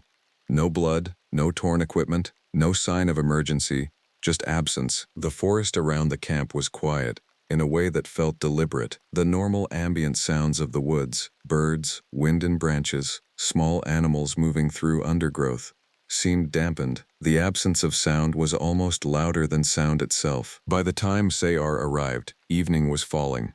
We spent 4 hours searching the surrounding area, calling names into the darkening forest. Nothing. No response, no signs, no bodies. The lead SAR officer, a serious man named Garrett, organized a full search pattern to begin at first light. I didn't sleep that night. I sat on my cabin porch with coffee and a flashlight listening to the lake, thinking about 4 people who had walked into the woods and vanished.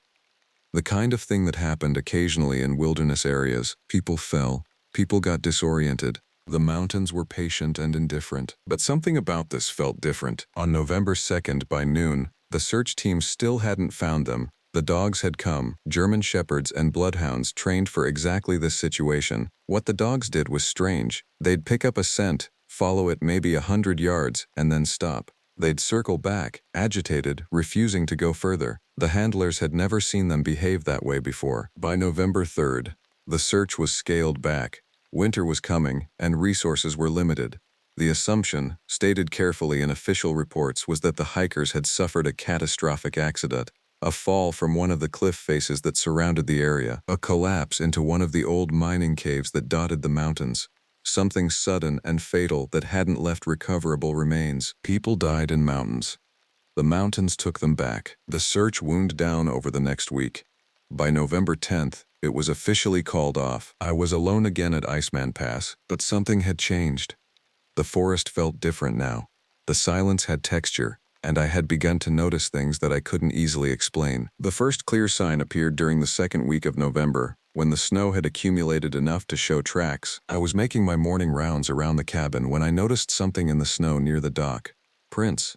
Large ones, longer than any mountain lion track, wider than a grizzly's hind foot. They moved in a pattern that suggested bipedal walking, but the stride was unusual, longer than human, with asymmetrical pressure points that suggested the creature was using its arms for balance or locomotion as well. I followed them. They came from the forest to the east, approached the dock from behind the boathouse, and then circled the cabin twice before heading back into the woods. The pattern repeated nightly. By November 20th, I was documenting the tracks. I photographed them, measured them, noted the depth of the impression. The tracks were too large and shaped too differently to be bear. Not mountain lion, not human. The only large bipedal creature that fit even remotely was Ursus arctos, the grizzly, but their hind footprints, while they could superficially resemble human tracks, didn't have this particular geometry. I contacted the main station and described what I was seeing. There was a long pause on the other end of the radio. "We'll send someone out to collect physical evidence," Kess said finally. "But Marcus, be careful. If something's injured or starving, it's going to be dangerous." That was the assumption. An injured animal. An anomaly. Something with a rational explanation. But the tracks had intelligence behind them. I could see it in the pattern. The creature wasn't randomly investigating. It was studying the cabin, testing it. The same circling pattern, the same careful approach to the edges of the structure, the same deliberate route each night. The worst part was the sounds. By late November, the temperatures had dropped below zero. The lake began to freeze, the water creating new music, cracks and booms and the strange metallic groans of expanding ice. In that soundscape, other sounds began to emerge. Calling sounds, not quite vocal, more like a combination of throat sounds and wind-through structures. Patterns that almost suggested communication but never quite resolved into anything recognizable as language. The sounds came from the forest surrounding the cabin, moving in patterns that suggested multiple sources, multiple creatures working in coordination. I would lie awake listening to these sounds, trying to map their movement, trying to understand what they were. The rational part of my brain suggested animals, wolves probably, their vocalizations distorted by the cold air, and my own anxiety. But the sounds had a quality that disturbed something deeper in my psychology. They weren't quite right. Something in their pattern and tone suggested intentionality in a way that wolf calls didn't. By early December, I was documenting everything. I maintained a journal with recordings on my digital recorder, sketches of the tracks, notes on behavior patterns. The cabin had become a small observatory, and I had become obsessed with cataloging whatever was surrounding it. I should have requested transfer. I should have called the main station and reported that the isolation was becoming psychologically unsustainable. That would have been the rational move. Instead, I deepened my observation. I installed motion sensor lights around the cabin. I reinforced the doors and windows. I began keeping a rifle loaded and ready. Not to hunt, to protect. The event that broke my remaining composure happened on December 14th. I had been hiking to a supply cache 3 miles north, where we maintained equipment and emergency supplies in a locked storage container. The hike was routine, a path I'd walked dozens of times. The snow was roughly a foot deep, temperatures around 15 degrees Fahrenheit. I found the hiking boot halfway between the cabin and the cache. It was a fairly new North Face boot, the kind the Seattle hikers would have been wearing. The boot was still laced tightly, the foot still inside it. The foot, not a corpse, not a body, just a foot, severed cleanly at the ankle, still inside the boot. I didn't touch it. I just stood there staring at it, trying to process what I was seeing. The foot was mummified, partially. The cold had preserved it. The skin had begun to desiccate, but it was recent enough that I could still see the individual hairs on the calf, the callus patterns on the sole. This was Vincent's boot. I was certain of it. I remembered the logo on the tongue. My hands were shaking as I radioed the cabin. Then I requested an immediate Park Service vehicle, a real investigative team, and medical examiner support. I marked the location with flagging tape and waited, standing perhaps 20 feet from the boot, unwilling to get closer, unwilling to look away. What I understood in those few hours of waiting was that the hikers weren't dead from a fall. Something had done this. Something had taken them and was now, for reasons I couldn't fathom, displaying its work. The boot was a message, a statement, a warning. When the SAR team arrived, they found more. Within a radius of roughly 500 meters from the boot discovery, we located 3 more pieces. A hand, still wearing the watch of one of the female hikers, a section of spine, the vertebrae scattered but arranged in an almost pattern-like way on the snow. Remains of clothing. The animals were torn apart, the investigators told me, with wounds consistent with predation, but the pattern was unusual. The way the remains were distributed, the specific nature of the damage, it suggested multiple attackers working with coordination and purpose. It was, one of the forensic analysts said, as though the hikers had been systematically dismantled over time, rather than killed suddenly. The investigation focused, inevitably, on the theory that they'd been killed by wildlife. A coordinated pack attack, possibly. Wolves, though wolves didn't typically attack humans. The evidence didn't fit, but it was the only explanation that fit the park's operational framework. By December 20th, the investigation was effectively concluded. Wildlife was the culprit. Tragic accident. The remains would be returned to families. The case would be closed. I was asked to remain at the cabin to continue monitoring the area, which meant I would be alone with whatever had done this. Winter took on a nightmare quality. By January, the temperature regularly dropped to 20 below zero. The cabin became a bunker. I sealed every gap, reinforced every window, kept the rifle loaded at all times. I was sleeping maybe 3 hours a night, the rest of the time listening to the sounds from the forest. The creatures had become bolder. The footprints were now appearing on the cabin roof. I'd wake to the sound of impact, the sound of movement across the shingles. I'd grab the rifle and rush outside, only to see tracks in the snow that confirmed something massive had been directly above my sleeping area. The tracks showed incredible grip and balance, something with significant upper body strength, capable of pulling itself onto a sloped roof. The calling had evolved too. It had moved beyond random vocalizations into something that almost resembled patterns. Repeating sequences that I tried to decode, phrases that seemed to have structure even though they contained no human vowels or consonants. I found myself analyzing the recordings obsessively, looking for linguistic patterns, trying to convince myself that this was animal communication I simply didn't understand rather than something else entirely. The worst part was the hunting. In mid-January, I was collecting firewood when I discovered the kill. A young elk, maybe a year old, had been taken and partially consumed, but the manner of consumption was wrong.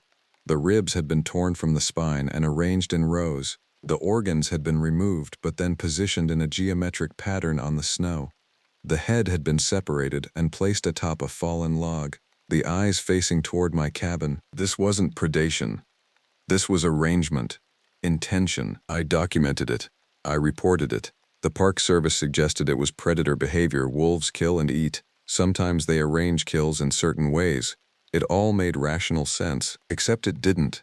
I'd studied wildlife. I knew predator behavior. This was something else. By February, I'd stopped sleeping in the cabin bedroom. I'd moved into the main room and installed a cot in the corner with the best line of sight to all entrances.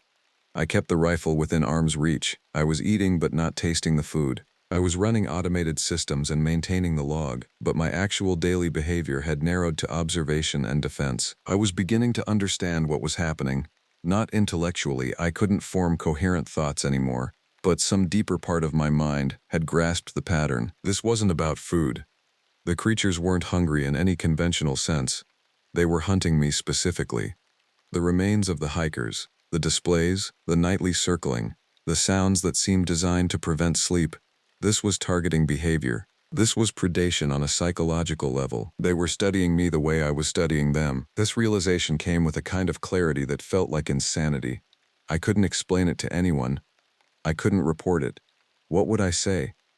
That the creatures surrounding my cabin were engaged in a psychological campaign against me? That seemed impossible, yet the evidence was undeniable. By mid-February, I had been alone at the cabin for 3 months. I was experiencing auditory hallucinations, things that I knew weren't real but heard clearly. Voices calling my name from the forest, whispers against the cabin walls, sounds of things moving through the interior when I knew, absolutely, that I had secured every entry point. I was losing it, the isolation, the stress, the impossible situation. My mind was fragmenting, except on February 18th, I discovered fresh blood on the exterior of my cabin door. Not old blood, not an animal's. Fresh enough to still be slightly tacky, and the amount was significant. Something large and wounded had been at my door. I opened the door and looked down. The trail of blood led into the forest, but not far. About 50 yards from my cabin, I found the source. A mountain lion, young and in perfect health, was lying dead in the snow. Its neck was broken. The break was deliberate, not crushing but a precise snapping that suggested extraordinary strength applied with knowledge. This was a message. Someone, something, had killed one of the region's apex predators and left it at my doorstep. A message that said, we can kill anything, including what should kill you. By late February, I'd stopped trying to maintain pretense of normalcy. My journals had become increasingly incoherent. My radio communications with the main station were reduced to weekly check-ins where I reported no problems in a voice that I could hear sounding more hollow each time. The Park Service couldn't bring out a full supply run until March. I was rationing food carefully, mixing paranoia with genuine concern. When I did the math, I might be short by April if the weather continued to prevent deliveries. This created a situation where I had to leave the cabin. Hunting was forbidden in the park, but I could trap. I set snares in the forest, moving out from the cabin in larger and larger circles, always returning before dark. The forest was different now. The density had increased somehow. The trees seemed closer together, though I knew that was impossible. The light was never quite sufficient to feel safe, even at midday. On March 3rd, I was checking a snare line 3 miles north of the cabin when I encountered the first direct contact. I heard movement ahead on the trail. Large movement. I raised the rifle and advanced carefully. What I found was a shape, roughly humanoid but too tall to be human, moving through the dense forest with remarkable speed and grace. It moved in a manner that was almost liquid, joints bending at angles that suggested unusual flexibility. It saw me. I saw it. The moment stretched, then it was gone. I fired twice, the shots splitting the forest open, the reports echoing back from the mountainsides. I advanced to where I'd last seen it. Nothing. No blood, no tracks, no sign that anything had actually been there. Except I had seen it. I was certain I had. And the moment had lasted long enough for me to register certain details. No clear facial features, hair or something like hair, but the texture was wrong. Skin that appeared pale but moved in ways that suggested something beneath the surface rippling. And the smell, that moment had brought a smell, chemical and complex, like rotting meat and something fungal and something electric all at once. I ran back to the cabin. I locked myself in. And I waited for whatever would come. What came was different than the nightly visiting. Around 10 p.m. I heard the first vocal attempt. It started as that familiar pattern of non-language sounds, but then, impossibly, it shifted into something approximating my name. My name, spoken in a voice that was almost human but wrong in every micro-inflection, drawn out longer than a human could sustain, repeated over and over, Marcus, Marcus, Marcus. Not just outside, coming from multiple directions. They were coordinating, they were trying to get me to leave the cabin. I didn't go. By 2 a.m., the sounds had stopped. The silence was worse than the sounds. I sat in the dark with the rifle and tried to think. The hikers, the ones who had vanished. They had tried to leave. They had tried to run or escape, and it had resulted in systematic dismemberment. They'd ended up as pieces arranged on snow, as a message left for the park rangers to find. What would happen to me if I tried the same? But I couldn't stay in the cabin forever. That was psychological warfare 101, containment. They were trying to corner me in a space where I'd eventually panic and run, or stay until starvation finished what they'd started. By March 10th, I had to make a decision. I decided to hike out, directly. Due south toward the main road, avoiding the usual routes, moving fast and with purpose. If I could reach the highway before nightfall, I could get to the ranger station and actual help. I packed a small bag, water, emergency rations, the rifle, ammunition. I left a note for whoever might find the cabin. I didn't explain anything because I didn't have anything coherent to explain. I left at 5 a.m. in false dawn, before full light. The forest was different than I remembered. The trees seemed closer. The paths were harder to navigate. Several times I found myself in thick brush that I was certain hadn't been there before. I was moving too fast, breathing hard, aware that I was generating noise and not caring. It was midday when I realized I was being herded. The realization came suddenly. I'd been following what I thought was a natural path, but in hindsight, it curved in patterns that seemed designed to move me in a specific direction. Several times I'd thought about adjusting course, but each time I'd convinced myself that the way I was going was correct. 30 seconds of actually thinking about my route made it clear I was being directed. Directed toward what? That's when I smelled the location, or felt it. Some combination of sensory input that hit me with the force of a physical blow. The smell was overwhelming. Death and decay and something else. Something that spoke to animal survival instincts that ran deeper than conscious thought. That smell meant predator. Meant danger. Meant I was walking into a place where something apex and hungry was waiting. I stopped. I checked the rifle. I tried to think clearly. The forest around me had gone completely silent. No birds. No sound of wind. No animal noise. Just dead air and that overwhelming smell. Then I heard them. All around me. The sounds they made, that almost language that I'd been listening to for months, but now directed at me all at once from multiple positions. Surrounding, I fired twice at the nearest sound. The rifle bucked, and the report echoed and echoed. Then immediate response, movement, sounds, something massive moving to my left. I ran faster than I'd ever run in my life, abandoning any pretense of route planning, just moving downslope, putting distance between myself and the sounds. The forest was a blur. Branches cut my face. I fell twice and scrambled back to my feet. Behind me, the sounds were organized. They were chasing. They were coordinated. And then I fell into the lake. It wasn't a graceful fall. I went over a bank I didn't see, tumbled down a slope, and plunged into the freezing water of Kintla Lake. The shock of the cold was immediate and total. Every nerve screamed. My lungs tried to inhale and filled with water. I went under, disoriented. Unsure which way was surface. The rifle was gone. My bag was gone. I was drowning in black water in March when the ice hadn't completely melted. But panic has its own logic. I thrashed upward, found surface, gasped for air. The shore was 15 feet away. The water temperature was approximately 40 degrees. I had maybe 5 minutes before hypothermia took over. Maybe. I swam. The movements were clumsy, desperate. The shore seemed impossibly far. Behind me, the sounds had stopped. The creatures had stopped chasing. I didn't understand why until I pulled myself onto the rocky shore and turned to look back. They were watching me from the forest edge. 3 of them standing upright, their shapes barely distinguishable from the deep shadows of the forest. Not attacking, waiting, watching as I crawled up the slope, shaking violently from cold, unable to move effectively. I crawled toward the cabin, which was maybe half a mile away. My body was shutting down. Hypothermia was a slow process, a stealing of consciousness, a gradual reduction of the world until nothing mattered but reaching warmth. I made it to the cabin somehow. I don't remember the actual process of arrival. My next clear memory was stripping off soaked clothes and standing in front of the cabin's small stove, every muscle shaking uncontrollably. By evening I had stabilized enough to think. My radio had remained in the cabin. I sent a distress signal. Full emergency protocol.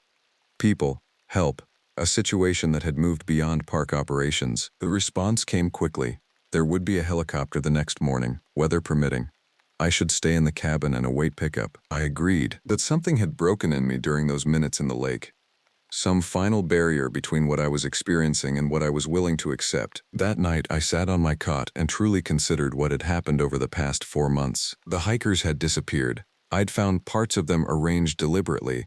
I'd been surrounded by creatures that demonstrated intelligence, coordination, and what appeared to be tactical awareness. I'd been hunted, studied, pushed to the edge of a frozen lake in the middle of winter, and just when they could have finished it, they had stopped. That was the pattern I'd missed. They weren't trying to kill me. They were trying to break me. And the stopping, the watching, the final image of them standing at the forest edge, that was a demonstration that they could have killed me but chose not to. Why? The answer came to me with absolute clarity. They were waiting for something. Some threshold. Some moment when I would be weakened enough, desperate enough, or broken enough to accept what they were offering. That's when I understood what the hunger meant. In the old stories, the ones from the indigenous peoples who had lived in these mountains long before the park existed, the Kintla were creatures that weren't satisfied with predation. They were described in various ways, as spirits that had crossed some boundary, as humans who had transgressed and been changed, as creatures that existed in the spaces between human and animal. The consistent element was the hunger. Not for food, for integration, for union. They were trying to turn me into one of them. The realization was cold and absolute. This was the end game, the destruction of the hikers, the demonstration of power, the psychological breakdown.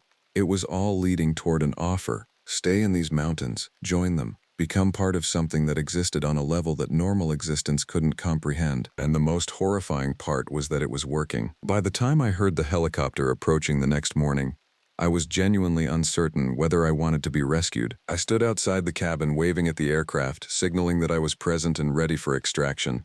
The helicopter descended toward the clearing beside the lake. The wind from the rotors pushed against me, grounding me in the moment. The crew descended. 2 of them, moving with military precision. They were saying things to me, asking if I was injured, if I needed assistance. I heard their words but couldn't quite process them. My attention was on the forest edge. The creatures were watching. I could see them, just barely visible at the tree line, their shapes only distinguishable because I knew they were there. Standing, watching, not attacking, not attempting anything, just present. The crew was loading me into the helicopter. I climbed aboard with their assistance. As the aircraft rose, I looked down at the cabin, at the lake, at the forest where I'd spent 4 months being slowly unmade. The creatures were still visible as we climbed, their forms growing smaller but remaining distinct. I watched them until we passed above the tree line. I never looked back. The debriefing happened at the park headquarters. I told them what I could coherently explain. Missing hikers, likely predation, unusual animal behavior. I mentioned the wildlife encounters but downplayed the intensity. I said nothing about the intelligence behind the predation, nothing about the psychological campaign, nothing about the moment by the lake when they chose not to kill me. The investigators found the cabin's journal. They read my increasingly incoherent entries and arrived at a diagnosis: severe isolation-related psychosis combined with trauma from discovering remains of the missing hikers. I had experienced a complete break with reality, they said. Hallucinations, delusions of predation, paranoia, all consistent with extended isolation in extreme conditions. The recommendation was psychological evaluation and eventual return to normal duties if I was deemed fit. I was evaluated. I was deemed fit, with caveats and restrictions.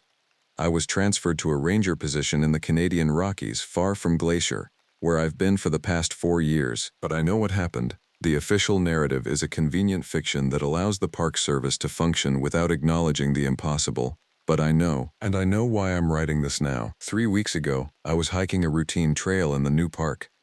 The forest there is different, less dense, more open, more normal. But in that moment of the day when the light was fading and the shadow became thick, I saw one of them. Just a glimpse, at the edge of my vision, watching from beyond a distant tree line. They haven't forgotten me. I don't know what they want now. If they're still trying to complete whatever transformation they were attempting. If I've become something different as a result of those months at Iceman Pass, something that they can track and find. What I do know is that I dream about Kintla Lake, about standing at the shore and simply walking into the water, about not resisting, about understanding what integration would mean. And each morning, I wake uncertain whether that impulse is coming from me or from something else. This account will probably be dismissed like my ranger journals were dismissed as the narrative of a broken man trying to construct meaning from a traumatic experience. That's fine. I'm not writing this to be believed. I'm writing it as evidence of my knowledge. When it happens again, and it will happen again, someone will find this account. Someone will understand that the disappearances and the remains and the impossible animal behavior are not products of psychosis. They are intentional, they are patient, and they are still very much waiting. The forest doesn't let go of the people it takes. I'm proof of that. I'm still here, walking around, maintaining routines, pretending that the mountains have released me, but I can feel the pull. Some nights I feel it strongly enough that I have to physically restrain myself from leaving the settlement and walking back into the wilderness. The creatures at Iceman Pass are still hunting. They're just hunting a different kind of prey now. One that's learning to understand what they want. One that's beginning to hunger the way they do.